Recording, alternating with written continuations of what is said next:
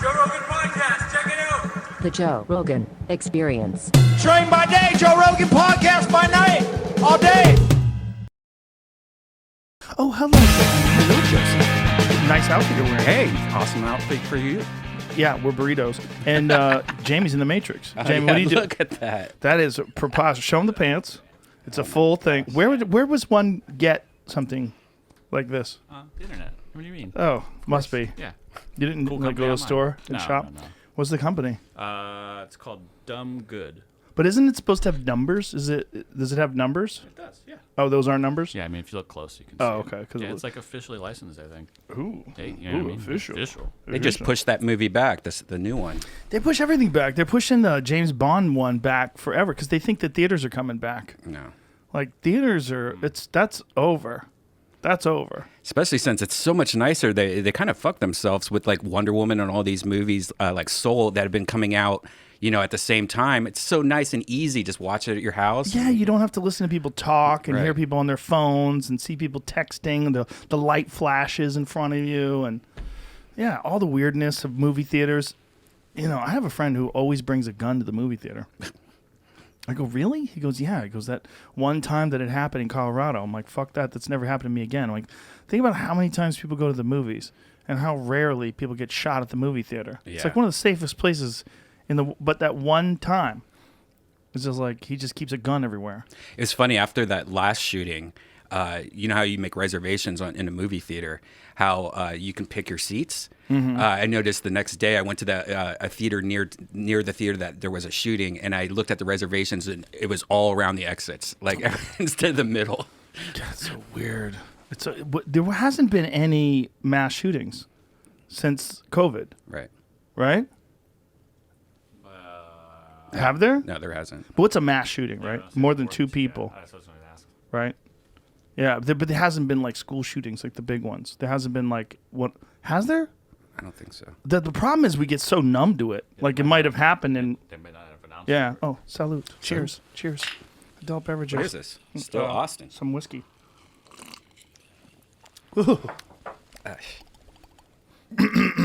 So how's it been moving here, buddy? It's great, man. Took the trip. Had the car drive me the whole way here, which was interesting. do that? Yeah, I had to take, driving a Tesla from Los Angeles to Austin, that's an experience because you have to charge, Yeah. and it takes a lot longer. But Does it get hairy? Like when you look at your mileage and you try to figure out what the supercharger is? no, it's pretty nice because it does route it. It's, it tells you like, hey, you better go here. You'll have so and so much time left. There was one time where I got a little nervous just because there was a big traffic jam and stuff. But What's the lowest you ever got? battery down to? I think like nothing crazy, like 5-10%. No, 10%, something Oh, like that. okay. That's not bad. But driving the whole way there, and it drove the whole way here, and that was so much easier. The first night I drove 20 hours straight because I wasn't driving; it was driving. I was just bored. I went through every single podcast. You drove 20 hours straight. How did you stay awake? A lot of coffee, a lot of Red Bull. You didn't take like modafinil. What is that stuff? Is it Provigil? Same. Is that modafinil? Yeah. No, I always confuse that with Viagra. What's that? That's a different time of the day. What is the? What happens if you take the two of them together? Hey, Stay up with what is the Viagra stuff called? Provigil. No. Viagra. No, but Viagra's no. Viagra. But it's a Provigil and modafinil is what's the real version? Like, what's the real yeah. name? Oh, There's a thing. It's like sildenafil or something like that. There's like Something. Yeah. there's a thing, like the active ingredient. modafinil. The brand name of modafinil is Provigil. Right. But what is the actual chemical in Viagra? Oh, That's what I confuse. I confuse the two of them sometimes. Just look at your prescription bottle right there. yeah, just look at the one that's in your pants. In your Matrix pocket. what I took this morning was called sildenafil. Sildenafil. Sildenafil. Okay. Yeah. There you go. No, it was pretty easy. I mean I don't sleep as that much. I can stay up pretty late already. So it was, and what was cool is every time you charge, you have to like sit there for like 25 minutes, 30 minutes. So you kind of like go outside, you go And what does that give you? 80%? I go up, yeah, it usually takes you up to 80% because when you're charging a Tesla, the first half of the battery charges way faster than the second half. So Right. it kind of just like, it's faster to do it that way. But I mean, there was a lot of stops, and it kind of made it easier because you're stopping so much. Because usually when you're on a road trip, you're driving like 5-6 hours until you get empty on a gas tank, So. Yeah. But I loved it, man. It was great. It almost killed me once, but other than that, like a semi was getting into my lane and it over exaggerated, like I was overcorrected. So I did one of those like where, but the car handled it pretty safe. I didn't spin out where I think if it was a normal car, I would have flipped and, and Well, done you all that have shit. the X and so does Jamie. Yeah. And the best thing about that one is the center of gravity is amazing. Like they don't tip over. Right. You ever seen those things where they hit them? Yeah, it's too and heavy. they just go, donk. They just come right back. It's amazing. There's a really cool website called Wham Bam Tesla Cam or something like that. And it's just, it's such a great idea. It's just people send in all their Tesla Cam videos of all the accidents and stuff. And it's amazing. Some of the videos you watch, like you're so safe in a Tesla, especially the X, Is that the best one for safety? I think so. I think because it's just so big and heavy. Did you see there's some pictures that came out today of the new S? No. Oh, God, it's so sexy. Came out today? Is it the plaid one? The pictures, like some spy cam pictures came out today, and the new design looks so amazing. Is it the plaid one? They don't know yet because supposedly there was plaid and a new refresh of the X and the S, and it might be the plaid or it might be the new refresh, but they've stopped production of the X and the S for like 14 days, and supposedly they're going to see a refresh on both of them. A lot of people are thinking the X is going to take away the doors and the Falcon Wing doors. Yeah, but those are dope. They're so great. They shouldn't take that away. I love that. Were you there when Tiffany Haddish had it dancing in the parking lot? That's why I bought my car. You know that. That happened that night. I went home. I'm like, I'm getting one. I did my dumb shit where I was drunk, and I'm like, I'm just going to get a loan, and I bought it that night. Next day, I woke up. I'm like, no, I didn't. But you love it. Yeah. Yeah, I love mine. It's the dopest car. Like every other car is dumb. Yeah. That's just the reality of it. I mean, I still love cars. I love little cars. I love trucks. I love cars. I'm an automobile enthusiast. But the reality is the Tesla's the best car. It's just the best. I haven't driven the Porsche Taycan, but I heard that's the shit too. There was a review today or an article where it beat a Porsche GT3 and a turbo in some sort of a race, which is just bananas. For this electric car can beat like their best performance cars. Yeah, but no matter how hard they try or Ford tries with their electric cars, they're never going to have that supercharger network. Yeah, that looks like a regular one. Wait, no, that's not the picture I saw. I don't think. Maybe. What's the difference? I don't know if that's the same picture I saw. Well, maybe it is. See how the sides are like kind of like bulgy? Yeah, or they kind of go indented or a little. Yeah, what it looks like. It looks like the fender flares are bulged, There's which means supposedly a new end back also. The thing about the plaid is the plaid has wider tires and it has I think it has more battery life too, right? Absolutely. But that was the thing about the truck. Like the truck can go to 500 miles. That's going to fix a lot of shit. As soon as you can do that. Like 300 miles is like, and the Porsche I don't think even gets 250. Right. And like I was saying, there's no supercharger network for all these cars. Right. So, that was one thing. I could never have done that with a Ford or a Porsche, from the LA all the way here. It would have taken me like a week. I think there actually is a supercharger network for regular electric cars. I just don't think it's the same setup. I don't know. I don't know how it is. It's not the same speed, and it's they're almost impossible to find. Really? Like Tesla has made it so like there's stops everywhere, so that they know if you're driving from LA to Austin, there's like a path you can go. Oh, so it like tells you. Yeah. So if you like put Austin as your navigation destination, it'll say, okay, Brian, you got to stop here. Yep. You got to stop here. It takes you right there. Yeah. Unless Big Brother knows that you're going there, and then they wait for you. Right. About this convertible conversion of a Model S. Is that real? Yeah.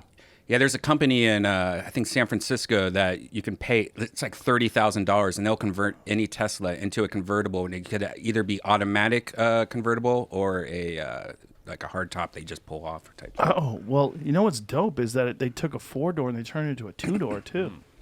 Wow, that's pretty fresh. I bet that shit leaks though. First rainstorm. You think so? Well, any of those aftermarket things are probably good for like a year or two. Yeah. Well, the real issue is the stability of the chassis, like the way the car's designed. It's not designed to be a convertible. Like that's one of the things they did with the new Corvette is that they designed it to be a convertible right away. So from the jump, it's a convertible. So that when they make it a non-convertible, there's no rigidity loss. I think they did that with a Porsche with a 911 too. They make them so that because the problem with convertibles is always they feel like a little kind of shaky. Like they don't feel like even my Corvette, which is like an aftermarket chassis. It's like it doesn't feel like a solid car. It feels there's a little wiggle to it that's uncomfortable. There's like a little. I'm thinking of ways that I could fix that. I might bring it to someone and see if they can engineer something that keeps it from wiggling. Yeah, more structure. Yeah, but there's something about those cars that don't have a roof. Like I used to. You remember I used to have that NSX? Yeah. When you take the top off, it was like a top that you take off. What's it called? What are those things called? Like hard top shell. But it's like no, there's a name for it when you take a Targa. Yeah, it's like a Targa top. So it's like one piece roof, that you take off. So it's like it's not the whole roof because you still have like the back pillars and everything. But even then, you could feel it was like less stable. It was more wiggly. It wasn't as rigid. Yeah, it makes you feel weird. I don't think I want a convertible anymore. Los Angeles. That's it. That's what it looked like. That looks like a little Fiero. Fieros were like poor man's Ferrari. Yeah. My sister had a Fiero. I love it. It was those. fresh. She was balling out of control.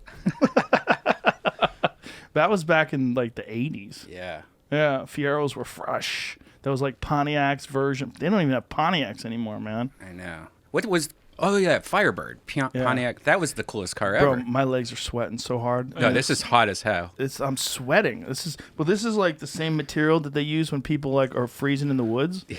Where you wrap yourself in a blanket. It's crazy how much my legs are sweating because my legs are like I took my pants off. So like a sauna suit. It is like a sauna suit. Yeah. Keep it up. Yeah. There you go. I'm gonna lose some weight today. I'm gonna get tight and in shape. That sauna seat thing is weird because I see people working out and I'm like, that's just water, right? Like, what are you doing? And it's dangerous, right? Like, It's not good. It's good to sit in a sauna.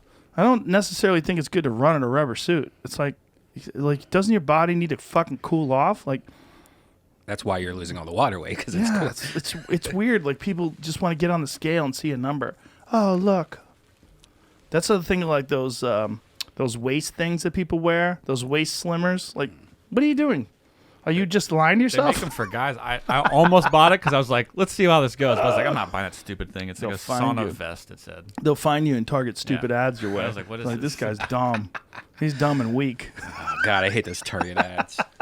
It's a thing where like people that don't, they don't want to do the whole. Look, it's fucking hard to lose weight. Everybody knows it. So if someone can come along and they offer you some sort of a fix, like a suck weight belt, you're like, does it work? Does it work? If there was something that worked that actually could make you slimmer, fuck, man. Have you seen Whitney using that thing that she puts on her ass where it's like these giant... It looks like it's a thing to shock someone awake when they're dead. What is but she like doing? they put it on her butt and it's just like... It's like a butt workout, Yeah, she she says. does I don't that. know. I don't know. I think that's just for the Yeah, gram. she'll probably explain it more, but like... I don't know what the I'm fuck it's sweating doing. like a pig under this thing. Yeah. Yeah, she's silly. She's crazy. She beats herself up a lot, too. I noticed like every other day she has a huge gash on her face or something like that. COVID has not been kind to a lot of us comedians that constantly need attention and need to perform. Right. Man, I've been performing out here. It's so nice to be on stage again and having weird, right? shows again. It's weird. Yeah. She's coming out here. Yeah? Yeah, she doesn't know she's going to move here, but she's thinking about it. At least she's thinking about Turn the air on. I was going to say it might be a little warm. It's 73 in here. Oh, yeah. it. You want to do it? Yeah. I don't know how to work it. Thanks. Yeah, a lot of people are moving here. Fahim's moving here. I know. He comes out like next week or Yeah, something. yeah, Holtzman's going to be here in a couple weeks. I got That's him on crazy. a show in a couple weeks to Yeah. have Holtzman come back. Jamar Neighbors is on Friday. Let's see if he wants to move here. Yeah. He just won his first. We had him on the show last week. He just won his first fight, TKO, in the first he really? round. So is that the first fight he had? Because he was going to do some amateur fights back when we were in at the Comedy Store. Yeah, like a year ago. Right. Yeah, I think that's his first fight, and he told me it was probably going to be his last fight. Oh, really? Yeah. Good. Yeah. Yeah, I told him, I'm like, listen, he's a stud. Like, you look at him, the guy's shredded. He's obviously in tip-top Magoo shape. But to be doing that, like, you really should only do that. Yeah. Fighting is not something, like, comedy requires a lot. Yeah. And fighting requires a lot. And if you do the two of them together, you're going to miss something. And I felt like that when I was fighting and doing comedy at the same time in the beginning of my stand-up career. I was half-assing both of them. You know, you just really can't do both. Especially back then, I had a full-time job, too. It's like, there's no way. There's not enough time. That's a thing, like, people want to, like, they think they could do everything. You fucking can't. You got to know what your time is. You know, like, what is the number of hours you have in the day? Like, how much time do you really need for something, you know? Yeah. Yeah, I mean, especially when it comes to comedy, you should probably protect your head, not injure your head when you have to remember things and That's talk. True, too. But a little bit of brain damage is good for comedy. It really is. It is. Like, look at Kinnison, look at Roseanne Barr. They didn't even get a little bit of brain damage. They got a lot of brain damage. They both got hit by cars. But that's what made them. Yeah. Yeah. Remember when Luke Skywalker got hit by a car Oh, after yeah. Star Wars, and it changed his whole entire look. Oh, that's right. It fucked his face up, right? Yeah. Looks like a different person almost. Almost. It kind of looks pretty good now. Did it like take a while before they figured out how to fix it? Well, I just know from like if you look at Star Wars and then like Empire Strikes Back, I think it was between those two movies. You could tell there was a definite like I remember he had like some kind of weird scar or something, or they tried to put a lot of makeup on his face to make him look a little bit more normal. I thought it was. There, Is that it? what the heck? Was that before the makeup? Wow. Wow. Is that right? I don't think that's it. I was on looking at the picture when you brought up the scar, so I was. I don't think that's it. I think the injury happened afterwards.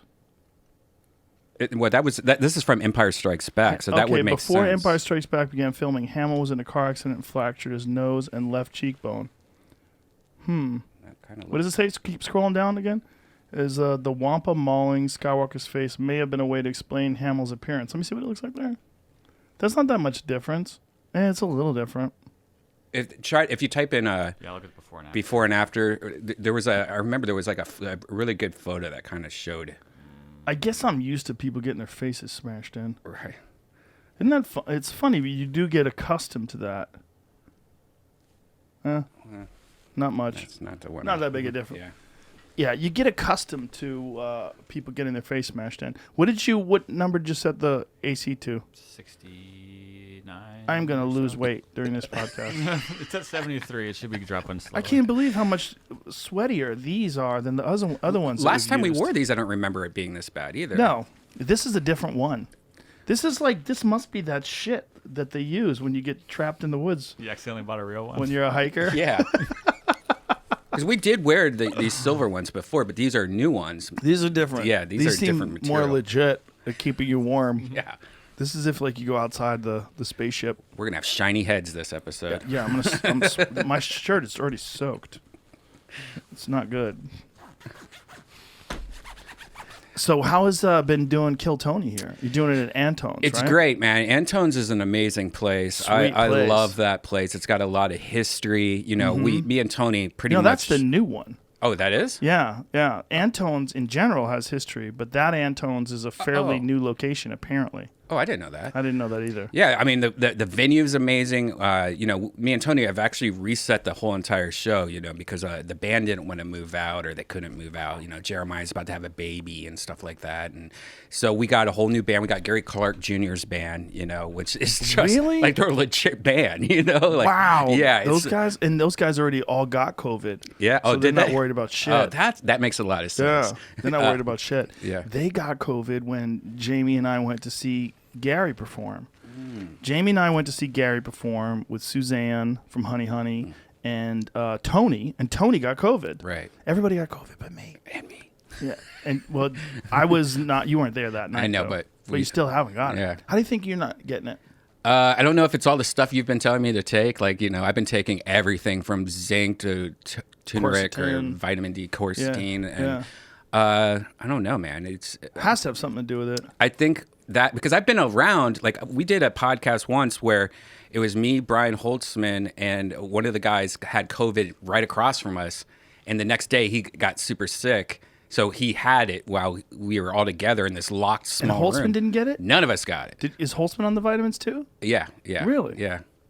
So it makes me wonder if, or that if it's just just some people are immune to it more than others. Well, they do say that some people who've gotten colds, like if you got colds and you develop immunity to coronavirus, it might in some way protect you from this coronavirus. They also think there's some sort of variability that has to do, a lot of it is just guesswork, right? They think there's some variability with blood type. They think that like O positive blood, what blood type are you? Do you know? I don't know. I'm the one that anyone can take, I think. I think that's O positive. O positive, yeah. I think that's it, right? Is that it? I don't know. I think that's it. I thought it was smoking for a while, but then they Dave think- Chappelle got it. I'm like, oh, Yeah, that's but Dave has no O symptoms at negative. all. What's that? O negative. O negative is the one that everybody can get? Universal blood type. Yeah, Dave has no symptoms. Yeah. Yeah. My real estate lady, no symptoms. She went through the whole thing. She goes, I never felt better in my life. Like Did Dave? I wonder if David lost his sense though, because I know a lot of people that didn't have symptoms, but then they lost their taste or smell for like 2 days. You know. I don't know. I'll call him later and I'll ask him. Yeah. But Radio Raheem, his buddy, no symptoms either. Right. It's weird, man. It's like I wonder what's going on. I wonder if like there's a thing that happens to a virus when it goes through a number of hosts that it sort of dies off, that it becomes weaker. And that's part of herd immunity. Part of herd immunity is a bunch of people develop antibodies for it, and also like the Spanish flu. Like the Spanish flu kind of just died off. And there's a thing about Fauci the other day. He said the virus plateaued. The problem is like you don't know with these motherfuckers how much of what they tell you is political. Like how much did they not tell us while Trump was in office, and how much are they telling us now? Like in terms of what's safe and what's not safe, opening businesses, what you can do for your health. Like, it's weird. It's such a fucking weird time. I guess the UK has a new version that's more deadly, not more contagious, but more deadly. Another new one? Yeah, it just came out yesterday or today. It's like fucking mixtapes. I know. Oh God. Yeah. And China's wide open. Is it? Yeah, or where it started. I saw this whole thing where they're just like nightclubs are all open. Everyone's like going crazy. See, I don't know about that. If that's real, that might be propaganda. You might get there and fucking everybody's welded inside their homes. Yeah. Yeah. Like who knows? Yeah. But I do know New Zealand, which has 0 cases at all. Like Dan Hooker just fought on Fight Island, and he can't go home. He's from New Zealand. He can't go home until he's quarantined until February 21st. So if that means maybe if he goes home, he has to just sit tight and can't go anywhere and can't leave the house till February 21st before he goes outside. But they have like very strict quarantine laws when you get outside the country. I think they have that in America too, right? What is this? Oh yeah. This is Wuhan now. Look at that. Yeah, but is that real? Yeah. These pictures are like from the a couple days ago. They do Here it kind of comes. have masks. Some of them do. That But one they lady's always like, wear masks, right? she pulled out her mask to smell that dude. Look at her. I had to smell you. Wow. February 2020. Yeah. It's March, I guess. And here we are in 2021, and they're buck wild. So what has happened? They've gone through. It's gone through the city. They haven't been vaccinated, right? Do they have a vaccine? I wonder. if everyone just got it. I'll look through and see if they have a conclusion in here. Finally, people are accepting the idea that this might have come from a fucking lab. It's hilarious. I brought it up once with Brett Weinstein and some fucking ridiculous liberal smear website was saying that I'm promoting a dangerous conspiracy that it emanated from a lab. Like, the fucking lab is right there. It's not a conspiracy theory. The lab's right there. Like, it's not like we're making up the fact that there's a level 4 lab right there. It's fucking right there. There's 2 labs there, by the way. Like, what are you talking about? Is that a dangerous conspiracy? Because they thought it was because of Trump. Because Trump was such a problem for so many people. That any theory that you had, if Trump was like anti-China, you couldn't say anything that possibly would connect China to making a mistake that caused this virus to be released. You would be you'd be alt-right. How long do you think until Trump comes on this podcast? He's not going to. You're not going to have No, him I on? don't think so. Even a couple months, maybe though. Why? He's going to try to run again, I think. You think? Yeah, I think he's going to do that Patriot Party thing. That's what I think. He's going to do something. He's going to come up with some name for it. But Patriot Party seems right up his alley. Yeah. Like, that seems like the kind of party that a guy who has a gold toilet would come up with. That's the name. Like, I would imagine he has a gold toilet. He calls it the Patriot Party. He's probably going to do his first press conference with an American flag tie. It's probably going to do well if he does, but I don't think it's going to do as well as it did last time. It would have done much better if it wasn't for the Capitol Hill attack. Yeah, the Capitol Hill attack sunk his battleship. I think that's a wrap. Yeah. I think that's a wrap for him. In his aspirations, first of all, they're never going to let that die. They have this thing that he did that's real. It's a real thing. He really did say, we need a show of strength, march towards the Capitol. He really did incite these people to do this. And a lot of the people that did do it, they're using him saying that as their legal defense. The people that got arrested, they say, Trump told us to. Yeah, it's fucked. Bro. And now he's immune to all these lawsuits. I bet he's just going to have piles of lawsuits from. He's not immune to lawsuits. He's also in trouble because whatever lawsuits he could have never pardoned himself from the lawsuits from the state. So the state, like all the criminal charges the state was filing against him, were always going to be possible.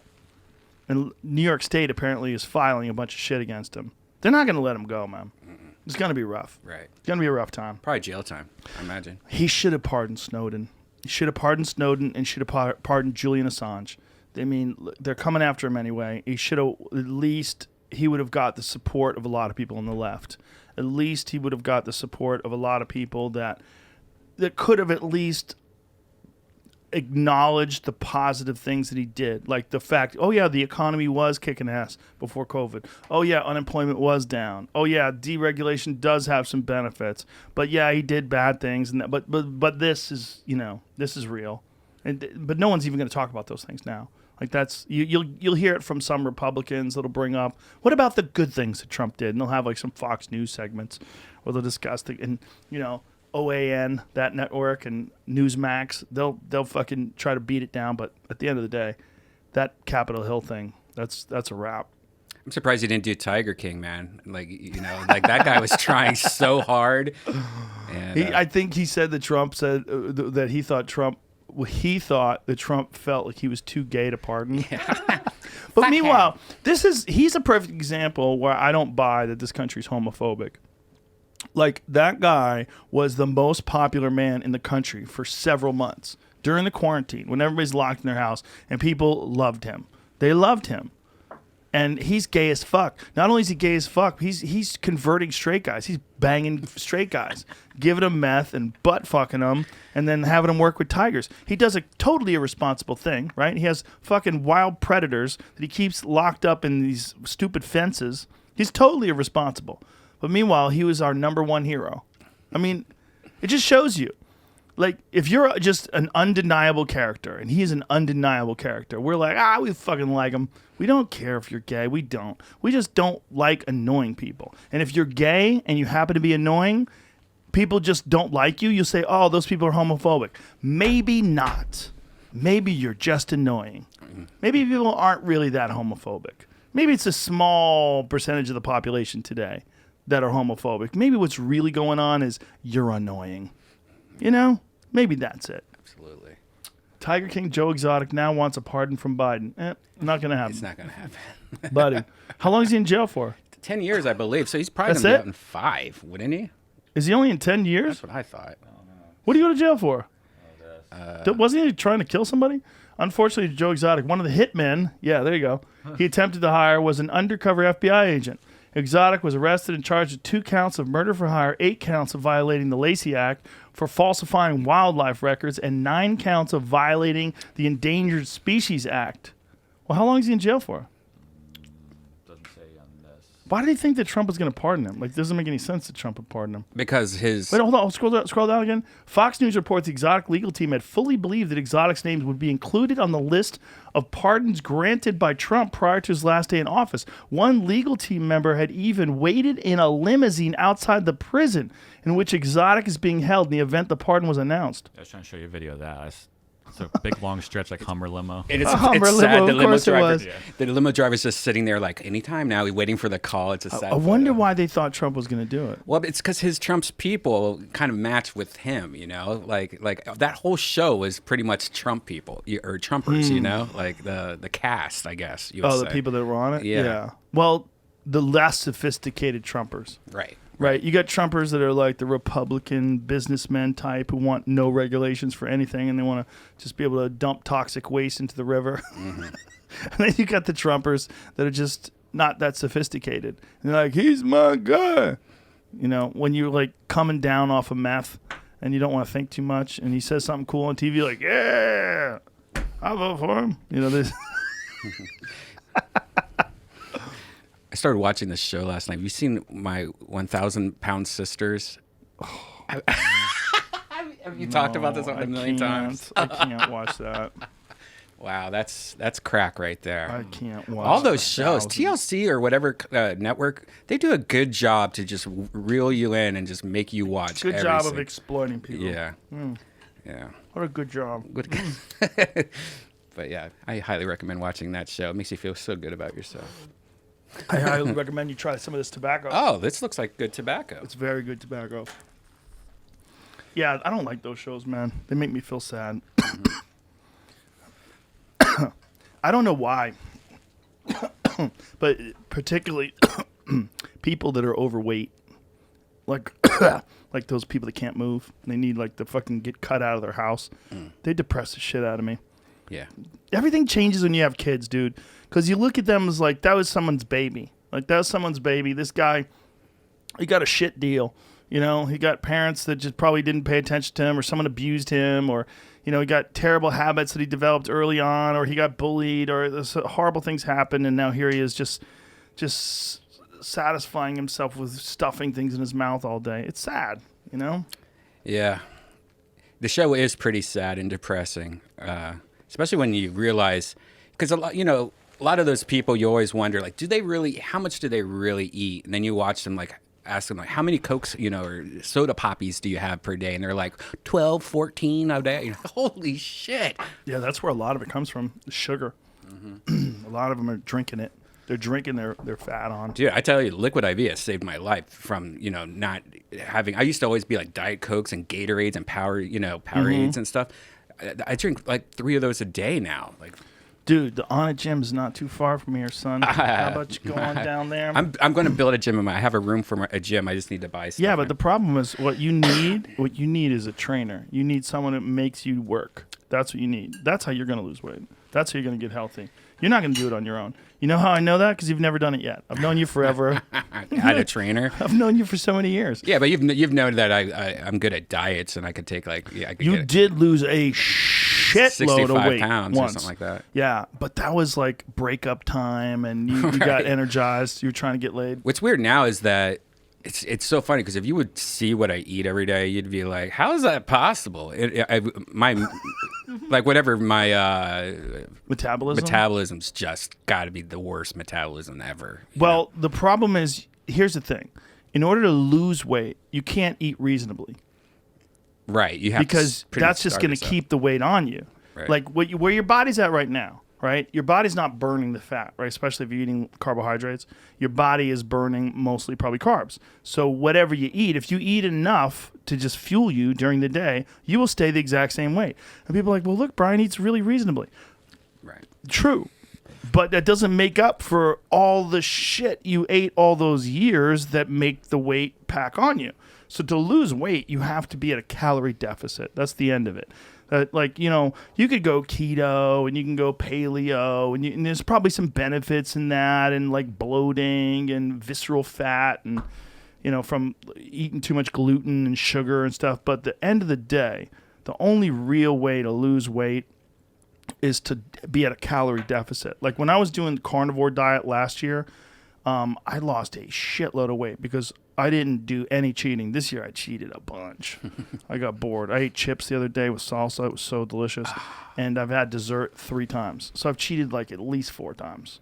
But still, pretty strict. Other than that, I'm just eating meat. But that year I didn't cheat at all. Last year I didn't cheat at all, and I didn't eat much. I ate mostly ribeyes. I was eating like ribeye steaks. I'd eat a ribeye in the morning, and then I'd be pretty satisfied until nighttime, and then I'd eat a little bit of meat at nighttime, and I lost 12 pounds in a month. But I've lost 5 pounds this year. I loved being on the keto. I want to actually do that again, especially living here. But it's just, it just gets so boring after 5 months or so. You're just like, God, I just want, chips Sometimes and you sauce. just want a bowl of rice. Sometimes you just want rice with like chicken and some garlic sauce. Like, you remember that place, that Cuban place that was in Encino? Did you ever eat there with us? Oh, yeah. Hell yeah. Yeah. What's that called again? Versailles. That's right. Yeah. Versailles, Cuban food. The sandwich, the pepper sandwiches. Me and you, Joey Diaz. Dude, that chicken with garlic, it's like a garlic lemon sauce with onions, with like a lot of raw onions and rice. Like, geez, we would just inflate ourselves at that place. It was so good. There's something about interesting, like, cultures' foods are so distinctive. Like, if you go to a Cuban restaurant, it's like the food is almost like the people. It's almost like festive and celebratory. The food's got like a to it. It's got like a lot of fun to it. Whereas other food is like, I guess like sushi is disciplined, right? Because of these like disciplined portions, and the tastes are delicate, and it's made like. Have you ever seen Jiro Dreams of Sushi? Oh yeah, it's amazing, so right? Mm-hmm. I thought it was gonna be boring. I was like, I'm not gonna watch a documentary on a guy who makes sushi. You cut fish, you put it on rice. But ignorant me, like, you watch it and you go, oh, okay. Well, this is like everything else. Like, making sushi is kind of like everything else. Like, there's some people that just go way past where everybody else is doing it. That's that ATX sushi bar, ATX, whatever they call it. What is it? What is the name of it? Sushi bar ATX? Yeah. The place out here? Yeah. God damn, it was good, dude. Yeah, I have a reservation next month. I'm freaking out. I can't wait. It's so good. It's incredible. But they're artists. That's the thing. Like, that was becoming friends with Bourdain and watching his show. There it is. Sushi bar. It made me realize, mostly watching his show really made me realize, even before I became friends with him, that food is an art form. I didn't think of it that way. I always just thought of it as food. Just, it tastes good. Oh, that guy knows how to make that. Oh, that's delicious when she makes it. It's good food. But I didn't realize, like, oh, that's like I'm narrow-minded with my view of what an art is, Yeah, especially when it comes with food. If you can make me eat something that I normally think is disgusting and make me go crave it, that's amazing. Like, when you first, a long time ago, you took me to get foie gras for my first time, and I was scared. I was disgusted. I was like, you're like telling me how horrible it is, and how, like, not horrible, like what they do. And this is like me having sushi. I had sushi for my first time 10 years prior to this. I'm a new Ohio guy. And I remember you sat me down, and you got me my own plate. You're like, you want your own. I'm like, I'm thinking in my head, I'm gonna barf. I'm gonna have to force myself to eat this. That first bite, it just melted in your mouth like butter, and just your body knows that liver is good for you. It's just like regular liver. Just is too weird. The texture's weird. Like, we're babies when it comes to food. But you know who knows? Dogs. You ever eat liver around your dog? They go fucking crazy. They get real close to you. They're like, please hook me up. It's like no other food to them. It appeals to their weird wolf DNA. They want the liver. You would think, though, weird. After that, I started getting adventurous because you showed me like what real good food like that is.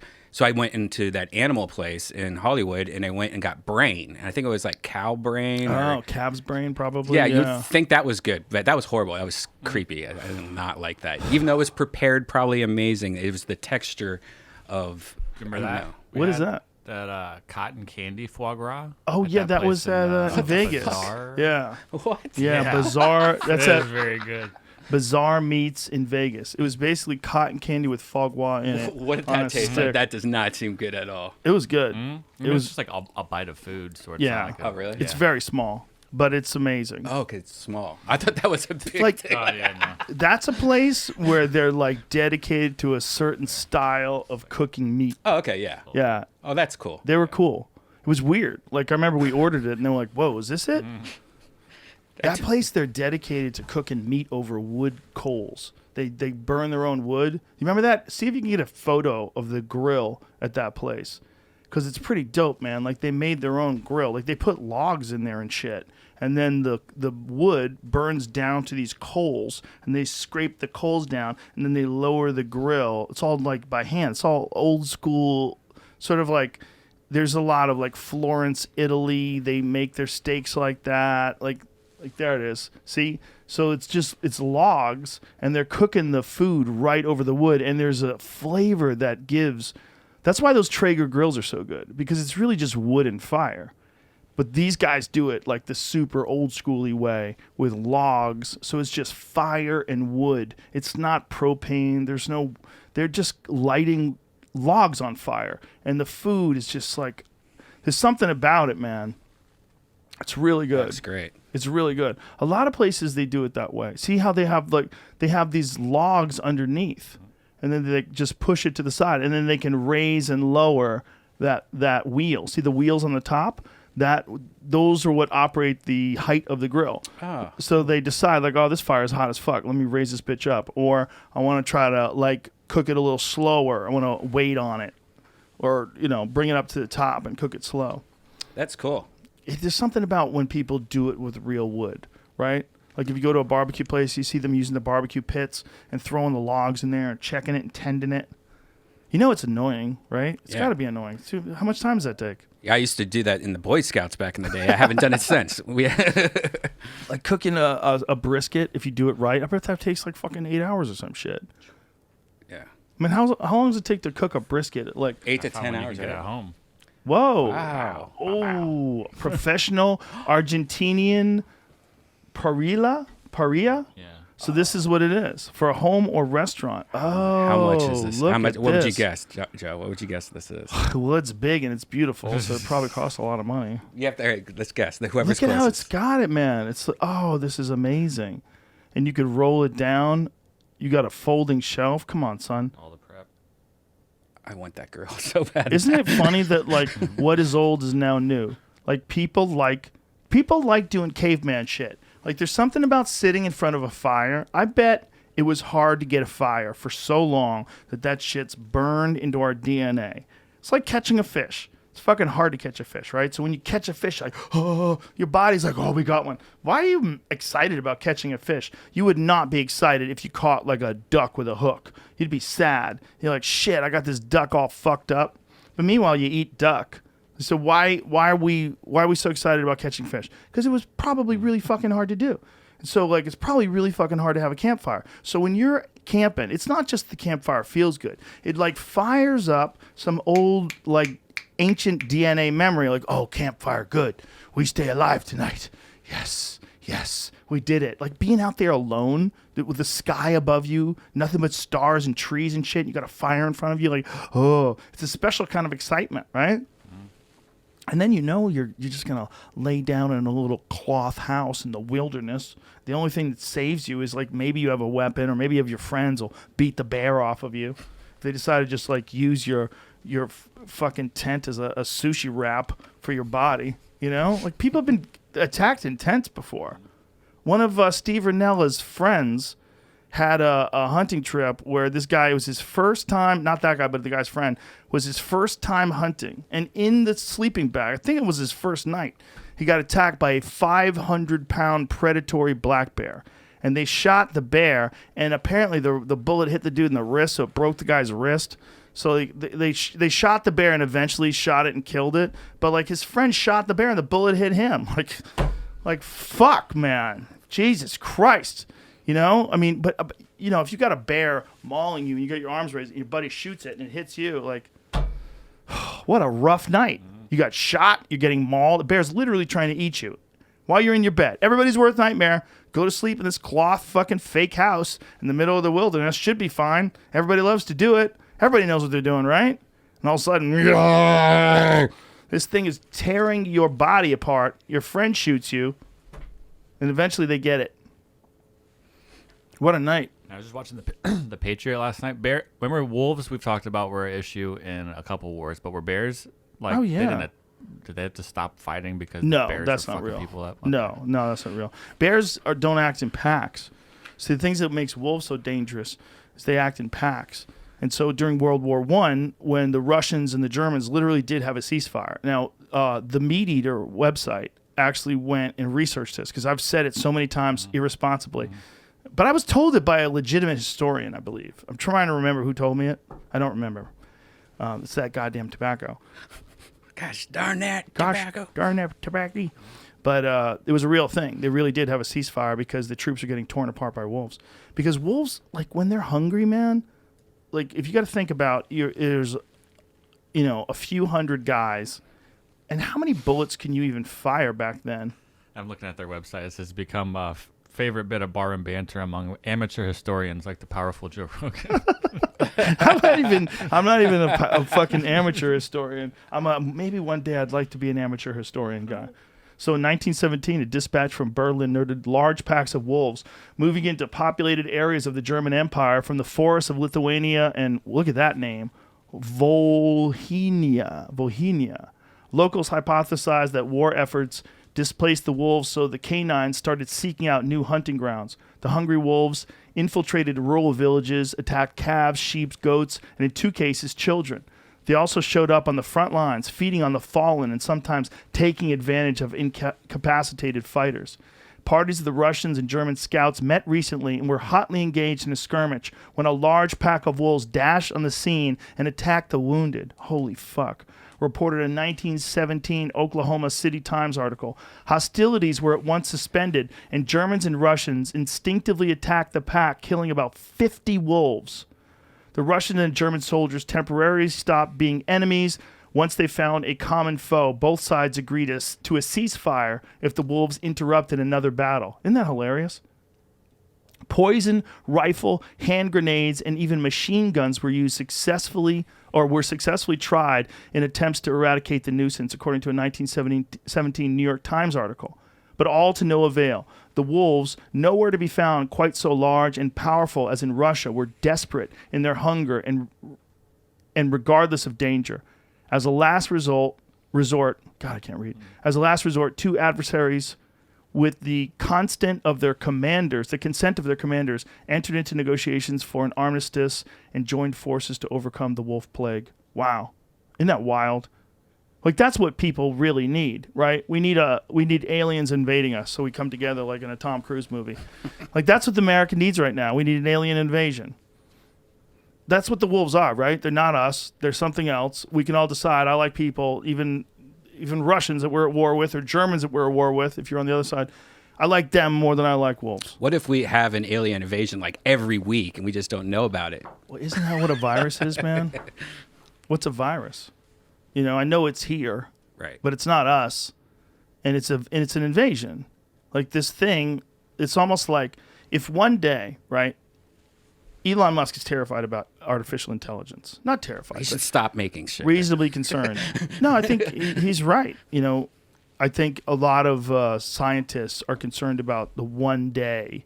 What happens if one day you get a sentient, meaning something that can think for itself, artificial thing that decides it wants to take over the world and it wants to build other artificial things. Like, I don't know how you would get those instincts. I guess you would have to program it into it, or would it develop them eventually when it realizes, like, if you give it a certain amount of autonomy, if you gave artificial intelligence a certain amount of ability to read, like, to think through its mind and read see how the future is going to play out if it goes about things the way it's going about things right now. Okay, I'm going to have to change my programming and make it so the best way is, like, I make more of me, because these silly fucking apes with their nuclear weapons, these people are crazy and they made me. Oh, Jesus Christ. Like, they don't know what they're doing. I don't need them around. They're going to fuck up everything. They're ruining the whole, they don't even know how to make a better version of me. So it would make a better version of itself. And it would also develop all the instincts that all the other animals have, all the other life forms that we're aware of when they have to survive. They develop weapons. Why do you think walruses have that big ass tusk, right? They use that as a weapon, right? Like gorillas. Tie balloons too. Gorillas have weapons. Gorillas just eat plants all day. They don't have to kill anything with their mouth. All that shit is to keep other gorillas from fucking their girl. That's what that is. And I guess animals to keep out the other animals. Like, but who's gonna attack a fucking gorilla? Like, they just go to sleep on the ground. You know? Artificial just needs an operating system so that it can grow. You know, like once it has a formula, that's when it's gonna start cloning itself, and it's gonna start making an army. Like that dog that Elon had, that Danielle was chasing Danielle Rawlings' dog around in the hallways of the hotel. Did you see that video? I did not. But I guess Elon has that fake robot dog. Yeah. You know. That's the shit. You give that dog an operating system, it learns how to make itself, you know, and start fucking attacking anything that tries to stop it. But you saw that episode of Black Mirror, right? Which one? Heavy Metal, where there's like this drone, spoiler alert, that's chasing this lady. Oh, yeah. Remember that one? I think so. It's trying to kill her. Last season? I don't remember. I haven't watched that many of those. Me neither. I love it. I love it every time I watch it, but it's one of those things where I've never watched that many of them. I like the likes and down likes. 'Cause we talked about that a long time ago, about Facebook likes and up down likes, and then that's pretty much the whole episode about that. Yeah, we talked about that for people. Yeah. Look at that. Yeah, that was the episode. That thing was so crazy and so scary and so realistic. That's Elon's dog. I think what we're talking about with the virus being leaked from a lab, I'm sure no one wanted to kill 2 million people. I'm sure it was an accident. Right, if it did get leaked from a lab. But that would be the same thing if an artificial intelligence robot war machine got leaked from a lab and just took over a factory and started building versions of itself far superior, and then made an army and decided to take everyone's weapons away, give everyone the amount of food they need every day so that you can't get fat. What if these things just decide to be like logical with us? And you have too many kids, we're going to kill 2 of them. Like, what if it just decided, like, we need to keep the population of people down. This is part of what's wrong with the earth, why all these animals are dying. We're looking at a chart. This is how much death and destruction in terms of environment that human beings are responsible for. And the only sensible, logical thing, since you're going to die anyway, is to kill off a giant number of you right now, because we need to lower their numbers. You'd be like, what are you talking about? And then all of a sudden the government sends you like applications in the mail for you get to like recommend what person of your family dies. So you have to sit around and you have to decide one of us has to die. Who's it going to be? Is it going to be me? Because if it's me, like, who's going to protect you? Is it going to be you? Because if it's you, then who's going to be the mom? Is it going to be one of the kids? Which one do you not like? What the fuck? Imagine if it comes down to that. Like, that is what happens when things get away from people. They get away from your control. I know it sounds crazy, but didn't coronavirus sound crazy before it hit us?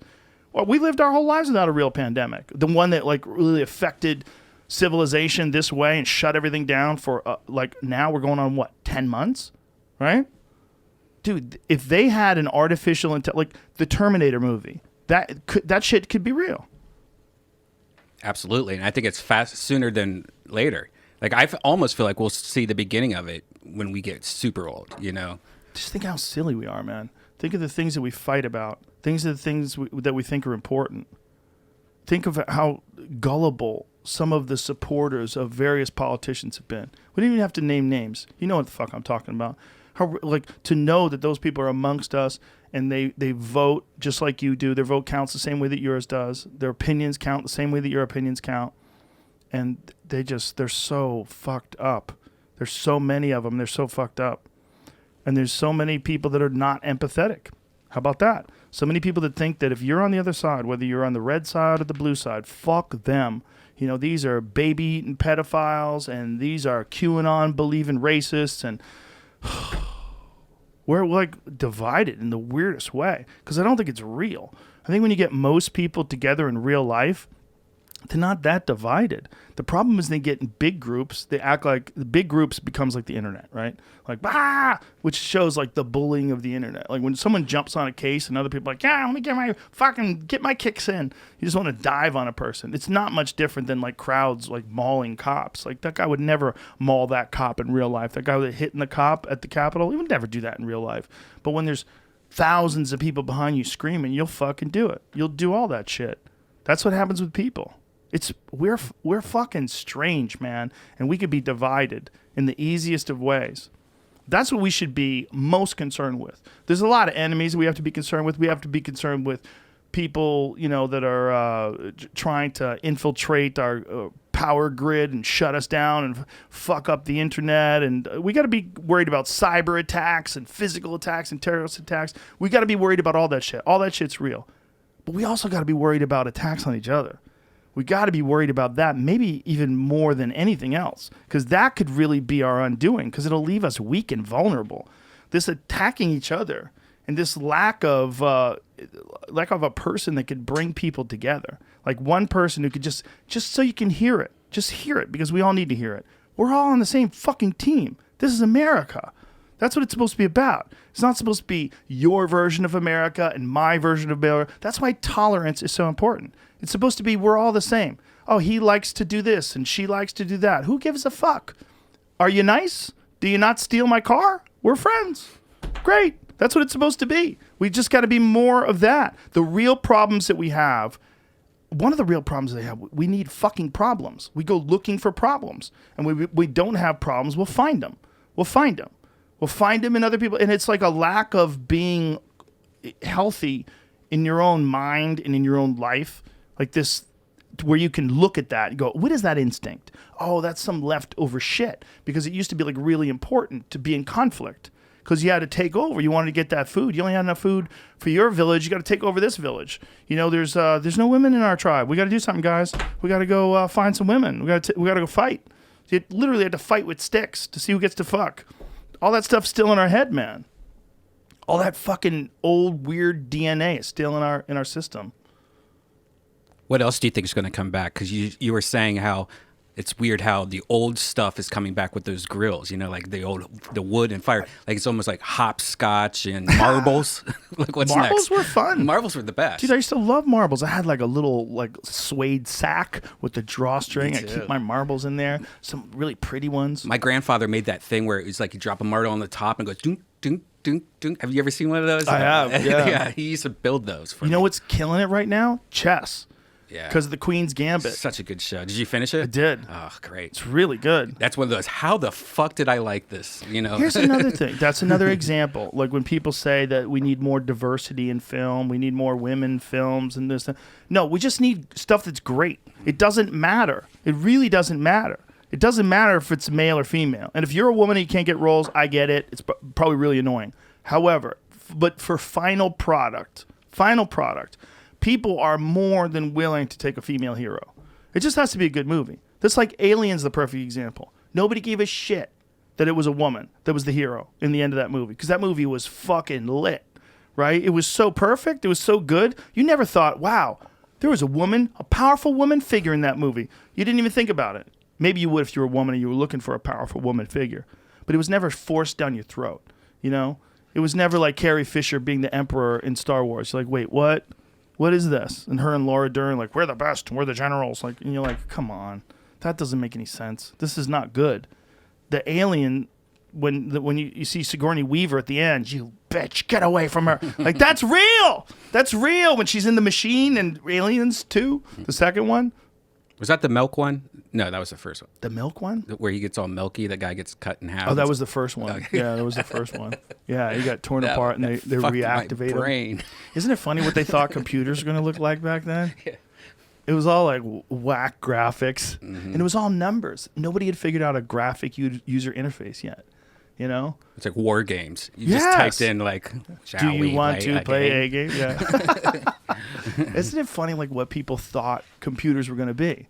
Because you never thought it was going to be like a brand new smartphone where you have like all these graphic things you're moving across, and like that's why it's so addictive, right? Because we're looking at all this cool shit, and the cooler the shit is, the more addictive it is. Like, you know, they have that Samsung phone that's out now. The Galaxy S21 comes out this week. The Ultra has 120 hertz refresh rate, a giant 6.7-inch screen, and it's brighter than any screen that's ever existed. It's like the brightest smartphone screen ever.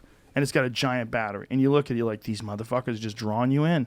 They're just drawing you in. Yeah, but I think once you go fold, you won't go back. It's all about having an iPad out of nowhere. Like the Galaxy Fold 2 is killing me. I love it. I would never. You got it right here? No, I didn't bring it. But you keep an iPhone too.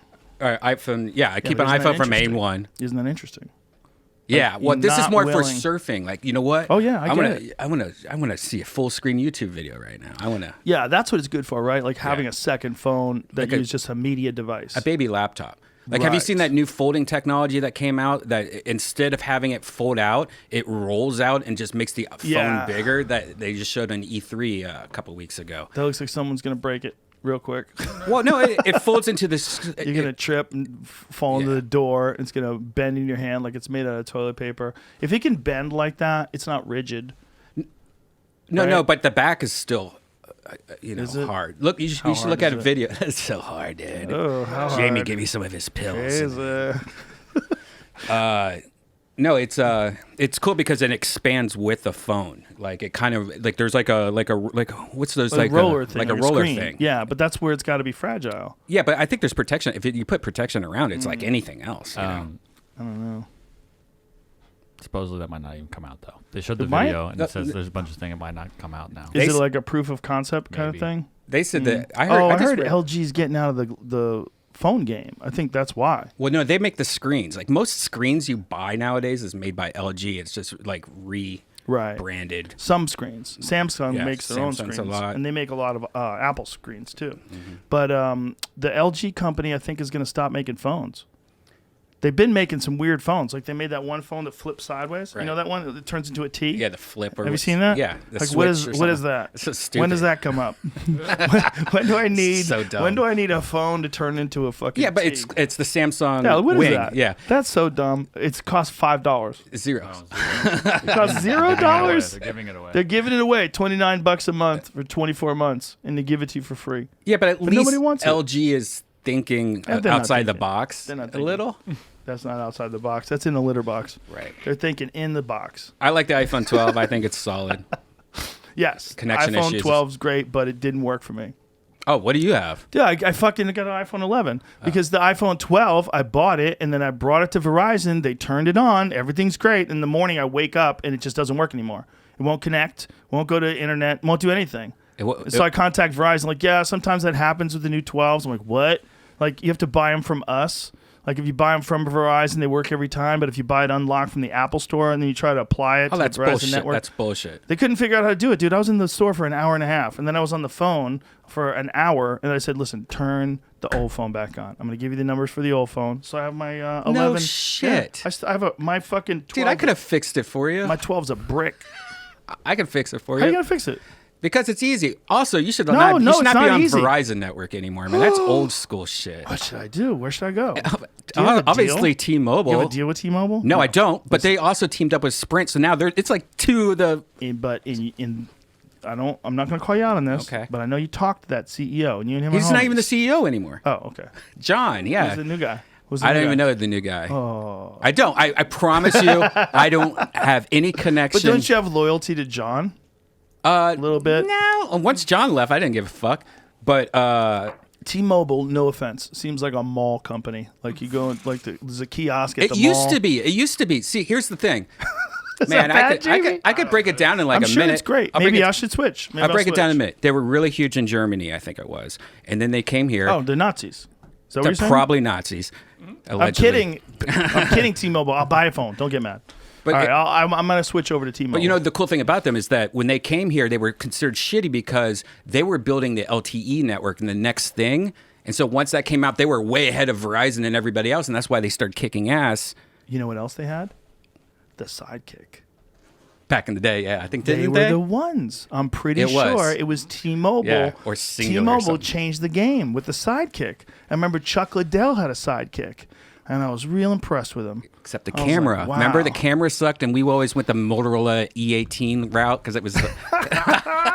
was that it? Yeah, well, we're in texting then. That was when I had that joke about texting. Yeah. Takes you 4 presses to get an R. I'm like, call me, bitch. Fucking call me. Like, people don't know that back then you had a text from your phone, like with the numbers, and you would have to press the R. It was 4 presses to get an R. You'd have to go through all the other letters. It took forever. It was so annoying.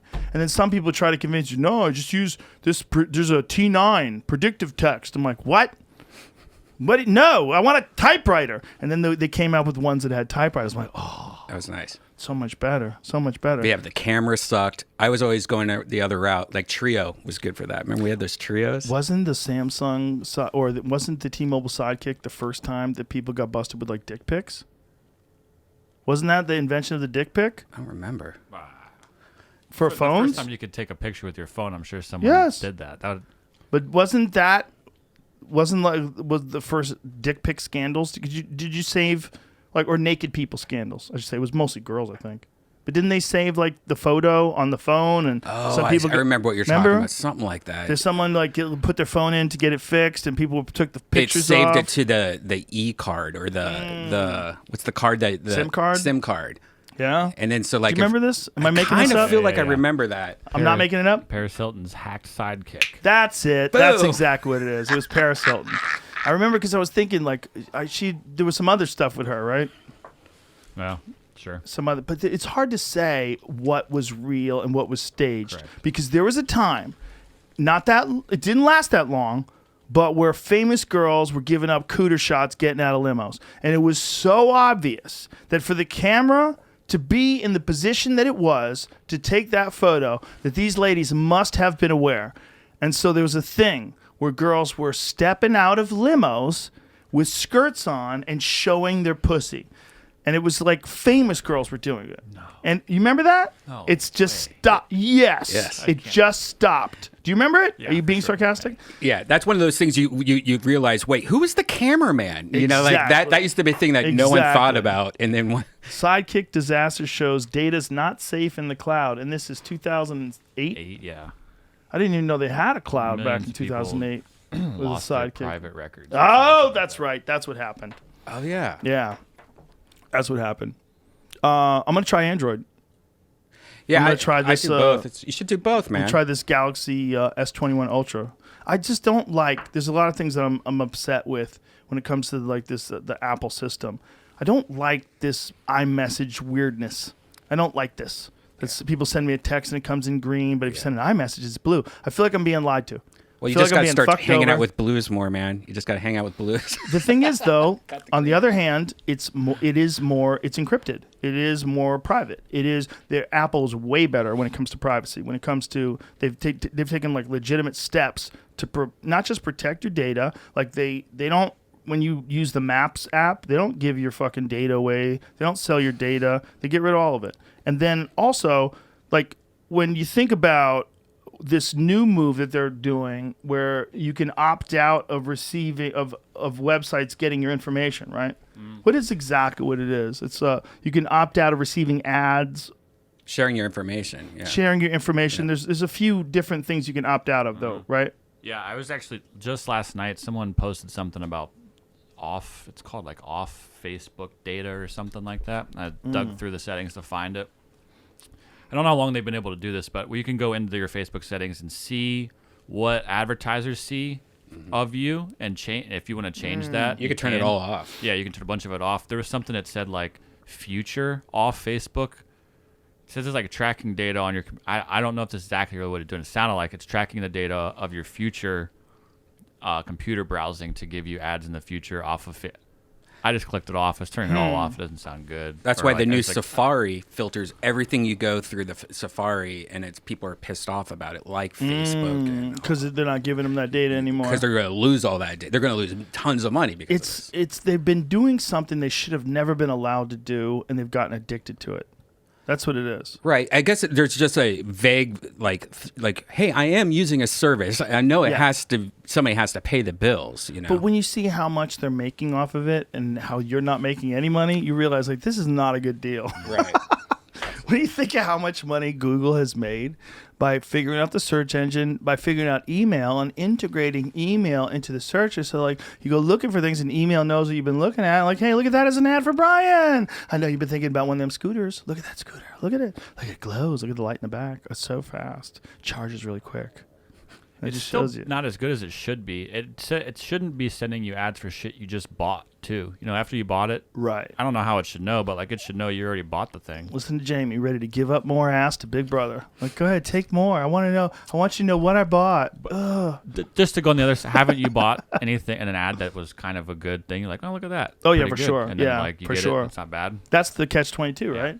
Like, you'll pay for your imprisonment. You enjoy Secret, it. if you ever see an ad on any of that shit, you just copy the name of it and you put it into Amazon, get it cheaper and through Amazon with faster shipping. Not always. There's some shit lot of you times can't it find on happens. Amazon.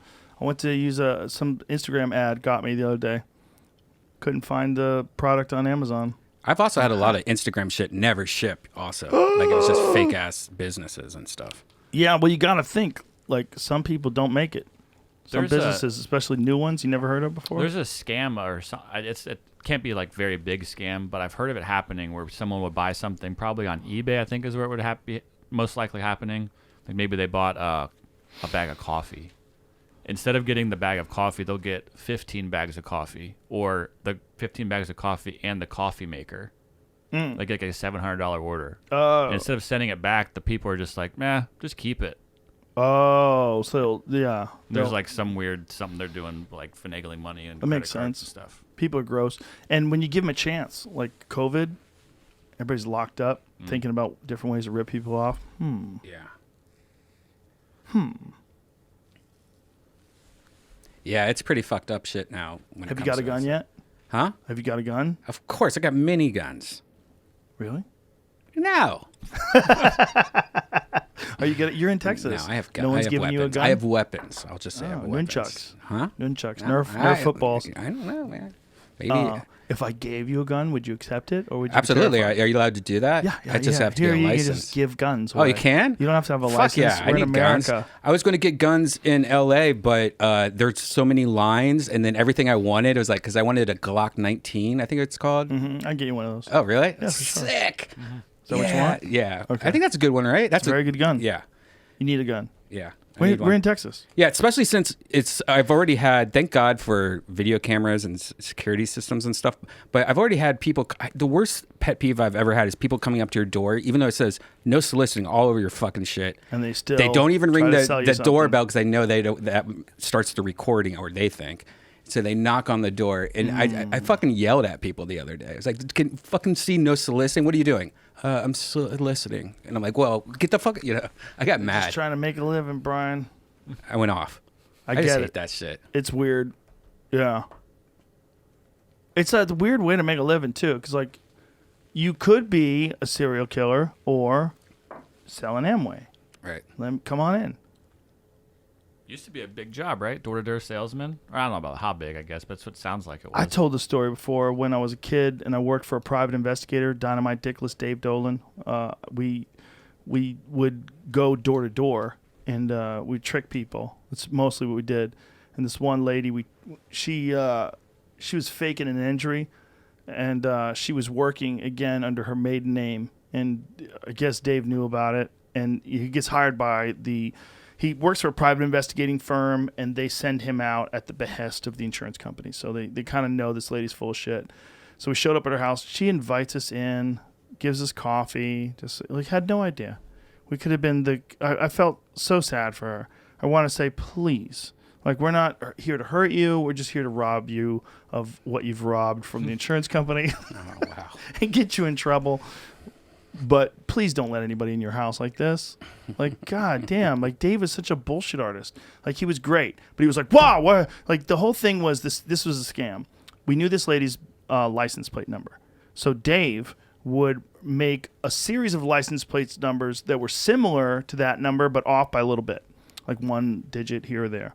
And then what he would do he would knock on the door and say, I'm really sorry to bother you, but my girlfriend was involved in a car accident, and the police took down the witness's license plate number, but then some coffee got spilt on the report, and they don't know the plate. So I got a friend who ran the plate for me at the DMV as a favor. He's not supposed to do it, but my girlfriend's in a bad place, and I'm hoping it's going to be you, because here's the license plate number. We went to this lady. It's not her, and And she's like, oh my goodness, no, it's not me.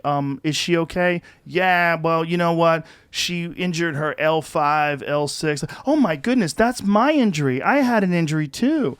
Yeah, what, you okay now? You seem fine. Yeah, I'm fine. I'm fine. You're collecting though, right? He says, you're collecting insurance, right? She's like, oh yeah, not only am I collecting, but I'm working under my maiden name. Do you guys want some coffee?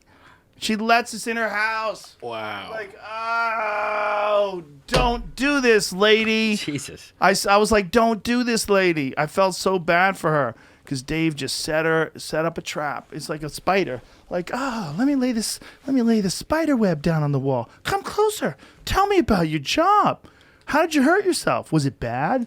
And she says, no, it wasn't really bad, but I said it was. And now I'm working under my maiden name. That's great. So you're collecting double. She's like, oh, it's the best.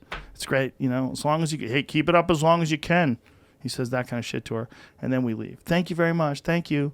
And I'm like, you got to let her go. Fuck her. She goes. He was like, fuck her. He felt nothing. That's crazy. Well, that was his job. That's how he made a living. She's a scumbag. She's fucking ripping people off. I go, dude, she's so nice. She gave us coffee. He was like, fuck her. Fuck her. I've talked about that guy on the podcast before. He's literally, other than Diaz, the funniest person I ever met in my life. Is he still around? No, he died. He died a few years back. I only have one picture of me and him, too. It's not the best picture. It's all like shitty, blurry cell phone picture that one of our friends took. He came to see me, and I was at Laugh Boston like a few years back. I want to say like 4 years back or so, right? And he died like a little bit after that. I didn't find out he died until after it was over.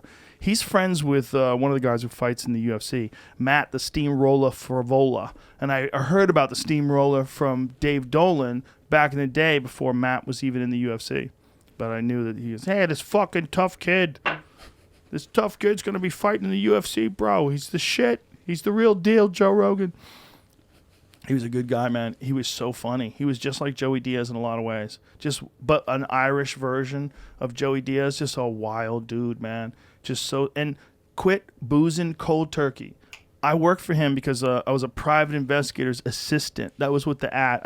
He took an ad out in the newspaper, so I went to Help Wanted. But it really wasn't a private investigator's assistant. It was someone to drive him because he lost his license in a DUI.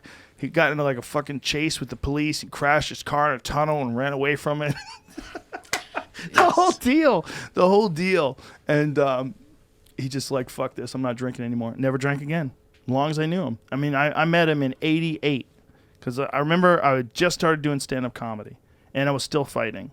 And he came to see my last fights. He came to a tournament. And he saw my last fight where I got knocked out. I didn't get knocked unconscious, but I got TKO'd. I got dropped with a left hook. I went down. I got back up. My legs were like complete rubber, and this dude hit me with an uppercut, and I went down again, and the referee stopped the fight. I never lost consciousness, but I was definitely fucked. And it's so embarrassing because I knew him forever. And he saw my first two fights, and I destroyed the first guy. I knocked the first guy unconscious. And then the second guy, I beat the shit out of him. And so he like thought I was going to win the whole thing. In the final, this dude I was winning the first round too. This dude just caught me clean, hit me with a perfect left hook, blink, and my legs just went, good night. They just gave out. It was the weirdest feeling. Well, the weirdest feeling I think I ever remember from fighting because it didn't hurt. It was like he hit a button and my legs just stopped working. Like you don't feel pain in fights for the most part unless you get hit in nerves. Like you feel it in the liver. You feel it in the liver. You feel it in your nerves and your legs. Like what happened to Connor this weekend. If you get your legs kicked, you feel it there. But a lot of times you don't feel punches and stuff. It's just you're so flooded with adrenaline. Yeah, last time I got punched, I didn't feel it. I was like, did you just fucking punch me? What the fuck? Are you serious? How old were you last time you got punched? This was at the Comedy Store like two years ago. Who punched you? One of Richie's friends. Oh, that's right. I forgot about that story. God damn it. Cocaine is a hell of a drug. Yeah. But when it happened, I mean, he hit me pretty hard. But when it happened, I was like, wait, did you just do something to my face? You had the funniest reaction to someone punching you. You came back to tell us. You're like, he punched me. I was like, did you just punch me? You weren't mad at all. You weren't like, I'm going to go fuck that guy. And I'd be like, that was so ridiculous. You had like the most logical response to someone punching you. It's weird. I don't know. Because you couldn't believe it was real. Yeah. Yeah. Well, there was a few of those people. You know, the problem with the Comedy Store at one point in time, there's a lot of problems with it, but most of them are good. Most of what the Comedy Store was amazing. But one of the things that happened was it became a scene. Mm-hmm. You know, I remember reading about that in the Kinnison days. They'd be like, oh, the famous people came to see Kinnison. And it just like seems so out of reach. Like, wow. Like, fucking Slash from Guns N' Roses used to come see Sam Kinison. Charlie Sheen used to come see Sam Kinison. Like, what? What was that like? My God, that must have been madness. But then when it started happening to the store, I realized, like, oh, this carries with it a lot of liability. There's a lot of other stuff that happens. And one of the things that happens is people know that it's a scene. And then when they know it's a scene, they become, like, super interested in being there for the scene. And so you'd meet guys who would pretend they knew you and they didn't know you. Did you have that happen? Yes, Hey, absolutely. Brian, we were partying before, bro. You remember? Remember we were with fucking Tim Dillon. We were partying with Tim. And you're like, oh, my God, I've never partied with Tim. Like, what are you saying? Tim is sober. Oh, this guy's crazy. And you realize, like, oh, shit. Yeah, I had it happen Friday night at a show. This guy got into the green room when I got off stage. Everyone's like, who's that old man that's in the green room that says he knows you? I'm like, what? What are you talking about? And then they kicked him out. And I went around the corner to look at the guy. I'd never seen the guy in my life. Yeah. Well, he scammed his way in. 1% of the population is schizophrenic. Right? Yeah, or more. I think it's 1. I think drug abuse has probably pushed that number up higher. I think what drug abuse does, and I talked to Dr. Carl Hart, and you could catch his book, Drug Use for Grown-Ups, Chasing Liberty in the Land of Fear. It's an excellent book, and he's an excellent person. But his take on it is it exposes schizophrenia, which makes more sense, because how come pot doesn't turn you into schizophrenic? Well, I've heard it always sped up if you had it in you coming. Right. Yeah. But then again, what exactly is schizophrenia? It's not like herpes. It's not like, oh, we could look at it. Here's on the slide. It's a herpes virus. It's not a virus. It's a deterioration of the brain that was going to happen eventually, and it speeds it up. You have a weak brain. Maybe. What is it? But they can fix it with some people. Like some people, they give you the right medication and it goes away. Right? So What is it? Something makes your brain hard. It's honey. What is it? What is it? I mean, they kind of know what the effects are, right? But they can't, like, you can't do, like, a blood test to say, oh, Mike, you got schizophrenia, right? They have to, am I wrong? I'm completely guessing. I don't think that there's a test for it. I think they're monitoring your patterns, your behavior. Checklist shit. Like, let's Google this. Let's find out. How do they decide? Because we both know people that have gone crazy appeared to be from drug use. One of my best friends growing up, he used to be the guy that took like 12 hits of acid a day. And you know what I mean? And that's a different world. Now he's just a crazy person. Don't you think that's a different world though? Like that's so extreme. Like the guys who do acid a lot. Yeah. That's such a clear effect. Like who they were and who they became. There's some fucking stress that happens to your system when you're doing hardcore psychedelics where you're going through re-entry and the fucking tiles are flying off the vehicle. And you don't always come out of that the same that you went in. Right. I was always a 1-hit acid guy, maybe a 2-hit if it was weak, but they were always the 10-hit acid guy. I took a sheet of acid, you know. Like. I have very little experience with acid, but I can't imagine taking 10. Taking microdoses is a wonderful feeling. That's a wonderful feeling. That's like a really interesting, elevated feeling. Like they, I have, how do I say this without getting anybody in trouble? I have a friend who was microdosing mushrooms every day. And he loved it. And he has had issues with substances in the past. But with this, he goes, it just keeps, and I'm not saying this with his accent on purpose, it keeps me at a level state where I just like, I feel great all the time, but I'm not high. I could have easy conversations with people. I love everybody. He goes, it just feels like medicine. That's what it feels like. My girlfriend used to do it all the time. And she said it just kind of always makes you feel happier. But then they locked his dealer in a fucking cage. Oh. Sucks. That's the wackest thing to lock somebody up for, mushrooms. One day they're going to look back on that. Well, it's already becoming legal in some states. Oregon Yeah. just went balls out. Dude, it's happening. That's Oregon, listen, you fucked up Portland with Antifa and all that jazz, but you've done a great job with your use of everything's decriminalized. Steroids. You go to Portland, become a bodybuilder. even the cops are running people over. Did you see that? That was Tacoma. Oh, that was it? horrific. Yeah, that was horrible. That was horrific. That was like a car meet, right? I want to know if it was an accidental adrenaline or if it was slip of the pedal or if it was on purpose. It seems like it was on purpose. I don't know. It's hard to tell, but if I was a cop, I'd be terrified right now. I couldn't be Right? a cop right now. I feel bad for him. But if you're a cop and there's only one of you or two of you, and then these mobs of people ascend upon your car and you try to drive off, like you're probably terrified. You're probably like, how many cops are worried about literally being beaten to death by a mob today? A lot. If you're the only guys there and people are, I don't know what the scene was. I saw a horrible clip, but I don't know what the scene was before that. I don't know how it went down. Cops are terrified. And there's a lot of people that are like, fuck the police, defund the police. They don't look at the police the same way they looked at them before. And there's a lot of cops that are probably, for good reason, really scared. I heard they're starting to wear fireman outfits just so that they don't get beat up. Did you just make that up? You did. You couldn't even get through it. Can you imagine a cop just carrying around a fireman hat and a coat? Like, oh shit. And they pull it off they're like Superman. Superman. I'm actually a cop. Yeah. Lucky You remember, fireman. you remember in movies when there was an undercover cop, the undercover cop always had to say they were an undercover cop. Are you a cop? Yeah, how And we bullshit's always that? used to thought that was true. We used to think They that have was to tell true. you.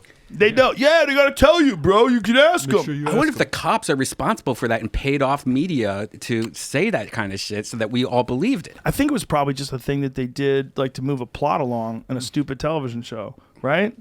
Don't you think?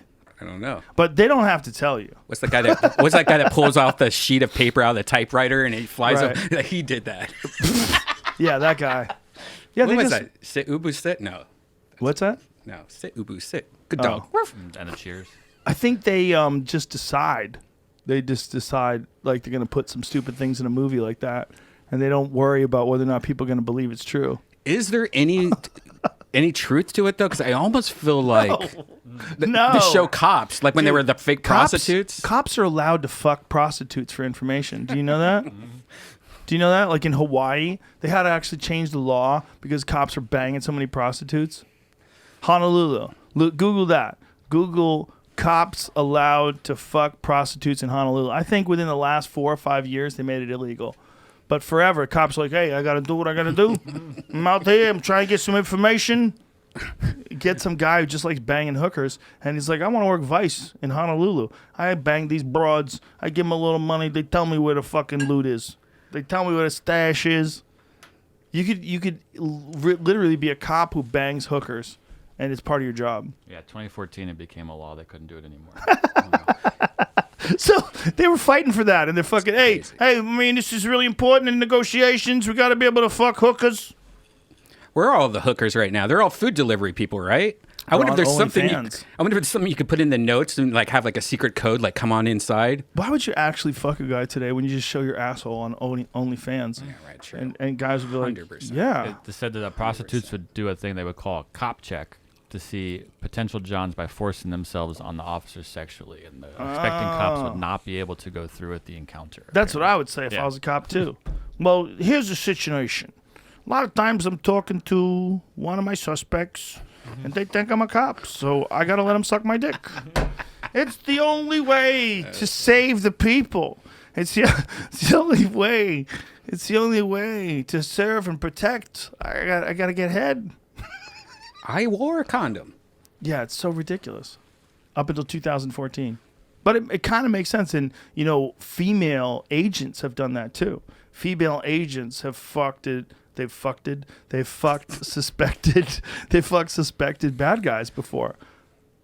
You know, like in James Bond movies.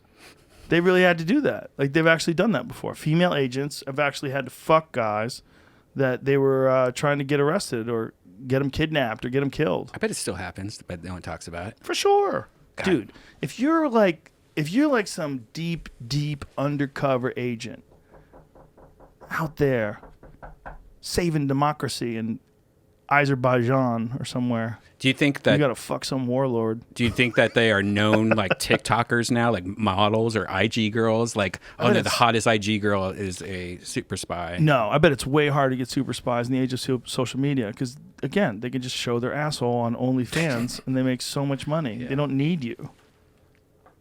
Are there levels to OnlyFans? Is there an asshole level? It's like you can see some titty for $10. Yeah, oh, it is yeah. free. It can be free, which it is for some girls. Do Some free, girls just are hoes. to try to. They're just hoes. You know the secret of OnlyFans though is that they own everything you upload. To. Oh no! So all these people, Oh no! they're just selling their content for $10 a month, and that interesting? OnlyFans owns it. Here's what's interesting about porn and online, this kind of stuff, all these different things, is that everybody likes seeing people naked. But if you show people you naked, other people will get so mad, they'll shame you. But other people will pay for it. So there's obviously a market for it. But we decide, oh, she's showing her asshole on OnlyFans, boo. But then your friends are like, well, what's the address? Like, how do I get to this? What's her screen name? Like, how much does it cost to see her asshole? Like, am I going to notice whether or not I have $5 or not? Like, no, but am I going to notice whether or not I've seen her asshole? Yes. So that's what they do. They pay for it. It's a fucking weird thing, porn. Because everybody wants to have sex, but nobody wants people to watch you have sex. And they'll go, ooh, look at you. Right. You like dick. What are you doing? Eating pussy, you fucking weirdo? Well, I think it's mostly because people get jealous, like couples and like that. There's also men right. If men find out a woman has done porn, you're like, ugh, she's tainted, right? A lot of guys think they're tainted. That'll probably change though as the As kids everybody now does get porn? older. Yeah, like all these kids have had a phone in their hand their entire life, and they're just like Good point. always had a Twitter account. Imagine if that was you when you were 15. If you had the cloud, and you probably let people borrow your phone, and meanwhile, I remember having sex. I used to, like, back in the day when live streaming first happened, like when webcams first were made, they had, I forget what it was called, a VCam or something like that, but you could live stream all day long. So I would live stream all day long, like weeks. Like a camera was always on somewhere, like in my bedroom or whatever. Like a Truman Show. Yeah, Like like you- Truman you Show. did your own. Because it was the new thing. It was like, oh, you could stream all day long. what was the TV? The other one was it McConaughey? Ed TV? Was it him? Was that Justin Matthew McConaughey? TV? Just no. Remember Justin TV? Yeah. I do, but I mean the movie. Yes. Oh, Ed TV. Was it yeah. Ed TV? Yes. Was that McConaughey? Yes. So he's like a regular guy that That's right. became like a superstar. I mean, it's funny because remember watching that movie? We're like, that's never gonna happen. That's everybody now. Yeah. My daughter, my 10-year-old, loves Sniper Wolf. Sniper Wolf. Sniper Wolf is a YouTube character. Listen, Has she's wolf just in a it? chick that's on YouTube who like makes fun of shit. But here's the deal. She used to watch this other chick play video games. And the girl was very pretty, and maybe like what she's saying speaks to a 9-year-old. Like for her, it made a lot of sense, but for me, it was so annoying because she was always watching this. I was like, "This is so boring. Like, why are you watching this?" And then so that she has this new one, this Sniper Wolf chick, and I have the same attitude. And I'm like, "Well, this is boring. This is gonna be boring. Like, what do you watch?" She's like, "Daddy, you have to see this. This is so funny." And it's her, the Sniper Wolf chick, reacting to this little kid that's at one of those child beauty pageant things. And it was fucking hilarious. I was laughing. I was like legit laughing. My 10-year-old, it was like she was watching Richard Pryor perform. Like she was on the ground, like holding her stomach, laughing her ass off. Is it funny to you? It was funny. She's good. So She's this is funny. like reaction videos? Yeah, yeah. Oh, I thought it was a cartoon at first. But But she's like this hot chick that does like reaction videos, but she's actually funny. Right. It was funny. I do. I mean, It was legit. I watch a lot of stuff that is embarrassing. Like my playlist of subscriptions on YouTube is like you look at it. What are you laughing at? 25 million YouTube subscribers. Yeah. Dude, I'm telling you, when you watch her, she's fucking entertaining. Like she is way more entertaining than any show that's ever existed. She's funny. And it doesn't seem like she would be, but she's funny. Like she's got good takes on things. She seems silly. And she's like a good performer. Like she could be a stand-up. If she wanted to be a stand-up, she could do stand-up for sure. Like but her take on things is actually funny. Like I was like, oh, this is actually good because I was expecting to hate it. like the fucking video game lady that Right. my daughter always watches. But this one, I was like, that's funny. Like, she's funny. Like, this is good. I was like, okay, this is an art form. Which she just figured out. Look, she's not the only one. They've figured out. I should say they figured out. They figured out a new art form. Watching shit and reacting to it in a funny way. You and I did it. Mm-hmm. Two girls, one cup. Yeah. I watched that the other day. That's one of our best videos. That's still one of the grossest videos ever. How many views does that have? Wait, what was the other one at the end? Oh, yeah, Mr. Hands. No, Pain Olympics. BME Pain Oh, Olympics. fuck that shit. That one makes me clutch my pearls just thinking about it. That shit was fake as fuck, too. I don't know if it was all Remember, fake. I talked to I feel like I talked to that guy. Well, I definitely talked to the guy. I'm trying to remember his name. He died a few years back. Did he really? Yeah. He and I have been back. We had become email pals. God damn it. I'm trying to remember his name. Email pals. Shannon. It was Shannon, right? Yeah, I think it actually Yeah. was. Hatch. Laura, Excuse me? Shannon Laureate? something like that. Yeah. What is it? Yeah, that's him. Larat. I guess it's Larat. Yeah.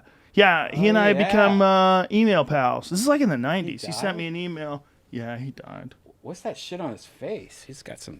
White ink tattoo, I think. Wow. Oh, that's dope. Dude, He died in 2013. Whoa. Oh, he's Canadian. Toronto. Yeah. So Style. He was Toronto Fuck too. Style. I love Style. Have you been in contact with him? Oh, yeah. We're Facebook friends, which is so mind-blowing to me. Because, like, personal Facebook friends. And it's just weird seeing his everyday stuff, you know. And it's just like, this is the mother. That's how He got rich Style off of crypto. Style is how I met you. Yes. Through, Yeah. I used to follow Style, and then he like used to post about you, and I started going to your website, and Well, he and I became like email friends, and then I would. That was back when I was writing blogs all the time, like funny blogs, and he would post funny great. blogs, and I would always tell people about his blogs. yeah, He was a fun dude. Like, it's interesting when you don't know. I have no idea what he looks like. I don't know what his voice sounds like. I don't know anything. But when you're reading someone's words, like there's people and their words, and those words sort of they become a thing, like a feeling that you get when you read someone's website. Like, you don't necessarily even need to know too much about them, but like, this is Style. There was a lady that got into a lot of trouble post 9/11, and her website was, and I became email friends with her too. This is in 2000 and whatever. I probably became friends with her in like 99 or 2000. The Misanthropic Bitch. Remember that? yes, Yeah. Oh, shit. Okay. Well, you remember? yeah. Well, she had a hot take on 9/11, and it did not go over well, and the blowback was ferocious. And I remember her responding to the blowback and commenting about the blowback, but I don't know how long after that she stopped her website. She changed it like to a different name or something. If I remember, I don't remember. I don't remember, but I God, so remember long ago. she's a really good writer. Yeah, Like, she was clever with words, and I think she tried to get a little too clever with 9/11, like right after it happened. And it was one of those hot takes, like, we deserve this, or this is a good thing, or fuck everybody. And it was one of those things where it's like, I get what you're trying to say. you're saying it weird. That makes It's the thing where it's like when you rush to say something, and I've done it before. You rush to say something because you think like, ooh, there's an opportunity to get a point on the board. It's kind of what it is. But you fuck up and you say something you don't even really mean. You just tried to be funny and it's just at that time, man, 9/11 was just like the most atrocious moment in our lives. We'd never experienced anything like that. And that was, dude, how crazy is it? That was 20 years ago. so nuts. Does that feel 20 years to you? No, but also it doesn't like. It feels like it's weird. Getting old is weird because I think about, wait a sec, what happened in my 30s? I don't remember anything in my 30s to 40s. I kind of do. I feel like I've been in my 40s for a long time, but I kind of get real suspicious when people pretend to remember things exactly. yeah. And I'm like, come on. Did you really? Or do you remember the version of it that you kept telling everybody? That's a real thing. That's also. a real That's thing. a real thing. That's a real thing. And That's a real thing. That's just brain, brain shorten shit down to like Yeah. get rid of like I will space. fully admit that most of my stories about, like, even my friend Dave Dolan, that story that I told earlier, I have like talking points in my head where I remember how I used to say it. But if you asked me to go back and remember that moment when that lady invited us in for coffee and told us about her insurance scam. I have a blurry. I have like one or two images that are so blurry. I couldn't even prove in a court that that's really that lady's kitchen. I couldn't prove, like, if they said, okay, you have a good memory? Oh, great. Photographic, you say. Wow, congratulations. Hey, sketch me the front of this lady's house. I don't remember if it was an apartment. I don't remember if we walked through a courtyard. I don't remember anything. I don't remember the color of the house. I don't remember what she looked like. She could be you. Like, I literally I remember she was a reasonably attractive woman who was like a housewife who appeared to be in her 30s. Maybe I'm wrong. Maybe she was fat as fuck. I don't remember. I'm pretty sure she was a white lady. I'm like 60-40. I don't remember anything. But I tell that story like I remember every detail because it's more entertaining that way. But if you want to corner me and say, hey, what do you really remember? I'll go, ooh. I'm pretty sure what I'm saying is accurate. But I don't totally remember. That's how I feel about that old lady at the strip club that I made out. I don't remember. Right here, dude. Oh, at the Yellow Rose? Yeah, it was at the Yellow Rose. That was like 1999, son. Yeah, I had to tell that story the other day, and I'm like, I think she worked there. That lady just grabbed you. She just grabbed you and started making out with you. Then you realized that it was this old lady, and you're like, what? I thought it was the stripper that was just there before. I understand. That lady, like, she found a weak spot and she moved right in. There's a thing like survival skills. You know, like there's, you know, like that dude that like walks barefoot through the woods and he has like these real thick cows. He's got survival skills. There's like survival dick skills when women know how to start a fire in the middle of the forest. They know that, like, oh, that stripper just got up. This guy's drunk. I'm moving in. Boom. And they move in. They develop those skills. It makes me wonder if the strippers were all just like betting money. I dare you to do it. No, that was just the universe teaching you a lesson. And I was so pissed off at you because you filmed the whole thing, but you deleted it. I'm like, why would you delete? Even I would want to see how gross it was. I didn't want you to be a part of that. Remember, we were ready to leave to get food right anyway. And I was like, let's get out of here. Let's go get something to eat. And then I'm like, what is happening?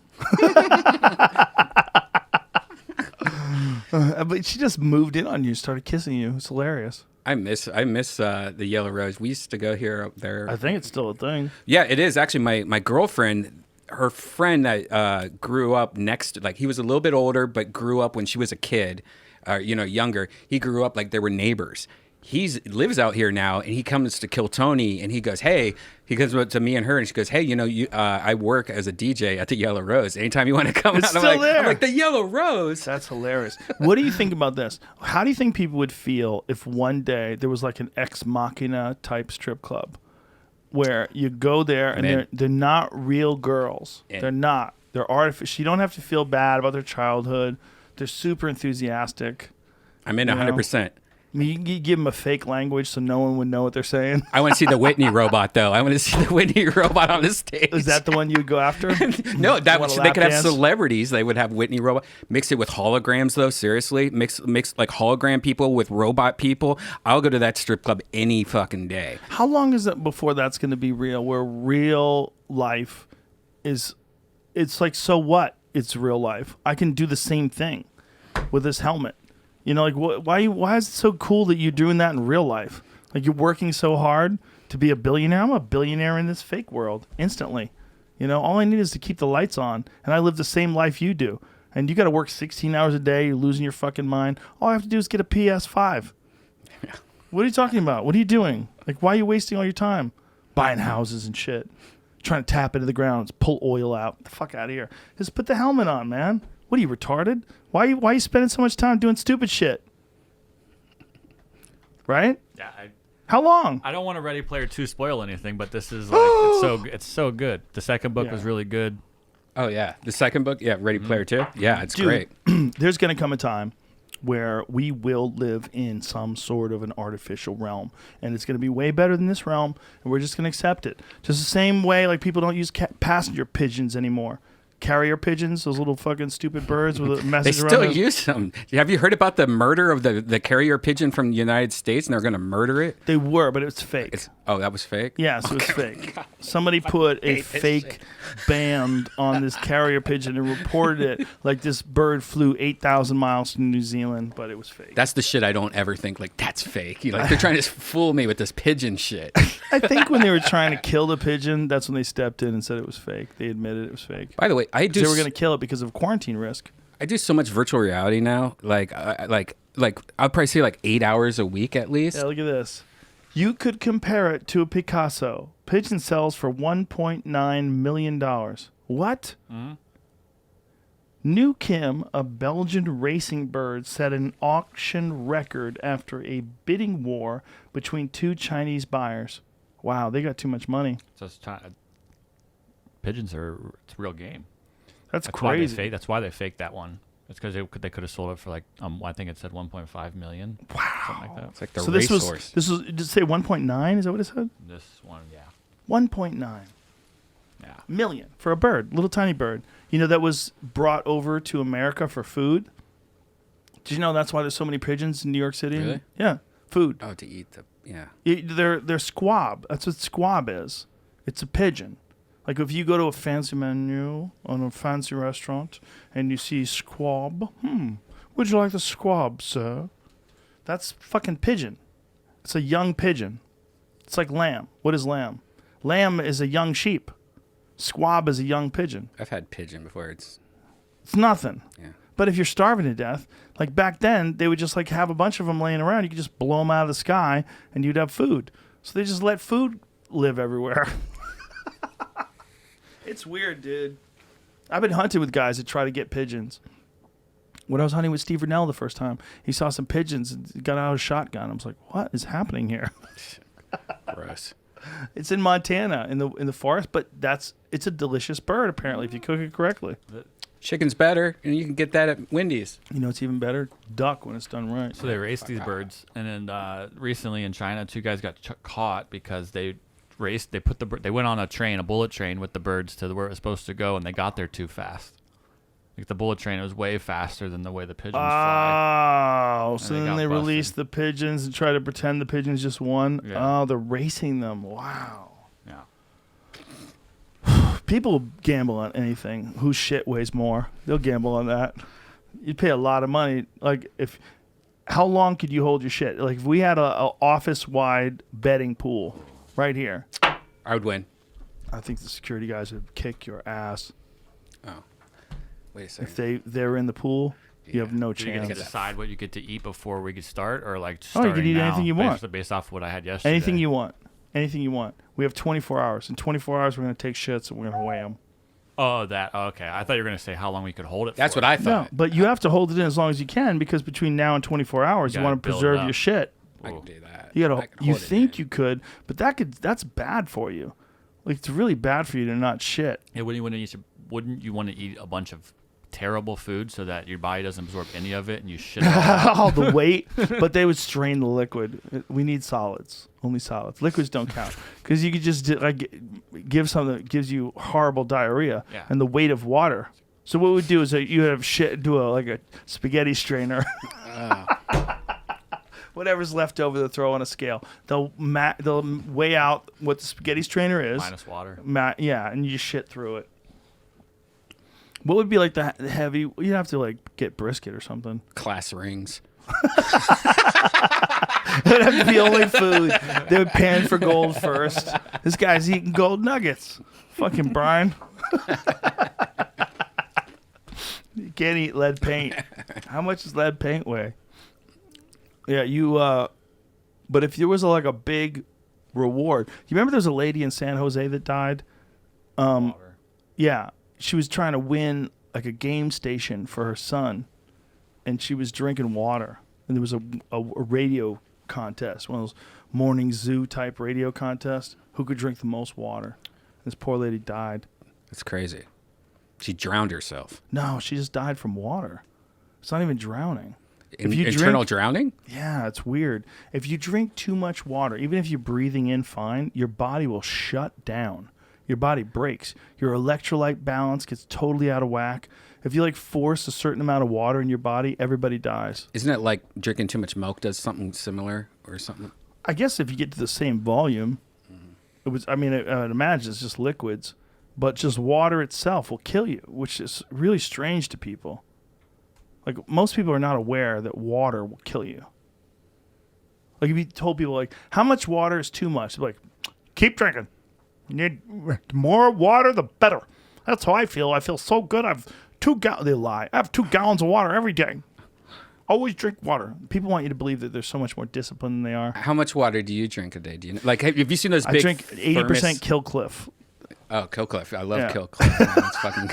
Have you had the new pineapple one? No. Oh shit, it's mine. I have my own flavor. Oh, I heard about this. That's Yes, awesome. We need one right now. Oh man, that's Can great. you get Jeff to bring us in to it? Oh, you can just go grab it. Yeah, that's awesome. Pineapple jalapeno. Dude, you have your own fucking drink. I have a CBD drink too. It's That's 25 great. milligrams of CBD. That's Officer, I was just doing a podcast. CBD with no sugar. I want my Yeah, own drink. dude. My own drink would be grape, but it'd be Japanese Ooh. grape flavor. Ooh, With what's the difference? cream. What's the difference? Japanese Ooh, grape, cream. Japanese. Oh my god, I have the best thing ever. This is a fat person thing. There's this place called P. Terry's out here. It's a Of hamburger. course. It's I love amazing. that place. It's amazing, right? It's a great place. They just opened one next to my house, but they have a thing. It's a root beer float, and they take Bargs, the syrup that they use for root beer, but they mix it with ice cream, so the whole thing is a milkshake, root beer milkshake, and it tastes like a root beer float. The whole thing. I can't. They make a good burger. Oh yeah, they don't. It just needs salt. That's My it. kids like them more than In-N-Out. I'm like, what am I doing to you? Why did I raise you wrong? Hey, next time you're in and out, try this and tell me if it doesn't help it. They're fries. Get them well done. Listen, bro, I'm a Five Guys guy. Five Guys. Oh, they're about to go out of business. Do you hear? That's I'll buy them. They have better fries, better burgers. They'll put jalapenos on their burgers and bacon. Yeah. They win, and their fries are way better. Thank you, sir. Look at that. Look at this. Is your? Look at my see my face. Oh my on it. God, that's crazy. Bro, and it's goddamn delicious. You're melting too. We went through And there's some alien like shit. 6 different. Yeah, there's a spaceship on it. We went through 6 different versions. It's called Flaming Joe. Try it. Try it. It's legit. Oh, that's delicious. It's legit, right? Oh, delicious. Yeah, dude. We went through 6 versions to try to get. We gotta nail it. And it has hemp in it. Oh, it's got CBD, son. It's 25 milligrams. Yeah. 20 calories. That's good. Yeah. All right. Good for you. Nice. Healthy. CBD. Tastes great. Yum, yum, yum. And my face is on it. Ignore that. Which I wonder if we. How sad would it be if we made a non-my face on it version? It sold way better. Right. People Like, like, look, you have Illuminati pyramids underneath your eyes. Shut the fuck up, bro. Jesus Christ! I told you you're gonna be in. I got you a ticket for you, Oh, sweet. dude. You're in the Illuminati. What would you have to do to be in the Illuminati? If the Illuminati called you up and said, "Hey, Brian, we enjoy Kill Tony. We think you're a very funny guy. We love you when you're on the JRE. We'd like to let you in." Sweet. Awesome. Cool. What do they have to do? You to got keep, dental? But you got to keep.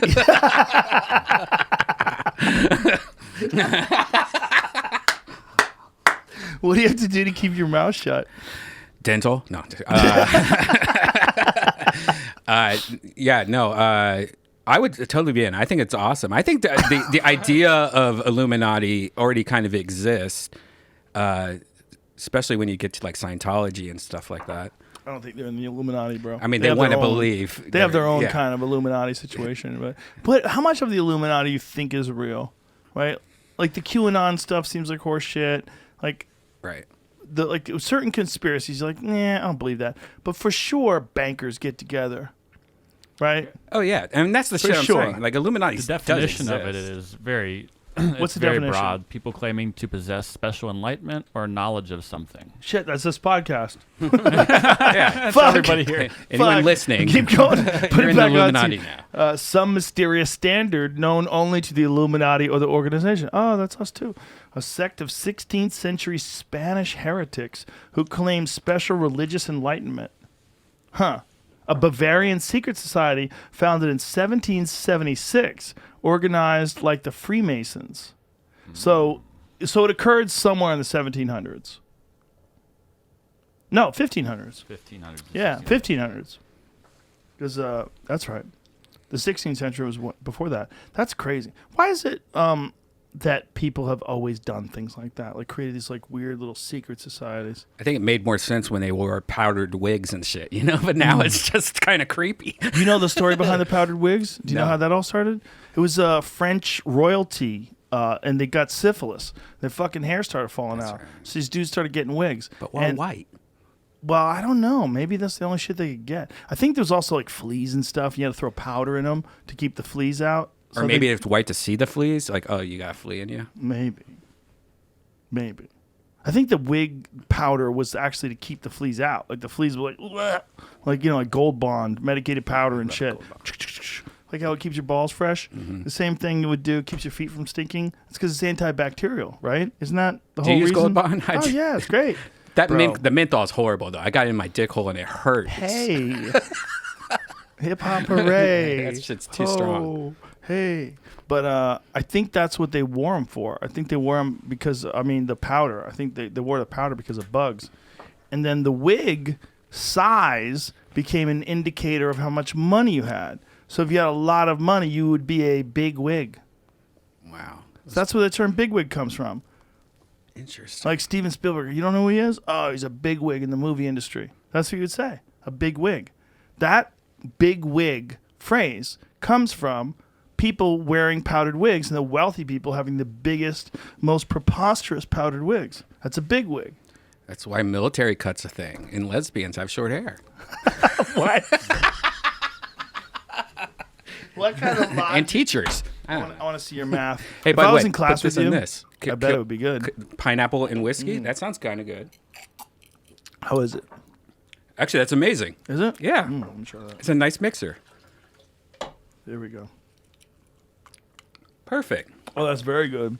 Dude, put some ice cubes in there and Takes all the pain out of whiskey, though. It's like I feel like a pussy. Right. I feel like I Novocaine to my mouth. some broken glass in there. Yeah. It's good, though, right?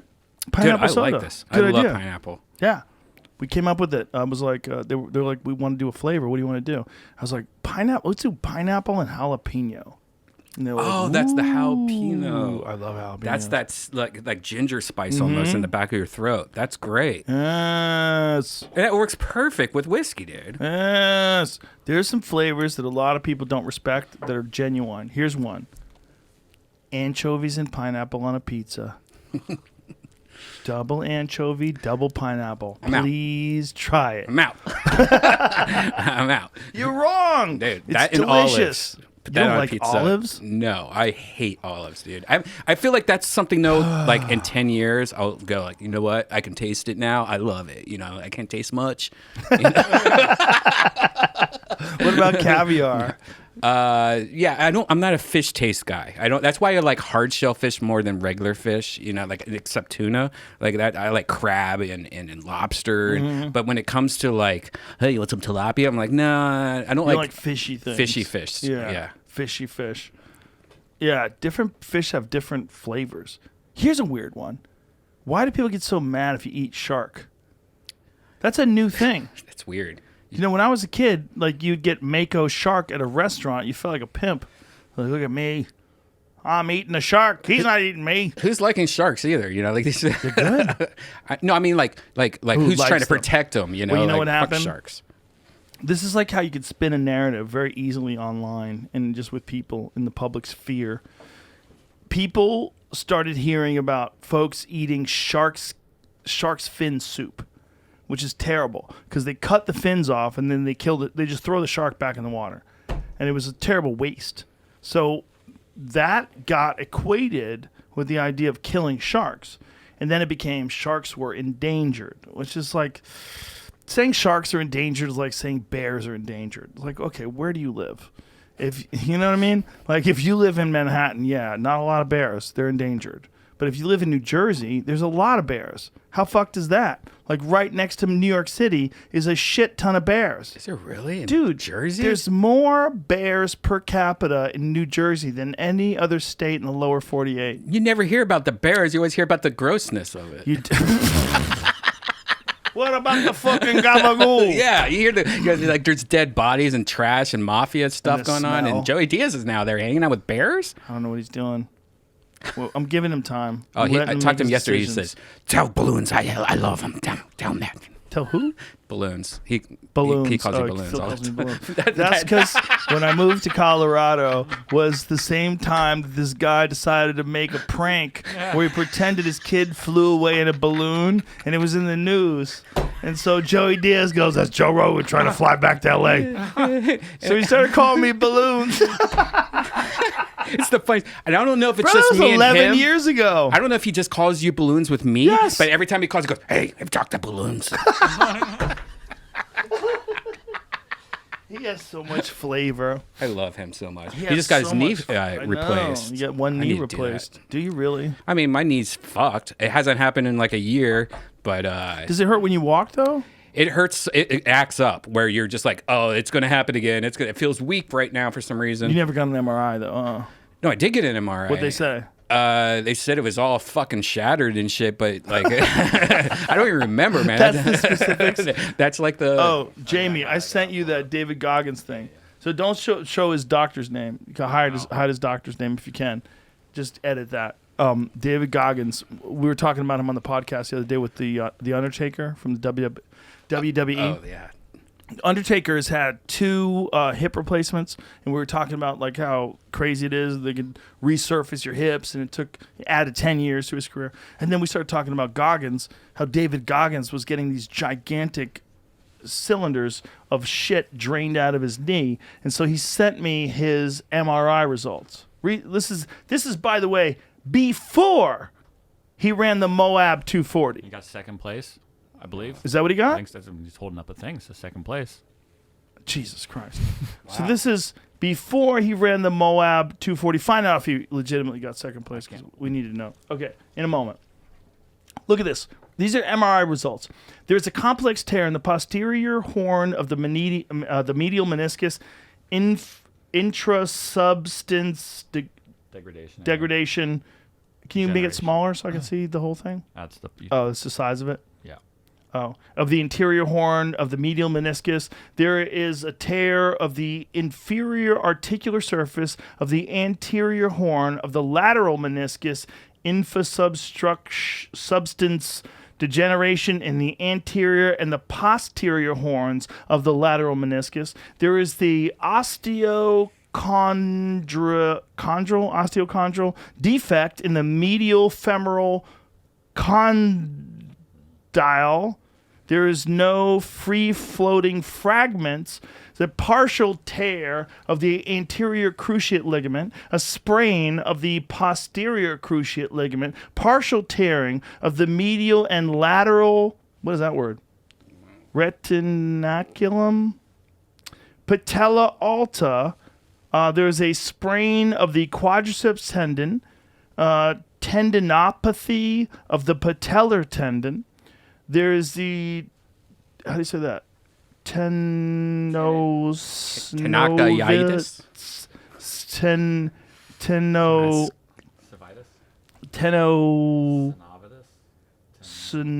Synovitis of the all these people love Latin stuff, of the popliteus tendon. It keeps going.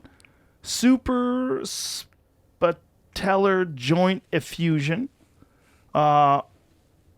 popliteal cyst. Why with the complicated words? Hate it. How about part number 2 is broken, part number 3 is fucked, part number 3, keep going, there's more, because I don't want people thinking his knee is okay. Scientists are about to come. There's 14 different things wrong with his leg. Lobulated cysts surrounding the posterior cruciate ligament, soft tissue edema in the medial aspect of the knee, moderate arthropathy of the knee. And the motherfucker ran a 238-mile race That's crazy shit. after that. How's that possible? My knee feels like about half that. Oh, you should be ready. You're born to run. You're like a Bruce Springsteen song. Springsteen. Were you a Springsteen addict? Like, did you get that? I never got that. No, I was into Van Halen when I was a kid. Yeah. I always mix him and Rick Springfield up. I'm like, they're the same guy. No, I like Kiss. Yeah. I like Van Halen. I did like some Springsteen songs. I wasn't like a Springsteen fanatic. That's a Jersey thing, right? Moab 240, second place. Yeah, he came in second place. That's craziness. He's so nuts. He's probably so mad that he came in second and not first with his fucked up knee. Damn. Yeah, I love Born to Run. Like there's like it was a little later, but Brilliant Disguise. Bruce Springsteen has some great songs. Yeah, but they're all fireworks songs. Like you hear them every 4th of July. Get out of my head. Born in the USA. Isn't it weird how like when guys get like super political as they get old, where Bruce Springsteen's definitely got like a real super, well, not before Trump, right? He was never really super political like publicly before Trump, but it seemed like Trump was enough for him, and he just had a, you know.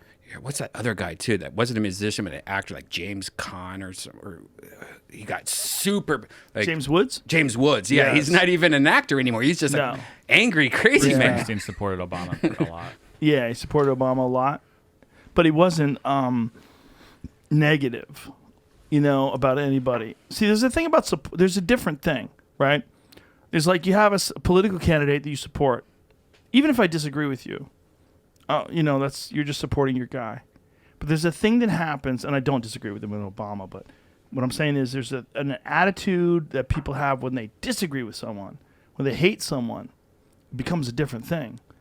Like when Robert De Niro hated Donald Trump, hated. When he said he wanted to punch him, when we did that awards, he's like, fuck Trump. Like when he did, remember that? Yeah, but that's old man shit.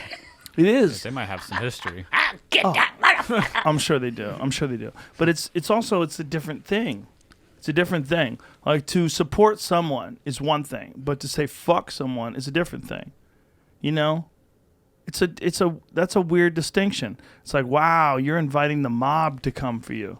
You're inviting the mob, right? And they came for Robert De Niro, man. All those pro-Trump hats, all those little Trumpensteins, all those little Trumplers, they all came after him. They really did. They get real mad. Trumples. They get real mad at Robert De Niro. Yeah.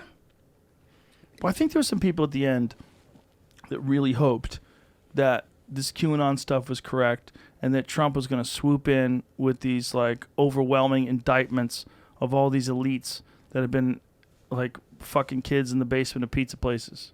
You know what I mean? Like there was some people that really believed that. There's a lot of people that believe that shit, and I it's mental illness, man. It's mixed in with like just it's kind of like a comic convention or a you know, like where they're all dressing up as like They're LARPing. Yeah, they're exactly. It's like what do you think all those Civil War museum recreator guys are doing nowadays? You know, it's mixed that. QAnoning. Yeah, it's furries mixed with. Dude, I said the same thing the other day, basically. Really? I said it's a version of believing in Bigfoot. Yeah, it is. It's the same thing. Same shit. Like you want to be the one who knows. The other people don't know. It's I Disney need to open your bloggers. eyes. I need to open your eyes to the truth. Okay, Pizzagate is real. Then something like this happens, though, and then they're like, well, see? Yeah, exactly. Well, that's the thing. No, it's human trafficking is 33 way different. No, it's not, though. 33 missing kids recovered in joint Los Angeles-based operation combating human trafficking. It's not, because as long as there really is human trafficking, as long as kids really are being abducted, as long as like sex slaves are real, as long as that stuff's real, like then they've got a convoluted, fucked up, distorted comic book version of a point. Yeah, but don't you think, like, we all know, like, one of the things that hasn't happened yet, but, like, oh, yeah, we've known about that for a while, but we've been looking the other way, is that if you go to Tijuana right now, there's so much prostitution and illegal, and you know half those are kids and shit like that. That's just fucking that, you know? That's true. And we're all just acting like we don't know about that. That's true, but we don't feel like we're responsible for shit that doesn't happen inside of our borders. But it's 5 miles away from San Diego, which is the biggest military base ever. Well, you know, Mariana Van Zeller, who has that show Trafficked. Have you ever seen that show Trafficked? Yeah. It's an amazing show. I had her on the podcast, and one of the things that she talked about was selling guns to Mexico. And she had this whole expose where this guy every week fills his trunk up with guns and just drives down to Mexico because there's no stopping you going in. So he's just bringing guns into Mexico from L.A. And I said, well, where is he getting these guns? She's like, the L.A. Police Department. It's like, what? There's some bad actor in the L.A. Police Department that supplies this guy with guns. So they take guns from bad guys, they sell it to this guy, and he sells it to the cartel. And it's happening right now. They just drive down to Mexico because it's easy to get in. Coming back, it's like, you better not have any guns. I don't have any guns. Okay, see you next week, Charlie. Yeah. The show's great. Have you seen that show? I feel like I have, yeah. It's on the Science Channel? Nat Or Geo. Nat Geo. Dude, it's really good. It's really good. The episode I watched, the first one was on cocaine. I was like, God damn it. It's crazy. They go to Colombia. They show how they're making the cocaine. Then she walks with the people that make the cocaine. 5 years ago? Out of the No. No, recent. No. Okay, all right. This year. Okay. She walks with the people that make the cocaine. They carry it in their backpack, and they have to. They can't drive with it. They'll get hijacked and shit. Like, people will take it. The cops will take it. Someone will take it. It's like they're walking around with $250,000 worth of coke on their back. Jesus. And they walk for like 18 hours through the jungle, and she does it with them. I'm like, oh my God. It's like it's a crazy show because it's fascinating because she really does show you exactly how the coke is grown, how it's dried, and it's you would think the people growing the coke are like these cartel people, but it's not the case. They're poor farmers. The coke is grown, the leaves are dried out on the side of the road. They're grown by farmers. So you see families that are like laying these coca leaves out on these like gigantic blankets, and they're drying them out in the sun. And you're like, holy shit. And you realize like these people are barely getting by, and they're growing coke. And Having the time of their lives, but here's the other thing. I know, right? That's the biggest party ever. Like, we're feeling like all sad about these kids. They're fucking raving, like hopscotching. That's another thing that Dr. Carl Hart was telling me about cocaine is if you get real cocaine from the source, pure cocaine, like in Colombia, you're like, it's amazing. You know, it's so good. It's so good. Like, we just have this bullshit stepped-on version of Coke. It's like if you were drinking liquor, but it wasn't like, you know, Austin still Austin whiskey. It was like some fucking battery acid shit that's mixed in with antifreeze and you know, fucking, what is the stuff that Kitty Dukakis got caught drinking? Aftershave. She was drinking aftershave, rubbing alcohol. Oh, the bums near my house growing up in college, that's what they would drink. They would buy a bottle of rubbing alcohol from the grocery store and get drunk on that. And you always see them carrying the little brown bottle and shit like that. I got you one more. Ready for this? You know what kids have been doing lately? Duster? No. They take a tampon. They stuff a tampon into rubbing alcohol and they stick it up their culo. Yeah. Oh, you got Hell yeah, that shit's good. That's how you party. She switched to a maxi pad lately. Max Cap is like a slow drip. Yeah, it's like one of those patches that gives you fucking what's that stuff? Ketamine patch. Yeah. Some people have ketamine patches. They're just hanging out with us all day long, acting like everything's fine. Meanwhile, they're in like some 3D version of like an UFO, and there's little rooms they go into, different versions of reality. I thought I heard this too. I don't remember if I looked this up or not, but there's an article on healthline.com. Healthline.com? What is that? They looked into this, and there's reasons why they think it's probably a myth that people don't probably do that. I would put all my chips. I would bet money on that. All my chips into definitely. kids definitely have stuffed cute tampons filled with rubbing alcohol up their asshole. Especially since the story came out and you know so many people are like, well, I'm going to try that. I'm taking everything I've ever worked for. I'm pushing it right here. Give me one. Show me one. West Virginia's got 36 of them. I bet people have died from it. More than that. I bet people have died from it. Google this. How many guys have died from a tampon filled with rubbing alcohol stuffed up their ass? I bet There's an article right here from HuffPost. This is from 2011, though, so there's a lot of time to go. But bartender, a dirty martini with a tampon. Vodka in a tampon is allegedly the new rage among underage drinkers to get drunk. However, I couldn't find a single article on Google verifying that it actually worked because it's underage. That it's illegal. They're not even adults. I decided that I would have to test the rumor myself. Oh, that bitch stuffed a tampon up her culo or in her vajayjay. Yeah, if I was a woman, why would I stick it up my ass when I could just put it in my pussy? I'm sorry, how much alcohol? Well, how much do you put in it? As A much lot. as you can. How much do you want to get drunk?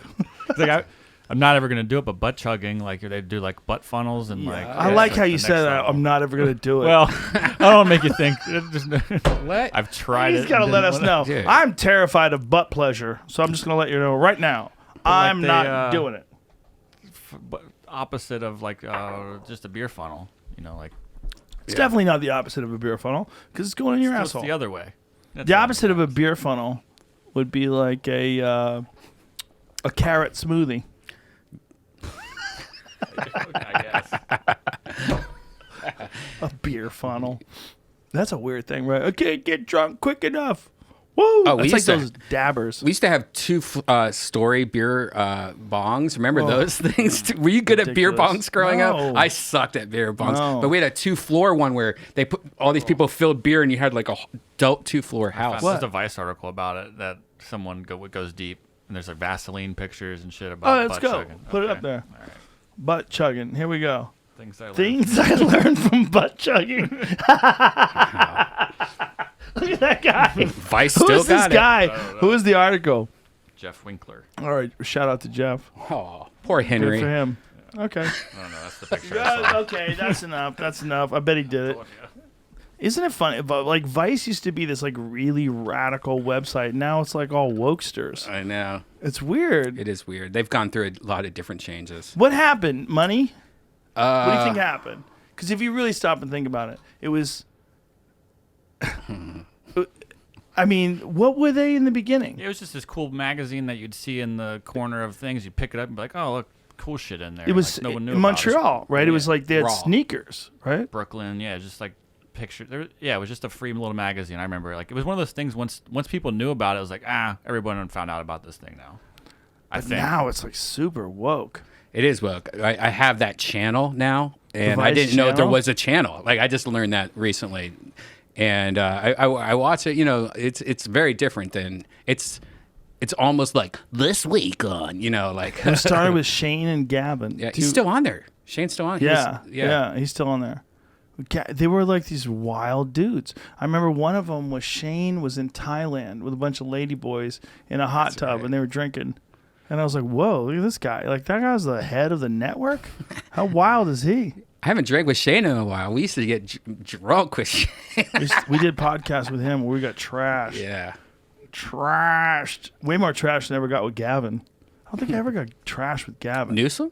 No, the other one, McGinnis. Gavin doesn't. He only drinks Merlot. He's such a Only he's Merlot, Such and a only Merlot when boy. you're not allowed to. Ooh, I got my mask on inside. No mask. No mask. No mask. I'm gonna lie about being inside too. I was the outside bitch. I'm gonna open up tomorrow. No, I'm not. Isn't he supposed to open up now? No, Like- he just They opened. just dropped the order so that I think it's up to No, it's stay at home is counties or- the only thing Yes, I've yeah. heard. That right, but what about changed. restaurants? it's up to the counties. I think counties are back to colored tier system. God, they gotta open up. Outdoor seating coming soon. Ugh. Not here. Isn't it funny when you live here for a little bit It's craziness. and you're like, oh, this is how you're supposed to be able you know to live. what? You know what? And I really wondered how it was going to be like. It's a safe version of obvious. You know, like every restaurant's being like very safe about everything. Everything's split out like how it should be to a normal degree. It's not overreacting. It's the right way to do it. Like it's ridiculous. Well, it could have been done everywhere this way. We're out of ice, unfortunately. It could have been done everywhere. Yeah, let's get some more. Dude, and I'm pouring this kill clip. It should have been done this way everywhere. They should have given people the opportunity, and they should have opened up more hospital beds. They should have figured out a way to do that. It would be at a far lower cost than what it's been to all these business owners. And I'm not saying that you should be cruel and not give a fuck about people's grandparents or, people that have, just take that thing like that and fill it up. or people that are vulnerable. That's not what I'm saying. I'm saying for the people that aren't vulnerable. Do you understand that's most people? Most people are not that vulnerable. It's a small percentage of people relatively. Not to be cruel to that small percentage, but we have to think about the consequences of shutting everything down for a long-ass period of time. And also, I hate to put a fucking tinfoil hat on, but what about the rest of the world? You don't think they recognize how weak we are? You don't think they realize how crazy it is here? We're at each other's throats, so they're piling onto it. They have whole gigantic organizations that are designed to erode democracy from within. They have the Internet Research Agency in Russia that we know about. I'm sure they have something similar in China. I'm sure they have something similar in Iran. They probably have a... Oh, Jesus, Jamie! Jamie! We're gonna Wow, die! I'm sure they have those everywhere. Look at them. He just went back in the Matrix. He did. Here, let me... Oh, no.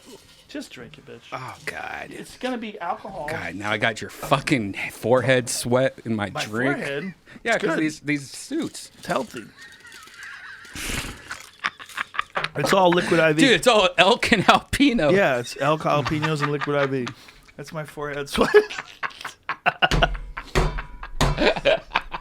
What were we just saying before Jamie came and stumbled? What were we saying? Do you remember what we were saying? I don't actually remember. That's the problem. Cocaine? Wait, Oh, what? yeah. Really? Well, we're talking about Dr. Carl Hart. That's what started it all off. You want a cigar? No, I'm good. Do you smoke cigars? Actually, I will have it for just the nicotine. If you have a half smoked cigar, I'll smoke that instead. You don't have to waste one. Half of them. Be a degenerate. Be a wasteful person. Yeah, I never. That's another thing with the olives and the sardines and shit. I still haven't got into cigars. I've tried maybe 100 times, but I think cigars are just for people that really should start smoking cigarettes. Well, it's much more of a mild reaction because I've smoked Dave Chappelle's cigarettes before, and I've smoked Hinchcliffe's cigarettes Dude, before. I love that Chappelle still smokes. That's He one of goes my hard in favorite the things paint. was He's a wild man, dude. He's a wild man. one of my favorite. That's a torch. Be careful with that. One of my favorite things was when Chappelle first started coming back to the Comedy Store, and he ran out of cigarettes on stage, and he goes, "Hey, Brian, you got any cigarettes?" And I was like, and I gave him my whole pack, and he smoked the whole thing in like a half hour. He smokes cigarettes, man. He's super healthy. Do you think it's legit that those like American spirits and shit like that are actually not that bad for you? No, that shit's worse for you. Look at Jamie. That shit's worse for you, Joe. Well, don't you think the chemicals involved in regular cigarettes, like Marlboros? No, you know what that is? That's shit that's like going against science. Science found a way to make that not hit as harsh. That's what that chemical does. Science found a way to make that, like all those extra chemicals in cigarettes are for a reason. They don't just throw them in there because they have a big batch of chemicals. When you smoke an American spirit, the next day you wake up going, oh my God, my lungs have water in them. Before I tear your argument apart, please tell me what you think those extra chemicals are doing in cigarettes. They make it smoother. They each one probably has a reason for it. They're not just throwing. That's what I was saying. They don't just throw a bunch of chemicals in cigarettes. One probably makes it so that if it falls on the side of the road, it doesn't catch on fire. Actually, that's a ring that goes around the filter. Did you know that? If you look at a cigarette, there's a ring that goes around the filter. And I was like, what's that ring? When it gets to the ring, it actually puts the fire out. There's a study done. Apparently, 50 to 60% of adults that were asked view American spirits as less harmful. But that's They're because not? they market them as natural, They organic, got an or Indian on the additive-free. fucking cover. It's marketing. Hey, how are they allowed to have an Indian on the cover and not get called out? Right. How do they not get called out for that? Because they bought that land. Do you know, by the way, I'm saying Indian because of my conversations with actual Native Americans. Some of them like to be called Indians. Did you know that? I think a lot of them probably do. It's not, like some people will say it's offensive. They want to be called Native Americans, but they don't. Some of them don't. But It's not a universal agreement. Hasn't white people killed that name, Native Americans? I'm half Native, or 10% Native American. Indians are probably like, just call me Indian, please. Right. right. That's the thing with like shady white people will pretend. Mm-hmm. Yeah. They'll pretend they're part Native American. The California Attorney General, Jerry Brown, 2010. Oh, that motherfucker. They got the company to clearly disclose that its organic tobacco is, quote, no safer or healthier than other tobacco products. Because they That's don't have about the best studies. they did. Yeah, but what about the 'Cause chemicals? The fucking government's trying to hold them down, bro. It says they have no additives in our tobacco. But Does not maybe mean they it's a should. safer cigarette. But Or do what's you currently remember that available. movie with Russell Crowe, The Insider? Yeah. That movie was all about the tobacco companies like making cigarettes with extra chemicals in them to make them more addictive. In the 80s, though, don't you think that they probably were like, all right, take out the licorice? You know, like they probably had like extra shit in there. Like, No, I think there's chemicals in there that like stimulate. Is that true? Yeah, there's a FTC. This is in this article too. Around 2000, the FTC, there's a ruling and agreement that resulted from allegations that there was an additive-free cigarettes made consumers feel, according to, I guess, more about natural American They make people cigarettes. feel better because there's an Indian on the cover. Let me see the picture. Pull up a cover of. dude, when did they make cigars like Juuls? Like they make them. Did Juul make this cigar? No, they're just kind of flattened a little bit. They're good though, right? This is a Juul cigar. Yeah, there's a Native American smoking a peace pipe. Look, you can be spiritual too. You can become one with the land and know the ways of the buffalo. Yeah, I smoked those for about Tricking you. 6 months and went Those- back to Parliament. They give zero money to Native Americans. Is that correct?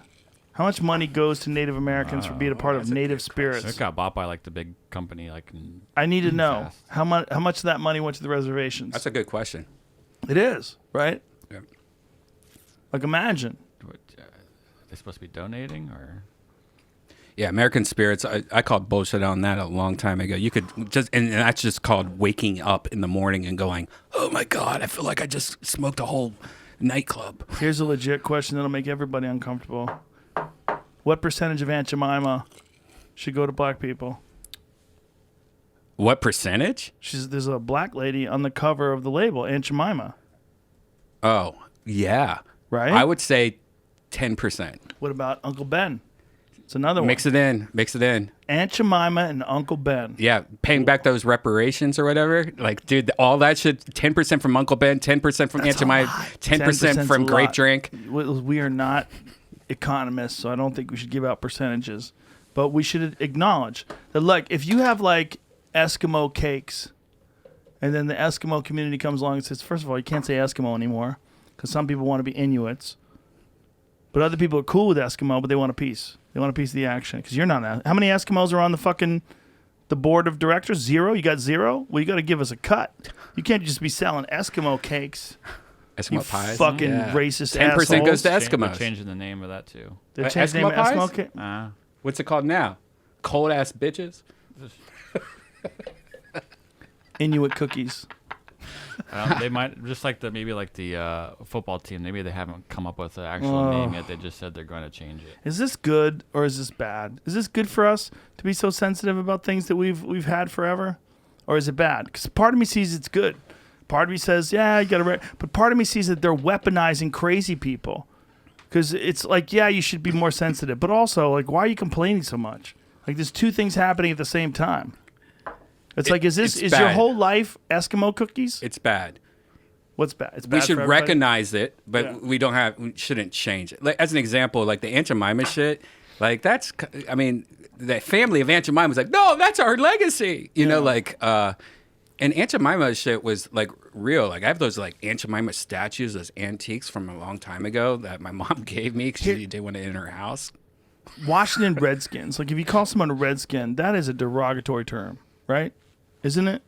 Like, universally considered, like, Native Americans did not, or Indians did not call themselves Redskins. Probably not. I wouldn't Right. say that. That's like the fucking... Maybe the Indians, like they considered them a bad. Like I would like to if they were the Jerusalem Japs. Like, there's no way. You can't do that. And they had, like, the Japanese people from Bugs Bunny with the crazy Right. eyes and the teeth.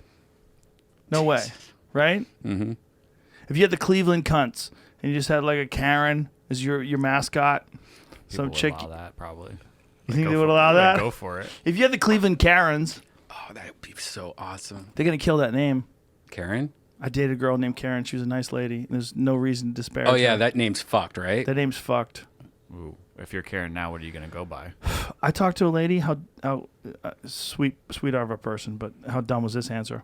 I go, does it bother you? Because I go, hi, I'm Joe. She goes, I'm Karen. I go, does it bother you all this Karen talk? She goes, no, because I spell it differently. Jesus. Isn't it weird though? Names are weird. Like, Joe, do you remember? Did you ever ask your mom like who you're named? Like, I was named after Brian's song when that movie came out. And like every girl called their that year. Every girl called their baby Brian. That's why there's so many fucking Brians. And because that dumbass movie. Now Brian's not a popular name. I don't think you don't hear baby Brians nowadays. Was there? Do you know if you were named after somebody in particular? Super easy. My family was so unoriginal. Bubba Joe. My dad's name was Joseph. My grandfather's name was Joseph. Yeah. My grandmother's name was Josephine. This is a super unoriginal family. Right. Okay. So I was Joe. Yeah. Jamie, were you anything, Jamie? Yeah. His dad wanted a girl. Well, technically after my grandparents too, my grandfathers. But What's that? Jamie, the horror movie. They were gonna call him Lindsay, Jamie but the Curtis? mother was like, "No, you're not gonna do that to him. Oh, what if it was There's Jamie plenty Curtis? of Lindsays and they're good guys. There's plenty of Lindsays." James Taylor was popular at the time, so it's like James a little bit after that. But I guess my mom's brother had a best friend. His name was also Jamie, so that's why they just started calling me that. Call out my name, and you know wherever I am. That's you, Jamie. When your dad shot his seed into your mom, Oh yeah. I'll come running. That's way better than Jamie Curtis. No, it's just big But Halloween fans. there was male Lindsays, right? Wasn't there a bunch of male Lindsays? Yeah, he's a singer, right? Well, there was actors, wasn't there? There was a few. There was like male Lindsays were a real thing. You name your kid Lindsay now, you're an asshole. Lindsay You have a Lindsay son? Buckingham is the one I was thinking Lindsey of. Buckingham, Yeah. that's right. What was his big song? He had a big song. Wasn't he in Fleetwood Mac or some shit? Yeah, correct. Yeah. What was his big song? I mean, Fleetwood Mac stuff. No, but he had a big song on his by own. himself. Oh. Yeah, he had some hit solo. I'm loving these fucking weird, not circle cigars. They're good, right? It's hitting my jewel shit, like for real. Like it's hitting it. The shape. Yeah. Yeah, but it's a solid cigar, right? It's a stronger duro. jewel. Yeah. But it's a cigar. You Yeah. feel like an actual man. Yeah. Like you're actually out here living. Oh yeah. Me and Bill Burr. Bill Burr smokes a lot of cigars. I know he's great. Dude, so when I drove out here from Los Angeles, one of the podcasts that I really dug deep in that I never listened to, I love Bill, but I never listened to, is Bill Burr. And man, it is so hilarious. Like, I know that his ad reads were always funny, but the fact that he reads, now talk about your personal experiences, like in the ad read. Yes. It's the funniest shit ever. And he's such an angry guy, so but he angry. knows he's angry. Yeah. I love that. When we got to see him recently here in Austin, and that was so beautiful to see him. It was an amazing show. That was Like, the he's first so real funny. set I had seen Yeah, in a me too. long time. Like a headliner set in like 6 months plus. More. The whole time the pandemic was going on, I hadn't seen an actual headliner set. Yeah, it was cool. That was a cool place. You know, what's weird is that I live 5 miles away from this outdoor arena. Don't tell anybody where you live. in Tennessee. Yeah, and Jesus Christ, you already fucked it up. Now they're gonna know. They're gonna do a scan out from where he was I don't to give a find you. fuck, They're gonna man. I got knock all on your these door and guns. show you their dick. got all these guns and weapons. I got these signs and cameras. That night was cold as fuck too. Remember that night when we went to see him? Yeah. Oh my god. And so cold air makes sound travel more. So one night we were coming home from the it grocery doesn't. store. Yeah, it does. Look it up. Dude, 5 For miles real? away, there's an outdoor arena just like the Bill Burr place. I come home and I think my neighbor's having a raging party. I go, what the fuck is wrong with him? Like, it's like 10 p.m., you know, like what? And I get in the house. I go on like Nextdoor. You know what Nextdoor is? I don't know, probably not. But I go on. I go, and the first thing I see is Dead Mouse having a concert outside at this arena. I'm like, but that's 5 miles away. I was like, so I tweet something like, dude, all my neighbors are like freaking out about Dead Mouse playing. He's 5 miles away. While Dead Mouse is performing, you know, doing like the button switching and stuff like that, he finds out that I tweeted that. He messages me, texts me, and like, get your ass over here, man. Like, come right now. So I drive down the street. I'm side stage. He pulls me on stage. We're like talking while the show's going on. But one, how amazing is it that he can like do that? You know, like that's like he has all these people that love what he does, you know, and he's able to like send text messages and videos. He checks his Twitter a lot. I know, dude. That dude is on it. Or you just got super lucky. But how crazy is the sound that 5 miles away you could hear it so loud because of the cold air, and I live around. Who's they? Scientists or scientists? retards? Science. That's math. Because that sound moves faster in warm air than colder air, the wave bends away from the warm air and back towards the ground. Whoa. That's why sound is able to travel further in chilly weather. Brian, I learned something today. Thank you. Dude, it was so loud, it That's felt like it was amazing. next door to my house. I would have been like, that doesn't make any sense. I know. This kid's an idiot. I know. If my daughter told me that, I'd be like, no, stay in school. Who told you that? One of your stupid fucking friends? But poor Deadmau5 would like afterwards we hung out and he's like, yeah, we're getting all these like angry people. He's like, but they're miles and miles away. Like, how is that possible? It's because they just want to hear hillbilly music. Right. That shit don't carry. There's some damp stuff. It falls right to the ground. It's not hillbilly people here. That's the thing. It's like that weird stereotype that I just reinforced. That's so not true. That's the weirdest thing about Austin. It's like these people are fucking cool. They're pretty progressive and pretty open-minded. They're just packing. Yeah. It's weird. I love right? it. It's a good place, man. You know our buddy PDC, by the way? Sure. He posted this photo, and it's him. He lives in Oklahoma now. And him in line at the grocery store. And I guess you're allowed to carry in Oklahoma. Of course, it's Oklahoma. But he's waiting in line, and the person in front of me has a holster with the gun pointing out the side, but the barrel is pointing right at him. And you just see a photo of his two hands, and he's like, I'm just trying to get paper towels. There's a gun pointed at me. Bro. Weed's Jamie, legal in can I send you Oklahoma, that right? photo? What? Is weed legal in Oklahoma? Yeah, it just became legal, yeah. It's opening up Texas. Yeah, if Oklahoma got it, like, what do you think, Texas? I mean, not much time before it jumps in there. They need it. They're gonna need it once all these California people move here. it's already happened. You know, Can't put everybody in jail. So John Heffron, God bless John Heffron, he told me That should be the name of your first. that's my comedy first special. album. God bless John Heffron. So he told me, like, the biggest thing he learned from moving is to sell everything or get rid of everything, throw it away, donate it, or whatever, and rebuy it. It's not worth taking some bullshit IKEA shit and paying for that storage. And trust me, that was the best thing ever that happened to me. But the bad thing is I have to rebuy everything, like couch. If I need a nightstand, like I have to. But the good thing is you can start from scratch. Yeah. Like, you can think about what you actually need and want. But it empties you. But the bad thing is that all these furniture stores everyone's moving here to Austin. There's nothing there. There's nothing. They're like, well, we have a 3-month wait. And I'm like, you're called rooms to go. Like, you're supposed to be able to go with a room. It's in your name. But do you know how crazy it's been to people that live here to see this place explode the way it's exploded? Yeah. I don't think it's in LA where we lived before, people were always moving there. They would come, they would go. There was always someone coming and going. But this place is just all coming and no one's going. Right. I hate talking about it, man. I know. Because I know that people know already, and I don't want more people moving here, but the place is the shit. It's fine. Texas really hates us, too. By the way. They don't hate us. I mean, there's a lot of Texas people. I'm friends with a lot of Texas people. I'm friends with the governor. We just got to figure out the right way to vote. Well, we just keep can't things the same. Yeah, we can't bring our blue shit to this state. Exactly. Like, This is I agree with what that. we need. We need compassionate Republicans.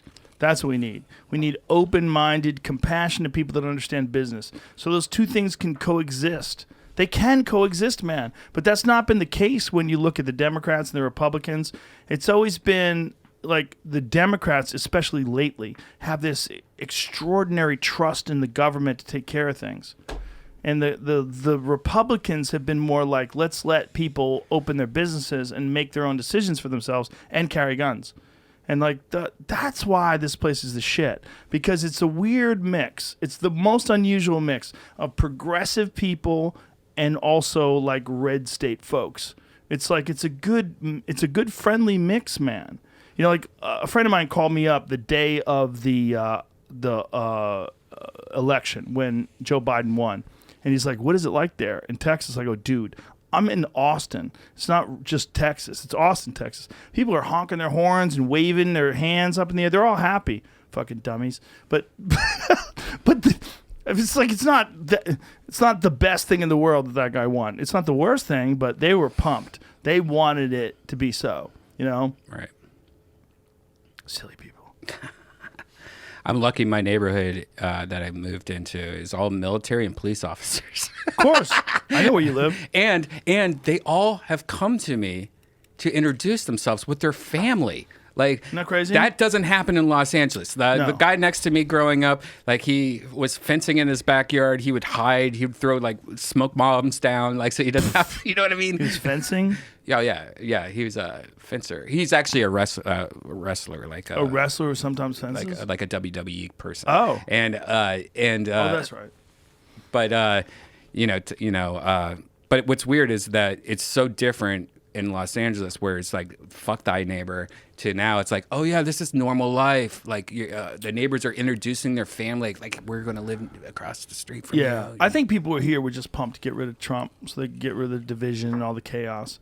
And I don't necessarily think that it's they really believed that when Biden won that it was going to be better, but they were just happy to get rid of Trump. My concern is what happens when Biden checks out, because I don't. You know, unless they got some new shit, some Captain America stuff that I don't know about, they're going to shoot him up with it. Bernie 101, dude. I mean, Bernie's going to run next round, and he's going to win. No, he's not. Yeah, he's is. So old. No, he's not. Did you Yes, see he that is. photo, man? He's looks good. he's number one on TikTok. He can do that thing with his legs. He can cross his legs over. Have you seen the one where he's a dude with the big dick sitting by the bed? This is one with him choking Conor McGregor. Oh, that's my favorite. Have you seen that That's one? my favorite one. Yeah, the choking one and the Sharon Stone vagina one. Yes. Someone posted something that I think is a really astute comment. They said that the Bernie memes show that the internet has recovered. Yeah. Yeah, because now we're all about fun and Again. not about Trump. That's the benefit of having Trump out of office, because people didn't trust him. He's got the nuclear football. He's crazy. His hair's glued on. No one knew what the fuck was going on, right? They were worried. And then with the attack on Capitol Hill, they're like, I fucking told you. This isn't a smart move. This isn't wise. This isn't the way to do it. Yeah. All of it was crazy. Hamster Dance is going to make a comeback. So Did you hear about he that? made these. He sold them, and he gave all the money away to charity. He's Good beautiful. man. Good for him, man. I fucking love Bernie, dude. I love him too, man. I just wish when I said that I really liked him and I'd probably vote for him, that people didn't go through my act and pull out a bunch of shit out of context and make him look like he made a terrible decision. That's the future of everything, right? Well, it's clickbait bullshit, but it's also, that's the sport. The sport is find what people have said that's fucked up, not what they actually stand for. You know, it's easy. It's easy to do. And it's easy to do if you want your person to win. And it's easy to do if you don't necessarily represent people, but rather represent the special interests of one party or another. And that party did not want that guy to be at the head. And they didn't want Tulsi Gabbard to be at the head. And they didn't want Andrew Yang to be at the head. And those are the three people I was interested in. Tulsi number one, but I didn't necessarily think that would. I felt like Bernie was the best shot. Like I'm like that one might work because it's so polar opposite of Trump, and he doesn't give a fuck, and it's hard to attack him. He's been the same guy forever, and who knows what would happen if, he implemented a lot of the things that he wanted to do. Like who knows what would happen if they absolved student loans? Who knows what would happen with all those people who would be free to just start businesses and then give them that with tax breaks. What about a little bit of both? What about giving that less taxes, less government, less regulation, but also like help people out? We got to figure out what the fuck to do with the worst neighborhoods in this country. It's been going on for too long. Invest a bunch of money. They invested all this money into coronavirus relief and all this money into they gave money to other countries during COVID relief, right? That was part of the bill. What about these cities? What about these fucked up cities that have been there forever? that have been fucked since slavery and fucked since Jim Crow, and we don't do shit about them. Fucked since redlining. We just leave them alone, and we give all the money to Coca-Cola or whoever lost business. They should have better parent law where they give you a little extra boost. Dude, we just got to take money out of politics. And that's a silly thing, a stoner thing to say, a thing that's like so simple to say and so hard to do. But that's what's wrong. It's not that it's bad to make money. It's not that it's bad to, to state your point and to let people choose in terms of who's their candidate. The problem is the money. The money distorts everything. We're one of 2 countries on the fucking planet Earth that allows drug companies to make commercials. How weird is that? When you see like some list of possible side effects, for something that just calms you down, includes explosive diarrhea and your legs falling off and your fucking dick shrinking, and you're like, well, at least I won't be anxious. What's the other countries though? I think it's New Zealand. The most powerful countries. I think it's New Zealand. Oh. Find out what are the 2 companies that allow drug companies to write commercials. I believe it's New Zealand and the United States. And New Zealand is it? Wait, Mexico doesn't allow that? I don't believe that, though. Like a steel trap, son. I don't believe that, though. Mexico doesn't allow it. His brain is we allow underage prostitution and illegal drugs that we know, and gangs and police. But you know what? Those drug commercials, just better cut out that shit. Because the drug commercials cut into the cocaine and fentanyl sales. That's so true. Mexico doesn't allow drug commercials. And then look at the United States like, you fucking savages. Yeah. Guatemala's like, what are you doing? Nicaragua's like, are you bitches crazy? Colombia's like, do you not learn from your history? That's so weird. That's bullshit weird. It's so crazy. Zimbabwe's like, you can hunt lions, but fuck drug commercials. Zantac does what? No, not in our country. Wait a minute. What are the side effects for keeping your hair? What are the side effects? Yes, that seems like a bullshit article right there. That seems... No, it's true. Can't be real. No, it is. How are our United States the only one, though? Listen, I would for like those to... very reasons. I would like to say that I know for a fact it's not true, but obviously I've never left this room when I've made these assertions. I've done no real journalism. But it's real. It's the United States and New Zealand are the only 2 countries that allow drug companies to make commercials for fucking drugs, and they trick you into thinking it's going to fix you. That's what's fucked up about it. Like, look, cults are illegal, right? We know you're not supposed to start a cult, right? In a lot of countries, at least. We know you're ripping people off, you're lying to them. Like, why? Because you're manipulating them. You're getting them to think that you're the Messiah. If you pretend to be Jesus, we're like, cut the fucking shit. You're not Jesus. You're not a psychic. You're not really channeling. Like, that's gross, man. When you hear about people that are like, oh, I'm talking to your mom from beyond the grave. You are not talking to her mom. You know you're not. You're a liar. You're a piece of shit. But that's, why is it okay to these drug companies to sell ads? Your doctor should be incentivized only to take care of you. Your doctor should never experience a jump in profit if they prescribe more drugs. They just shouldn't. We should look at that. We can go, listen, people are so easily influenced by material possessions and good because we're monkeys. We want to collect bananas. We want to pile. Look at my bananas. Ooh, ooh, ooh, ooh. And also if bananas can like get you laid, like, look at all those bananas, girls. Like, you're going to try to get more bananas, right? That's what we do. That's what doctors do. My wife's mom was a nurse, and she used to tell me that, well, she tells me, she'll tell me tonight if I ask her, that the drug companies used to take them all out to dinner when she was a nurse. So they're all a nurse. They're making a very moderate salary. It's not a lot of money. And they're like, we're going to take you to Del Frisco's and have a nice steak dinner. And like, oh, and those drug companies are going to take care of you. Buy whatever you want. You want a drink? You want a margarita? You're like, oh, margarita with my steak would be wonderful right now. And you're like getting by. You're eating ramen sometimes, and you got to pay the gas bill. And all of a sudden, this fucking company that sells some anti-anxiety medication that might cause a few suicides here and now, weak-minded people. But for you, it's going to be great. When you're a server, those are the best parties to get. I bet. Because Yeah. You know they're all showing up to take advantage of this thing. You know the person paying doesn't give a fuck. Yeah.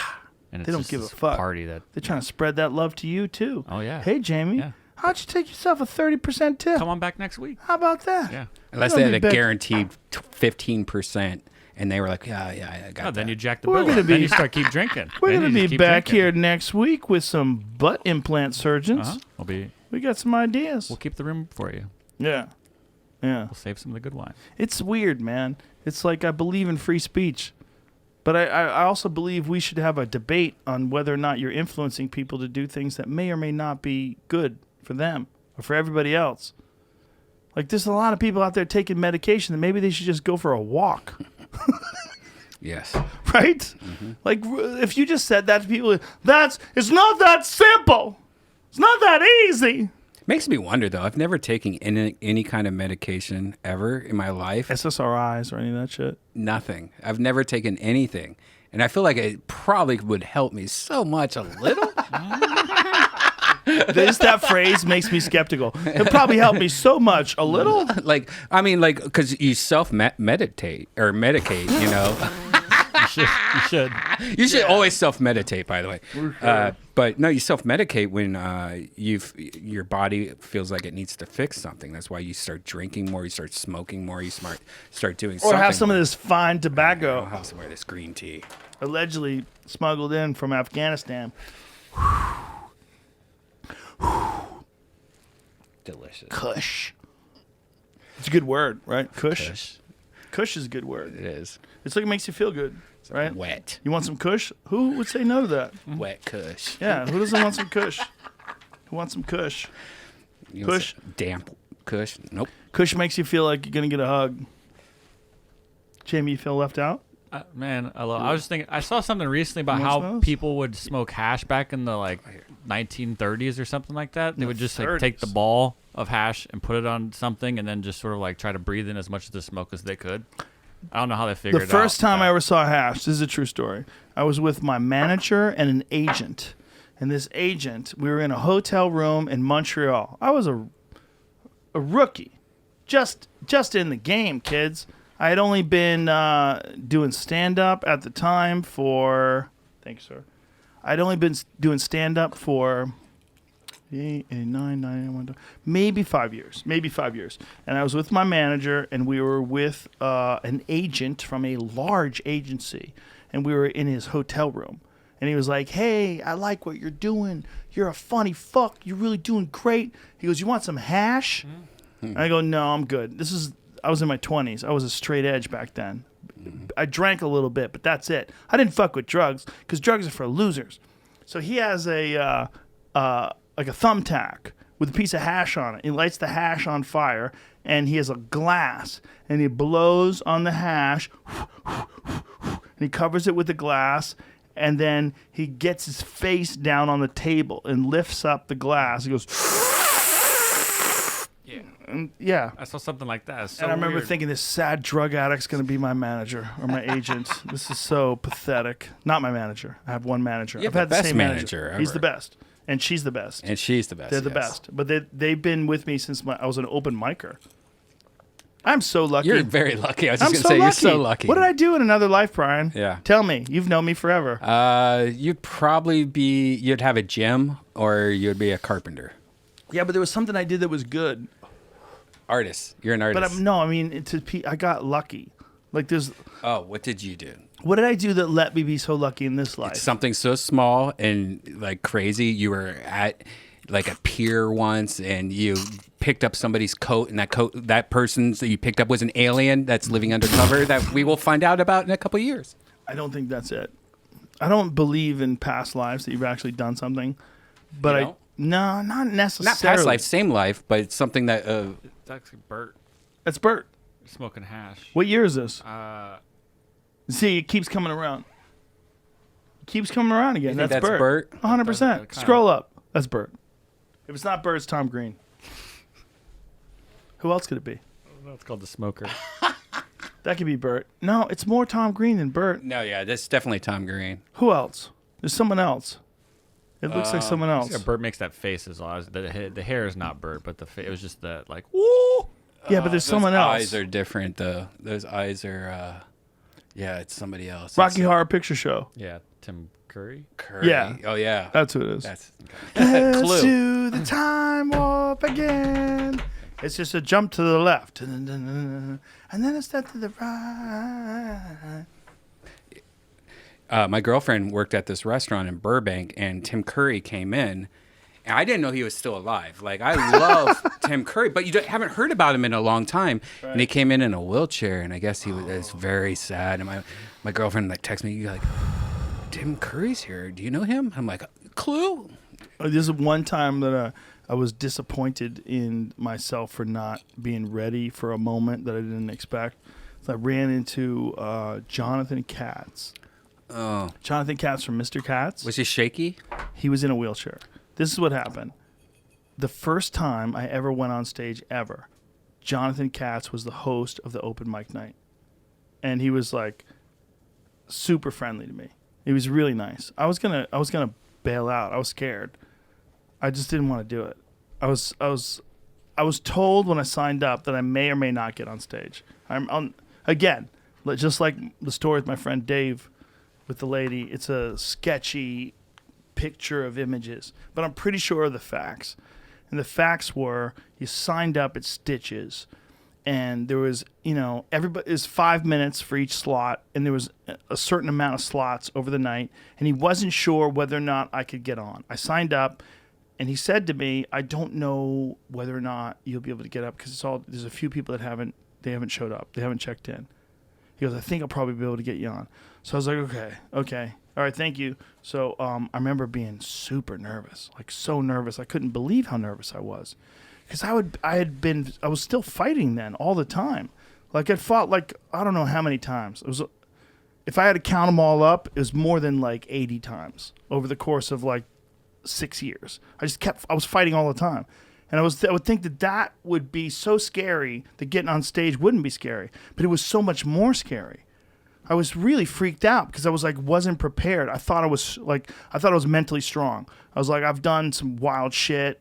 I'm ready. I'm ready to do that. I was so fucking scared. And I was like, I knew I was probably not, I was probably going to get on, but maybe not going to get on. And I got to the point where I was saying to him, I was going to walk up to Jonathan. I was going to say, it's fine. I'm just going to go. And I was thinking this in my head, and he came up to me and he goes, okay, you're on. He goes, you're going to be on tonight. I was like, oh my God. Okay, thank you. I felt like he did me a solid. He slipped me in when the other guy didn't show up. I had to go up now. I felt like super obligated. And I was so nervous. And I went up, and I wasn't good at all by any stretch of the imagination. But I got a couple laughs. I got a couple of ha-has. I was like, woo. Like, people like, ha, ha, ha. That's it, Like, kind of funny, but retarded. I said it 3 times today. That's a record.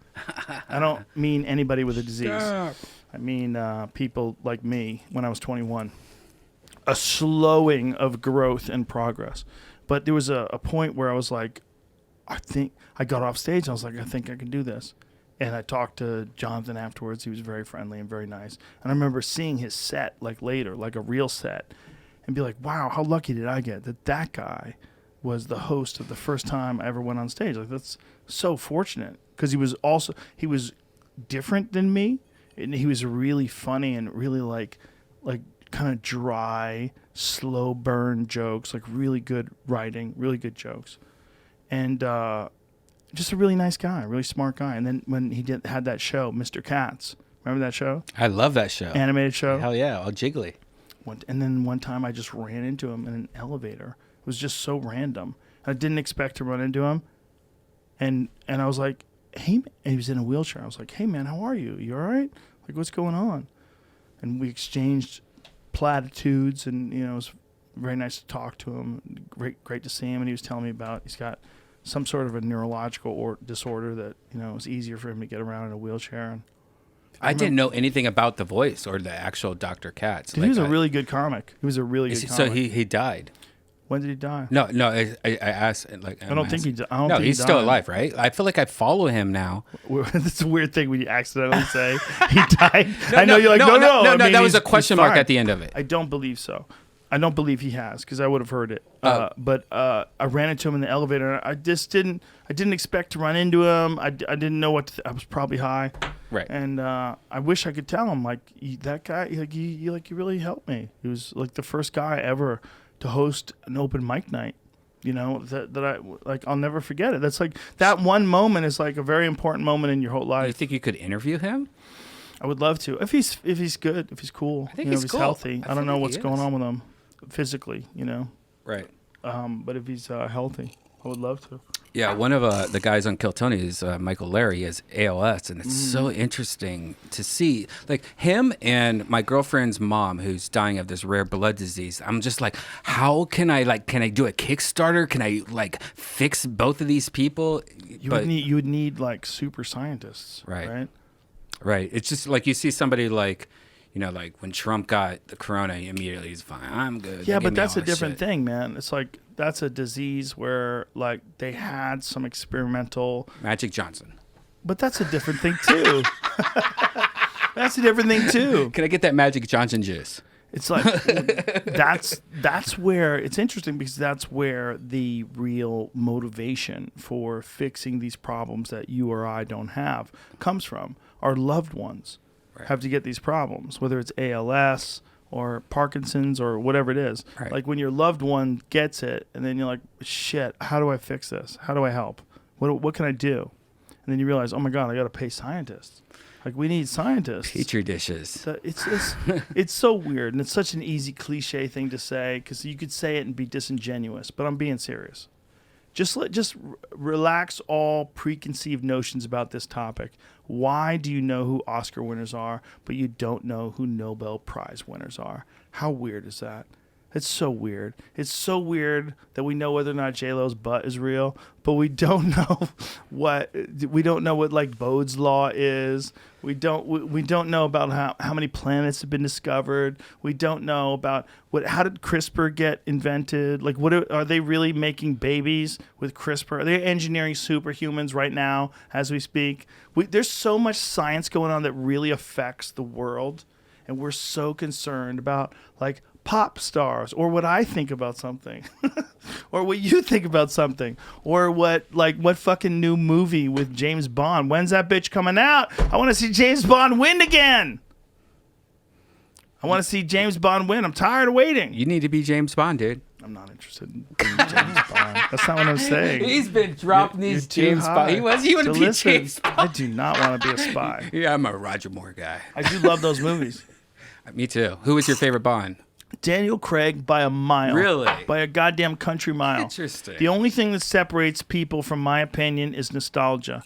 If you just looked at it objectively, if I said, which one of these motherfuckers really looks like he can kill people? There's one answer. It's Daniel Craig. You don't really think that Timothy Dalton's out there nuking No, not Timothy fuckers Dalton, and no. stabbing people and Roger murking Moore. people. I'm a Roger Moore guy. Roger Moore is fantastic, but you don't believe that Roger Moore is like legitimately out there fucking people up. You don't know. Look, he's got that dead Ken, like That- Barbie and Ken listen doll. to me, bitch. He's a Barbie. You got two options. You got Sean Connery. If you're being dishonest and you want nostalgia, who doesn't love Sean Connery? I love Sean Connery, but it's just like the difference between going back to like the early days of like Jim Jeffries being the heavyweight champion of the world versus Mike Tyson. The newer ones are better. You might decide, whoa, Jim Jeffries was the old days. John L. Sullivan with his mustache. How long do you think John L. Sullivan would survive with a primetime Mike Tyson? How many seconds? That would be the bet. How many seconds does he live? From Mike Tyson just fucking crushes his skull. Look at That's Roger the same Moore, though. thing. That's a robot, though. Roger Moore's a robot alien. You got two options if you're being honest. It's not disrespectful for Roger Moore. It's Look not at- he's an disrespectful for alien. Tim Look at that Dalton. face. I That's don't an even know alien. who some of these guys are. You got two options. Look at the Pixar one. You got- That's not real. Sean Connery, if you're a silly bitch, and you got Daniel Craig, if you're being honest. Sean Connery is a wonderful actor.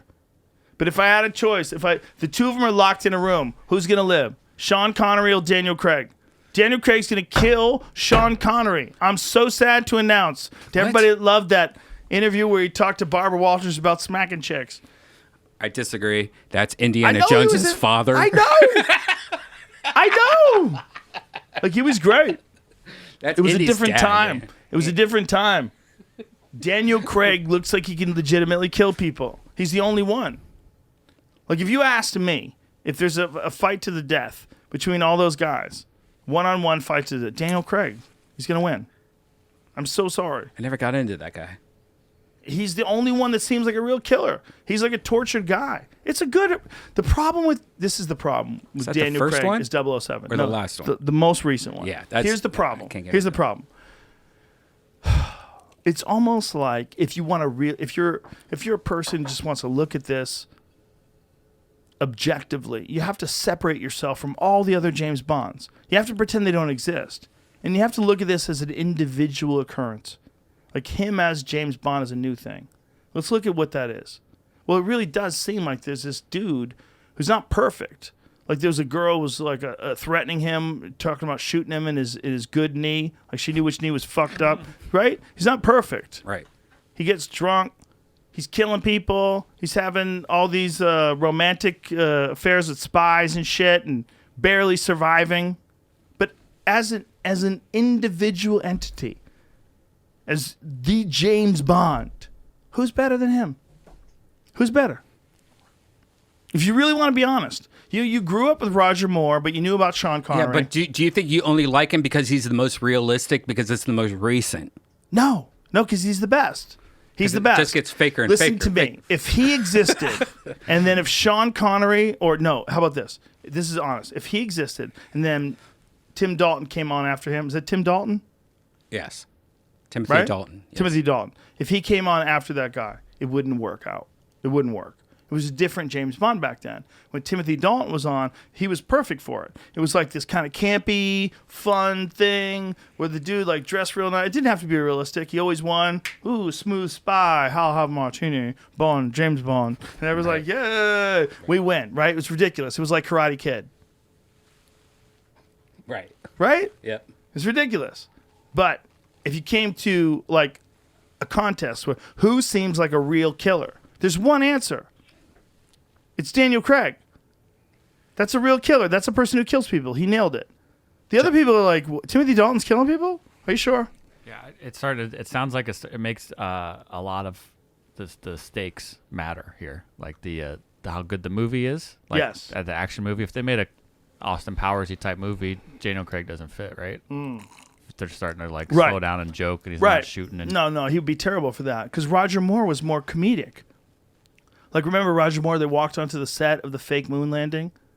There was like, do you remember that episode? It was one of his movies. They accidentally burst into the set of people faking the moon landing, and Roger Moore, I forget which one it was. It was that Austin When Powers. he runs it. No, dude, I'm telling you, Oh, you're right. Oh, it was shit, I do remember hilarious. that. It was hilarious. What was that one? See, Roger Moore was a different movie. Yes. It doesn't mean that those movies weren't great, because when I was a kid, they were great. What it means is, Roger Moore, man. yeah. Oh, what I'm Diamonds saying. Are Forever, 1971. Diamonds are forever. So that was before they killed the moon landing program. They did it from 69 to, I believe they did it to 72. So Roger Moore probably was a part of how they killed the moon landing program. Was that Don Knotts? Look at this. Is that Don Knotts as a cop? Look how crazy this is. See, this is like a totally... Oh, so this is Sean Connery. Yeah. Oh, it's not even Roger Moore. Oh, my God, I'm wrong. Oh, I thought it was, by this time, it was Roger Moore. Yeah, this was that HBO in the early 80s What a feel. handsome bastard he was.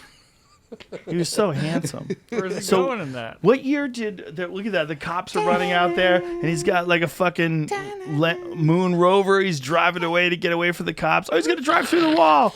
Oh, Jesus. So he's on the fake moon landing set. He escapes. Bro, this is crazy. This is crazy. And there's Don Knotts, right? Where's Jackie Gleason? I'll tell you, boy. Yeah, Jackie Remember Gleason. Jackie Gleason? Yeah. And the fucking Smokey and the Bandit? Oh, that was a great clip. Come on, man. Do you know, that's the thing about Jackie Gleason. It's like he was in Smokey and the Bandit, but he was also in The Hustler, which is like an amazing dramatic movie from like, what is that, like 63 or something like that, The Hustler? Jackie Gleason was in that, and Oh, then he I was thought in... it was 70s. No, that was The Color of Money, which was like in the 80s. But the Hustler was in, I think it was 63. And Jackie... 61? Oh, my Damn. God. So Kennedy was alive. 61. and Jackie Gleason was like this world champion pool player. So he went from that serious, dark movie about like losers and winners and hustlers and like and people like sell themselves out. Oh, It was an okay. amazing movie, man. Yeah, I was totally thinking of the other movie. Dude, the guy who wrote this is Walter Tevis. It's the same guy who wrote The Queen's Gambit. No shit. Same guy. Yeah. They're both similar in a way. Someone should do a real legitimate hustler, a Walter Tevis version of The Hustler, like for Netflix. Ice-T. No. No, you need that story with Eddie Felson, with Fast Eddie Felson, and with Minnesota Fats. Or New York Fats. When Minnesota Fats in that movie was the original Minnesota Fats. There was a guy named New York Fats that decided that Walter Tevis stole his shit, and so he changed his name to Minnesota Fats. So there was a guy named Minnesota Fats who was a really, really good pool player, no doubt about it.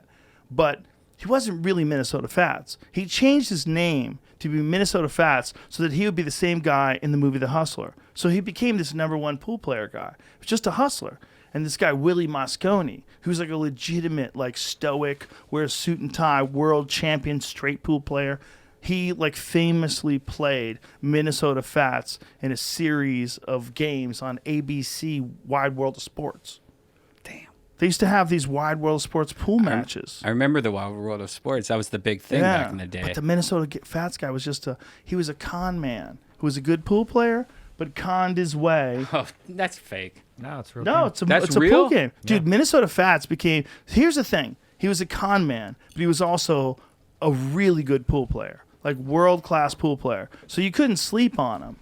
But he was also a bullshit artist. Because his name wasn't Minnesota Fats. He was New York Fats. And the movie came out, and he goes, they was doing that movie about me. I'm Minnesota Fats. So he changed his name to Minnesota Fats. Wrote books. Was in movies, and everybody was like, Minnesota Fats, the best pool player on earth. And Willie Mosconi was like, ah! He would go crazy because he really was the best pool player on earth. Crazy.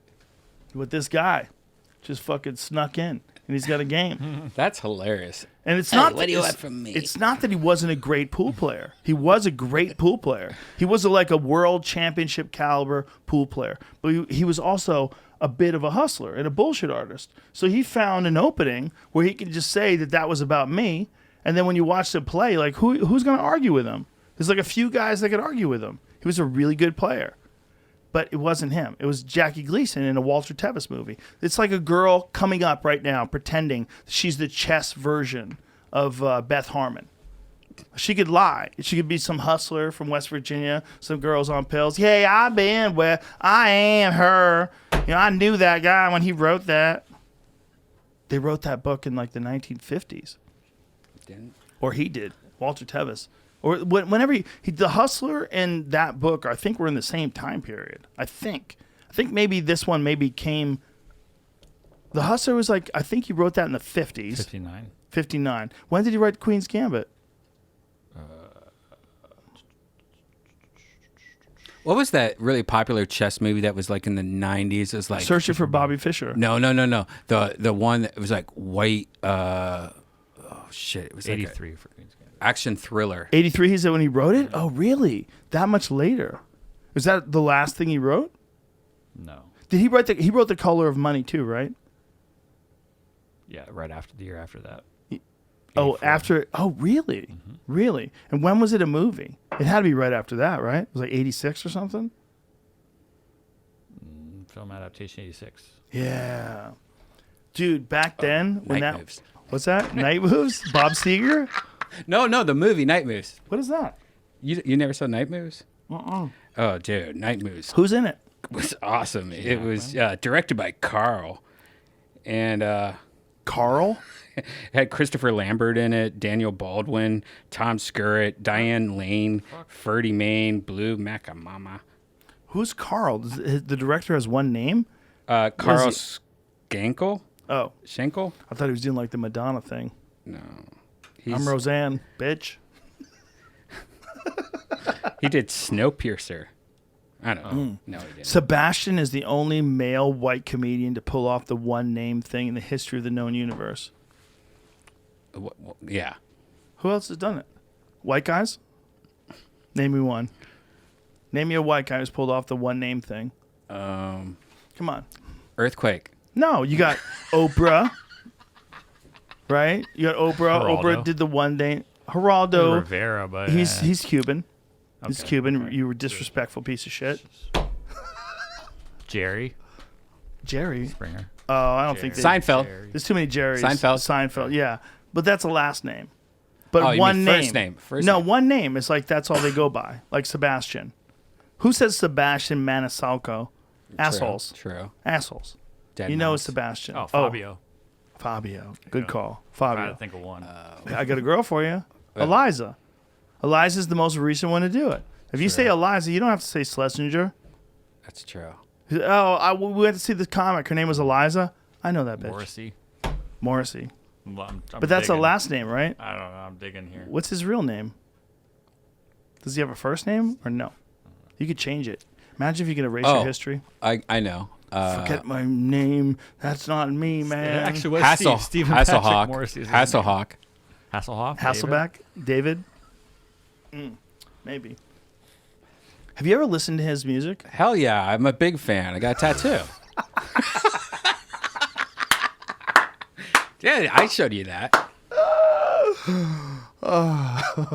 I can't show it on that podcast, but if you guys want to say it again, Yeah, it's after. illegal. We're in Texas. We're in the Bible Belt. We can't be fucking around with nudity. I got it. But he was like a giant pop star in Germany, right? He still is, Really? and they're auctioning his. that him? They're auctioning his statue from SpongeBob right now. Like you could buy this for the new studio. What does it say? Q Stack? He's featured. This is a newer song. This song came out a month ago. Give me a little bit of this. Come on, Yes. give me a little bit. will never fade away. Our walls might shake, they won't collapse as a new dawn lights this day. Darkness falls, but all light is fading. How did he become British? Did he take a course? What It's happened? a filter. That's a filter. You can turn it off for different countries. It's like being a unicorn. Getting puppy noses. we're gonna do it Let me hear more. Orders done their job. Prisons filled while the rich still rob. Assassination politics. This is Alex Jones' ringtone. I think this is a cover song. Is it? Well, there's another one From right Satan? here. Lord is the new church. Here's a legitimate question. If that wasn't the guy from Baywatch, and it was this like really cool avant-garde artist, wouldn't you treat that song differently? This has 45 million views. Last one. Well, they're all German. A bunch of German people. They love. This is actually a cool video. It's Settle Michael down, Jackson bro. Hoff. Settle Watch out, down. it's Michael So he's Jackson attacking Hoff. us with his content. Oh, this is from a movie, Kung Fu. Remember that one? I met that dude. He was on an episode of Fear Factor. He's a very Really? nice guy, David Hasselhoff. Oh yeah. Hey, He was a really nice guy. Oh, like Google- real friendly, like easy to talk to. Google Hasselhoff auction SpongeBob. Dude, SpongeBob? seriously. Look how realistic and big this statue of David Hasselhoff is that's up for auction right now. It is, Don't make me buy this. dude, you have to buy this. And That is not realistic. That was it's like from Screech SpongeBob. from Saved by the Bell. It's from SpongeBob. If you had that at your backyard party for your kids, No, I'd have to shoot that with arrows. I have to pretend that it's a giant person trying to attack me 14 through feet long. crawling on the ground. I would light that motherfucker up with arrows.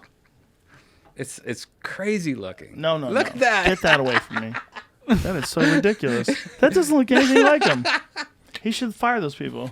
It's from SpongeBob movie. It was that scene is classic, hilarious. He's had a weird life, right? That David Hasselhoff. He's gone from being like this heartthrob on this TV show to being like just like it's kind of fun. You know, like if you have him in a movie, it's like good for a comedy. He walks in and is still kind of good looking, you know, tall, robust.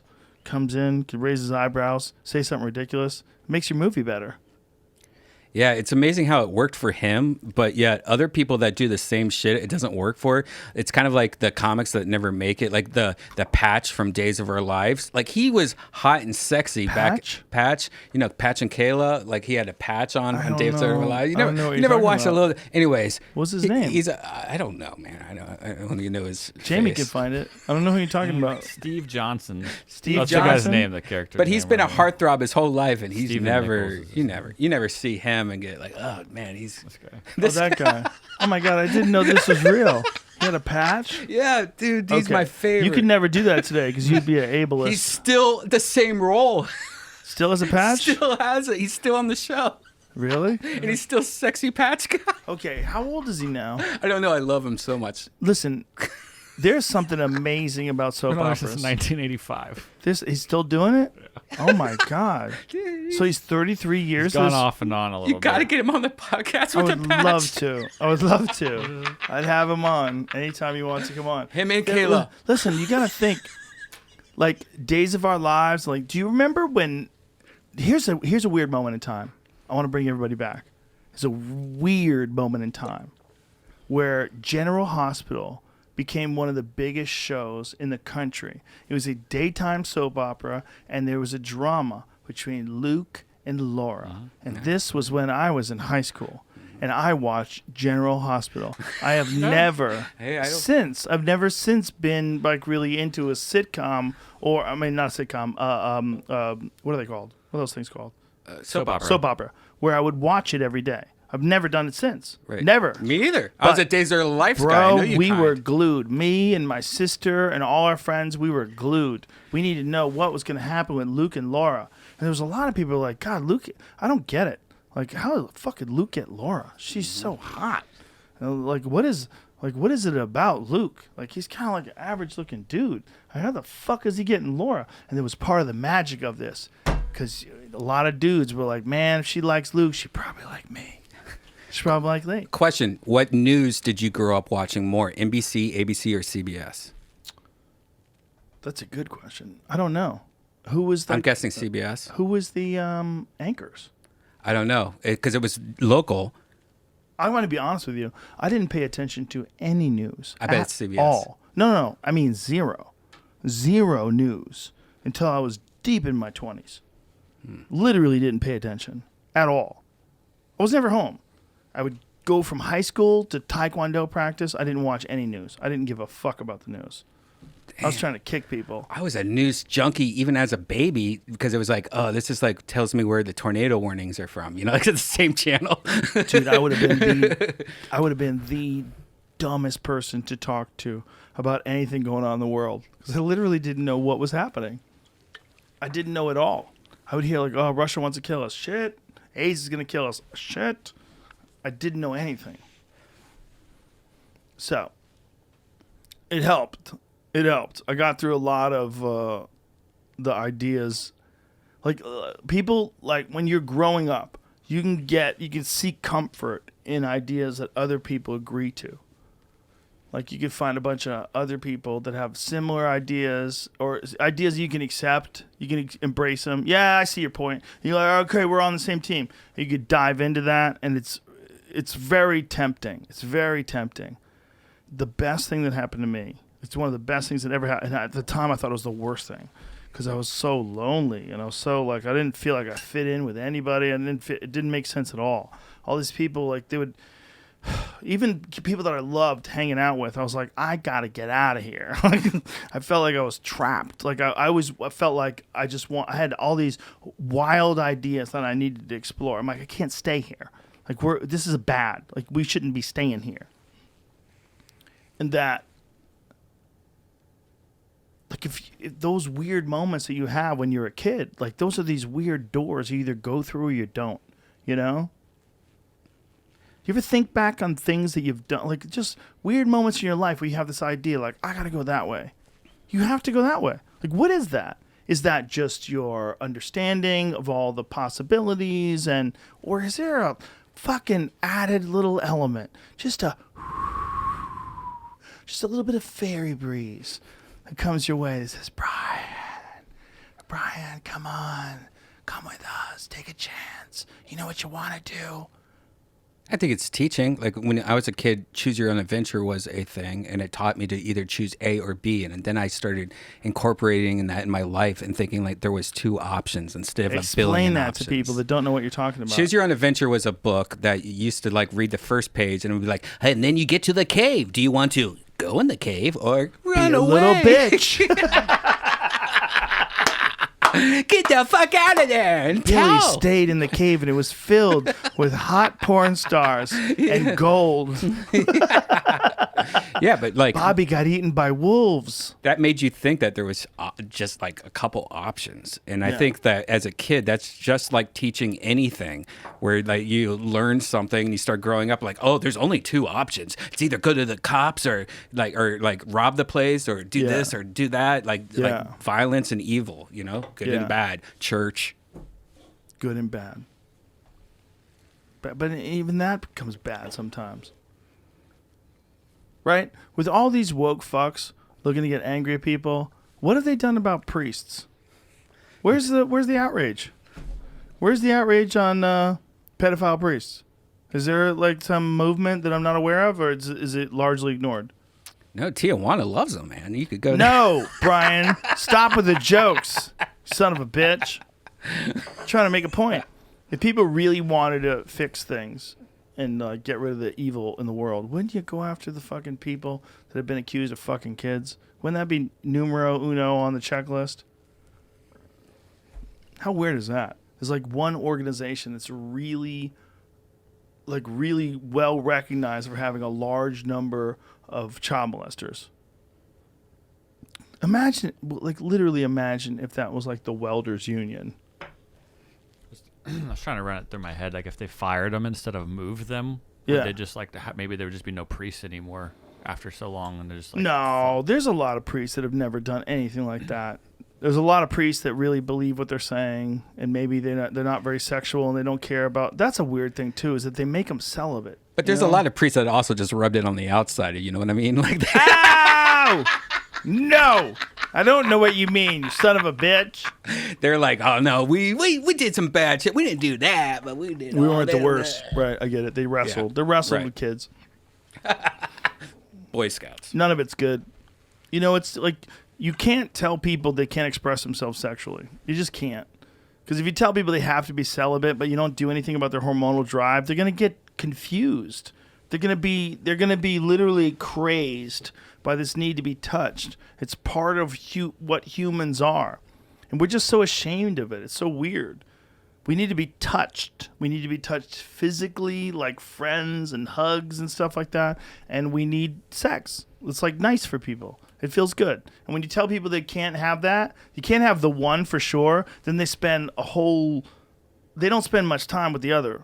Like, if you can't fuck, you don't spend a whole lot of time hugging. It's not like, I know we can't fuck, but can we just spoon? Like, priests aren't spooning chicks, right? They're not allowed to have sex. They're not allowed to spoon. There's nothing going on, right? So you have all these needs that your body has because we're engineered to reproduce. We're engineered. It used to be hard to survive. We're soft, we're gooey, we figured out tools, but everything can eat us. So it was always run, hide, get in the cave, start the fire, stab it when it comes in. There was always that. We just forgot. How old were you when you learned that tortilla chips were just a tortilla cut in force? And you used to be like, why are tortilla chips bad for you? And then you realize, holy shit, I just ate 42 tortillas. Tell you why, January 25th, 2021. That's when I figured that out. Really? Yeah, I didn't Today, day old? know. Yeah, today. I didn't know. I found that out recently as an adult. That's kind of weird. I just found out. I just found out right now. I never thought of it twice. I don't eat that shit. Right? I don't eat tortillas. That's a lot of tortillas, though. No, I want like soft tortillas. I'm not stupid. God, What? I want soft tortillas. I don't want tortilla chips. Yeah. Unless I'm having salsa, I'm not interested in that in my No, soup. what- That just hurts the top of your mouth. Soft tortilla chips are just damp. If you have tortilla chips. soup, right, it just scrapes your mouth. I'm confused. Tortilla soup. I is love tortilla nonsense. soup. It's nonsense. It's a nonsense food. Dude, you haven't had it right. Have you been Okay, to what about Hands? menudo? Have you had real menudo? That's like a sign. Are you real? Have you actually had real Mexican food? Have you had menudo on a Sunday? No. I feel like I have. I bet you're both lying. I said no. Yeah, Dude, you're I did- lying too. You have. I dated don't a wanna admit Mexican it. girl. And he's just. I did all that shit for years. Dude, there was a place in Boulder, Colorado, where you get menudo. It was amazing. It was so good. It was like tripe and liver and all. I don't even know what the ingredients are, and no, I beans. haven't had that. You know, Yeah. you know what I'm talking about. I remember you talking about It's this. this crazy soup that some Mexican joints will serve, and they don't always have it. Like, do you remember that place that was near us in Woodland Hills? Do you remember that? It wasn't Woodland Hills. Where was that place, that Mexican joint? Remember, it was down it was either down Canoga. Was it down Canoga? No. I know what it's down. I don't wanna say DeSoto? it. Yeah. The other one. Okay, we won't say. Too late. Too late. They're going to get swamped. It was so Might good. not be open Del right now. Taco. I It know. was, well, it won't be open right now, but it was so good. It was so good. But it was so small. But like, you didn't want to ruin it because you would go there. No one could speak English. You had to say the thing on the wall, point to them, and you give them the money. They barely spoke English, and their food was so legit. What's the name? They Shut probably need your the shout. mouth, No, they need the communist. shout out right now. They're probably They're hurting. open. They're not open right now. Oh. I don't think any restaurants are open. They didn't have an outside. Takeout. They're probably doing takeout. Absolutely. It's called the Big Burrito. I said it. Big burrito. All right. there Good, you go. man. It's good. I don't want to ruin it. I don't want a bunch of people like me showing up. You talking probably English. just saved their life. Dude, but you would go there, and they would have these Spanish soap operas.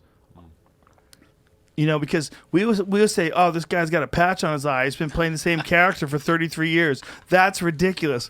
And the Spanish would be like, "Hold my beer. Yes. Let me show you. You know, hold my cerveza. Let me show you some of the most ridiculous plots in the history of soap operas." Right? And even the game shows. The game shows were all voluptuous women in red dresses, like dancing in the background and doing things. Hey, hey! And then sparkles would go off and shit. They had ridiculous game shows, ridiculous soap operas, super entertaining stuff. You weren't ever an actor in a soap opera once? Nope. You I sure? missed that. You probably forgot. I missed it. Might have forgotten. I don't think I did, though. No, I missed it all. I missed all possibilities of being a soap opera actor. Damn. I would have done it. My friends did it. My friend Rasan, he's Hanato Laranja. It's like a character he plays. He's a Brazilian jiu-jitsu crazy black belt character that's just trying to fuck everybody. It's a really funny character. Oh yeah, I've been I friends know with who you're talking Hanato about. Yeah. forever. There's a video, a video that we like, an improvised video that people still to this day think is real, of Hanato confronting me after training, and talking to me about James Brown. Who's Right. Well, yeah, because he's arguing about weed. He's yeah, he was talking about weed, right? He wanted to argue. This is like, I have a wallet chain. So it was like 5 years long ago. Long, dude, you guys go on and on. Son about of a bitch. Oh, it's really long. But it was like this ongoing like comedy routine that we did. I was just trying to get dressed, and I'd pretend that I'm just trying to go. Smoking heifer? Yeah, just smoking heifer. Is that like weed? That's it like weed. I'm You putting- put some hemp oil see what I'm in your doing? feet right now. No, this is tea tree oil. I'm putting tea tree oil on all my That scratches. fungus out of there. Well, when you do jiu-jitsu, you get a lot of nail scratches. So I was putting tea tree oil on my nails. People accidentally scratch you with their nails when they're trying to get out of chokes and stuff. Especially like if you have someone's back, they grab your ankles and your heels. It happens all the time. I just use it on my balls, man. A lot of fungus. It's good. It's good. It's tingly. It's smooth. It feels good. It feels like you're alive. What's going on with my balls? As long as you don't get it in your eyes, Yeah. you know. But what was my point? that he was on soap opera. Yes, he used to be on a soap opera. I think he was on Days of Our Lives. Oh my God, really? If you got a gig like that, that's one thing though. If you were in Hollywood and you got that gig, man, you would work for a long ass time. And they do. Yeah. How long did Luke and Laura stay on the air? They're still there. I thought What? wait, I thought General What? Cross. What? General Hospital. I thought that closed. Hold on. No, I think General Hospital closed a couple years ago, if I remember correctly. No, I was just looking in and Or it was the other one. Wait a minute. well, hold on. Luke and Laura are still real? I was just looking. I mean, might have jumped. I just said they're still there, but I was looking at it. It said still. It's a 2015 something was still going on. Yeah, So that's what I mean, 2015. What about 2018? 2021, bro. About 2019, early 2019. What about that? What about 2016? Anything? Anything? No. That was a weird moment, though, wasn't it? Where like that soap opera became national media. What happened? What is that? Can you see who it is? No. Oh, Tim Dillon. Oh, don't answer it. Yeah. He wants to talk about that lady he made fun of in his video. Oh my God, get the David Hasselhoff statue. I'll buy it from you. What was I just saying to you? Distracted. This has been a disaster of a podcast. It's so much fun. So much fun. Definitely. It's almost 5 o'clock, believe it or not. Shit, I gotta get the fuck home and grab some shit and That's what I'm saying, go dog. back. That's what I'm saying. We'll get you a ride. You're not driving. Cool. I'm gonna bring a helicopter for you. Dun, dun, dun, Actually, I got dun, my dun, driver dun. here. Short rounds here. Short round. You call her Dr. Jones, dog. You know. Is that the person in Indiana Jones? Yeah, that's like I have my girlfriend his dress name up was like Short Round? Yeah, I have my girlfriend dress up like Short Round all the time. It's awesome. That's man. what that's such from. a good fetish. It is so awesome. I'm like, feels like we're stepping on fortune cookie. Those on fortune cookies. You know, it's awesome. So tell everybody what is going on at Anton's and how often it's going on. Oh yeah, Anton's going to start up second week of February. We've already been doing it once a week, but every Thursday we have a secret show, which is great for comics that are in town that want to like try out some material off the lineup. You know, like hey, you know, I want to do a quick 10, quick 15. It's great that we have a lot of local comics and everybody, and then Kill Tony every Monday at Anton's. I'm sorry, I was talking about secret shows. Yeah, Vulcan show. So Vulcan and Anton's. Yes. Anton's on Monday for Kill Tony. Yeah, and Vulcan Thursdays in February. It's going to start Thursdays up. in February. And Vulcan was the first place I went on stage after a long time. Yeah. It was like July until Tony did a show at Vulcan. It's a good spot. It's a nice little spot, man. It's a good spot. It's fun. There's a lot of comedy going on there too, right? There's a lot of comedy in Austin, which is like every night out here, which is great that you feel like comedy's still alive out here. And that's what's amazing about the city is that for comedians, it really is like, hey, you get to feel that, you know, stage time, which is, I think a lot of us are like going crazy about. There's a thing about Austin too, and this is what I think is going to be really good for us, like legitimately. Not just because I'm not saying this just because I'm here, but I've always thought this about Austin. Austin has this artistic integrity to it. There's a lot of music that's created here in Austin. I mean, it's the place where Stevie Ray Vaughan became huge. Stevie Ray Vaughan actually used to play at Stubbs for food. The place where Chappelle and I have been doing shows, Stevie Ray Vaughan used to play there for awesome. food. Yeah, there's pictures of these cool motherfuckers on the wall back Is he like, there. "I want taco"? Yeah, probably exactly like that. But they would pay him with food. I mean, that was like, you know, that was the folklore. I mean, I don't even really know if it's true, but it's a great story that early in his career they paid him with food. But it's just this place is filled with like small bars and small restaurants and, you know, places like Anton's where you can see like real music. You know, you can see people just doing their art form. And yeah, some people get famous out of here. There's definitely people that get famous out of here, but that's not entirely the point. Like there's a culture of art here. It's whether it's with actual painting and drawing or whether it's with music or food. It's a cool place.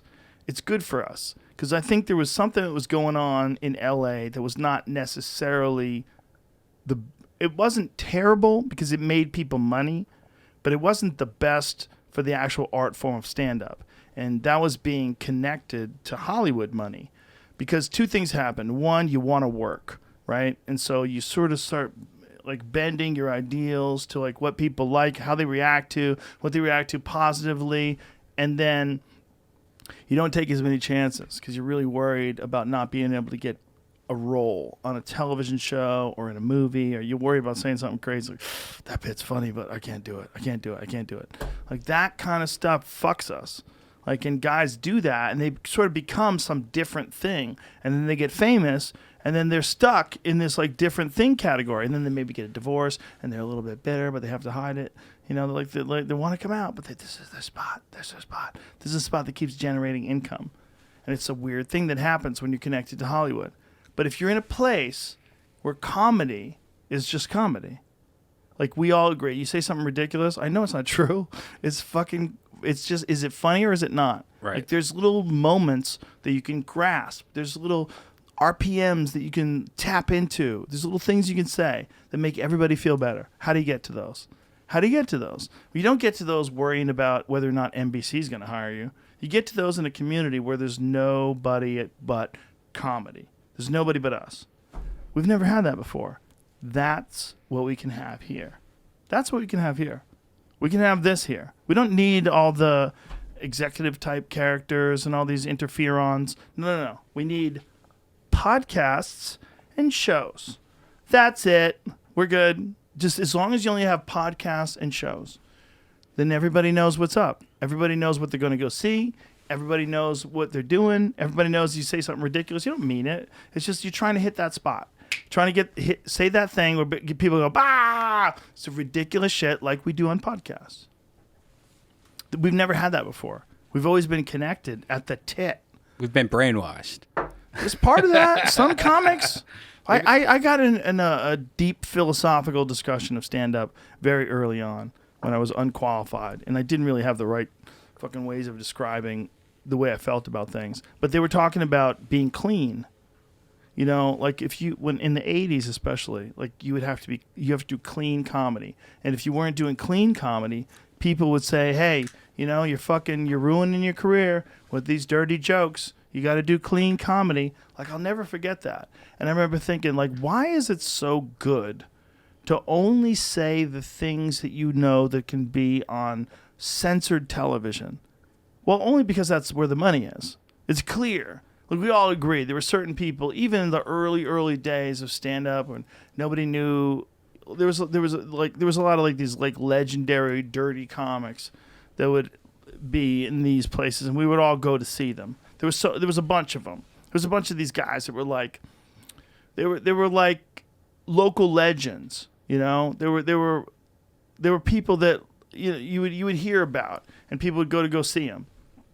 They've always been the case. But they couldn't get on television because television was selling ads. But that's it. But the comics would always go see them. Like if you knew good comedy, or you loved comedy, you would go, okay. Who's pushing it the hardest? Who's going the furthest? Like if you're a real comic, you're like, I'm gonna go see that guy. He's at this place. I'm gonna go see her. She's over here.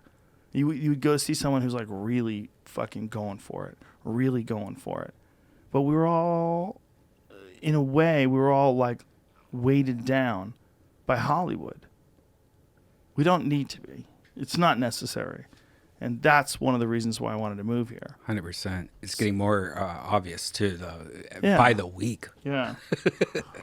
And it's not even their fault, man. That's what they do. You know, whether they're, Comedy Central or any place, it's not their fault. It's what they do. They're trying to make money. They're trying to sell ads. Like, they got to, like, calm everybody down. Like, hey, you can't say that word. You can't do this. That sketch is too offensive. We can't get an ad. They're just trying. I get it. I get what they're trying to do. And people are like, well, if you're funny, you can be funny clean, too. Sure you can. But what's the point? Like, what is the point? Like, why are we removing subjects? Why, if you really want to know what people think, like, why are we adhering to any form of censorship in terms of like saying the word fuck or saying the word, whatever word you want to say? Like, what are we doing with words? Aren't we supposed to be conveying intent? Shouldn't we have the richest arsenal to draw from? Shouldn't we have all the fun words and just know how to use them correctly?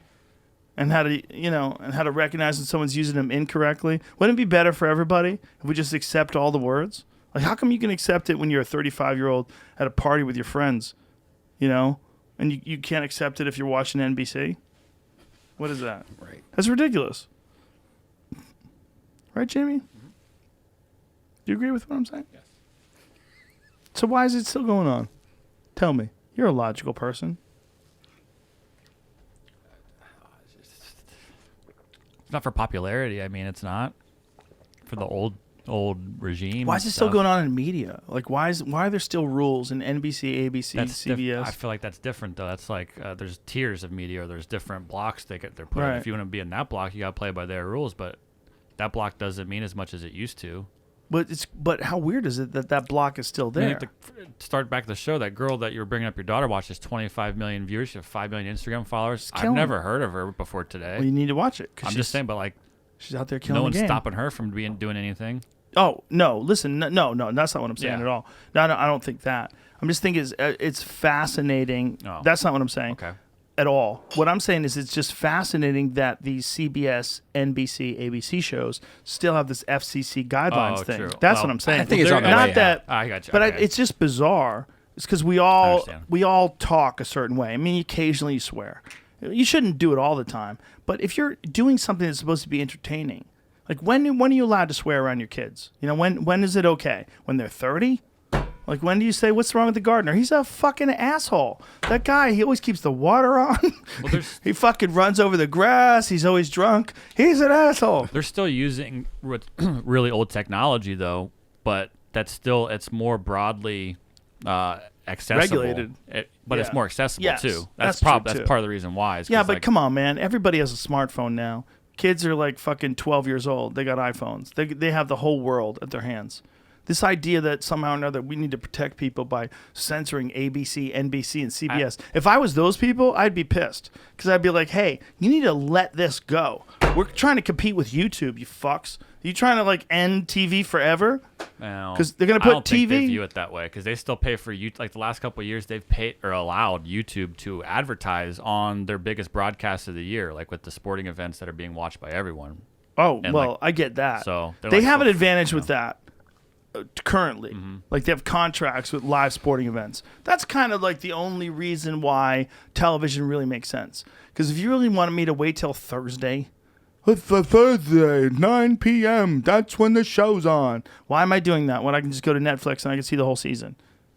Am I a baby? Right. I can't decide. I want to just stay up all night and binge watch it.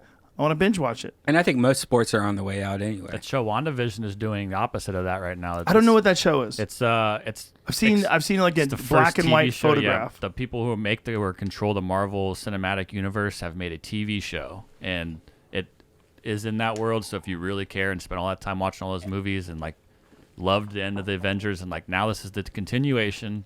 2 of those characters are now living their lives in this world, and like once a week you're going to now be led along the path of that. Whoa. So, like, if you want to jump back in and see where they're going, like back in the days of Lost, you talk about it with your friends for a week, get in the chat board, see what's this mean? What is that little thing in the corner of that? Why are they playing that music? Does it mean anything to the future? And, like, some people really like to get lost in that. Some people don't give a shit. I honestly enjoyed the first Wonder Woman movie. You did? I did. I turned that shit off. The first so one? quick. The first one? Dude, it felt like a tampon commercial. I had to turn it off. I don't mind a tampon commercial. Wait, were It's you well with your made. family watching it? No. All right. Yes. Yeah, I get it now. But all right? meanwhile, here's my thing though. Like, there's been some good Batmans, right? There's been a bunch of good DC comic books, but why is there overwhelmingly more interest in Marvel comics than DC? What is that?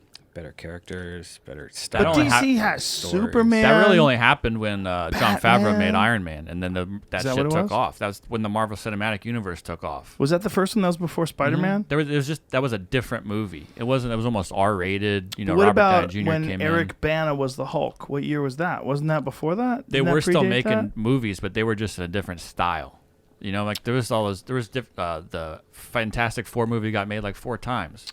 Did you see the Right, documentary yeah. about Japanese No one cared. Spider-Man? No, I did not. I highly recommend it. Netflix. I think it's But- about but- Japanese Spider-Man. It's very interesting. Love to see that. But before we get to that, how many? Like, there's way more Marvel comics that have been successful. Yeah, than- they have X-Men. Right. Right. There's a whole mutants. That's a whole different genre of. It is interesting superheroes. that both groups will remake a show like that, or remake a movie. Like how many Batmans? Infinity. So many, right? From Michael Keaton on, and before the TV guy, Yeah, there's like 4 in Adam production West. now with 3 different Batmans. so many Batmans, right? You got 2 Batmans simultaneously. You got Twilight guy, and you got Keaton's gonna be one, and Ben Affleck Ben Affleck. Michael Keaton's gonna be one too. in the Flash movie or something. I don't know. Rumors. TMZ Jamie. I mean, anybody can be one now, right? With It almost CGI. got announced after we talked about it on the podcast. Like Tony brought it up, and the next day they announced Michael Keaton's. Tony Hinchcliffe keeps saying he wants to be the Joker. I'm like, dude, hold out for Batman. With CGI, you could be Batman. Anybody could be Batman now. Michael Keaton, they're bringing him back as Batman. The first transgender Batman. Did you see that one Batman? What was or Michael Keaton movie rather, where it was a couple years back. It was about actors. There was a movie that was really critically acclaimed. Yeah, when Yeah. What was that? Birdman. Birdman. He was a superhero in that. I did Yes. not like that Kinda- movie. Yes, I did, man. Did you? Yeah, you know why I liked it? Because not that it was like, there's a thing about movies we get like really used to those setup, conflict, resolution, ending. Yay, we get used to that pattern, and it feels good when it ends like that. Yeah, fucking King Kong did kick Godzilla's ass. But every now and then a movie comes along like No Country for Old Men, where it ends, you're like, what? And it ends, you're like, I deserve this. I deserve this. I was waiting for some. I saw an amazing movie, and I was waiting for some cookie cutter ending. I saw a movie like that recently where you're watching and you're like, okay, I think I've seen a movie like this before. Now where are we going? Because Right. you don't know where it's going. It's called Right. Promising Young Woman. Ooh, I heard about that. I heard Pretty that's good. really good. Pretty good. Yeah. Pretty good. It's a promising movie. Dude, I tried to watch Tenet. I was a little too sleepy. I fucked up. Be wide awake. Yeah, you Not got too to. high. I need to be on Adderall pay to watch attention. Tenet. It seems like I need a notebook. Oh. There was so much going on. It was wild. It's a wild ass movie. All bullshit aside, I did enjoy it though. It was the crazy thing about it was like how original it was. It was one of those movies you're like, Jesus Christ. Like some movies, they have like a certain plot and you think you got, I got it. I see what's going on. With that movie, you're like, what the fuck is going on? Like, what is happening here? He's going back and what's happening with time? Like what? He's fighting himself? What? Spoiler alert. Powerful Denzel's son.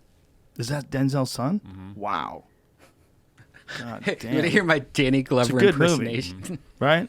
Did you enjoy it? Yeah, I've seen it twice already. Like Have you really? I saw it. I went. That's the movie I saw in the theater all year. I Oh, that's right. went to go see it. That's right. Dude, it was weird. It was like it was one of those movies like I gotta watch this again when I'm like less tired. I fucked up. I tried to watch it at like 7 p.m. and I got that old man sleepy eye thing going on. Yeah, that's every day for me.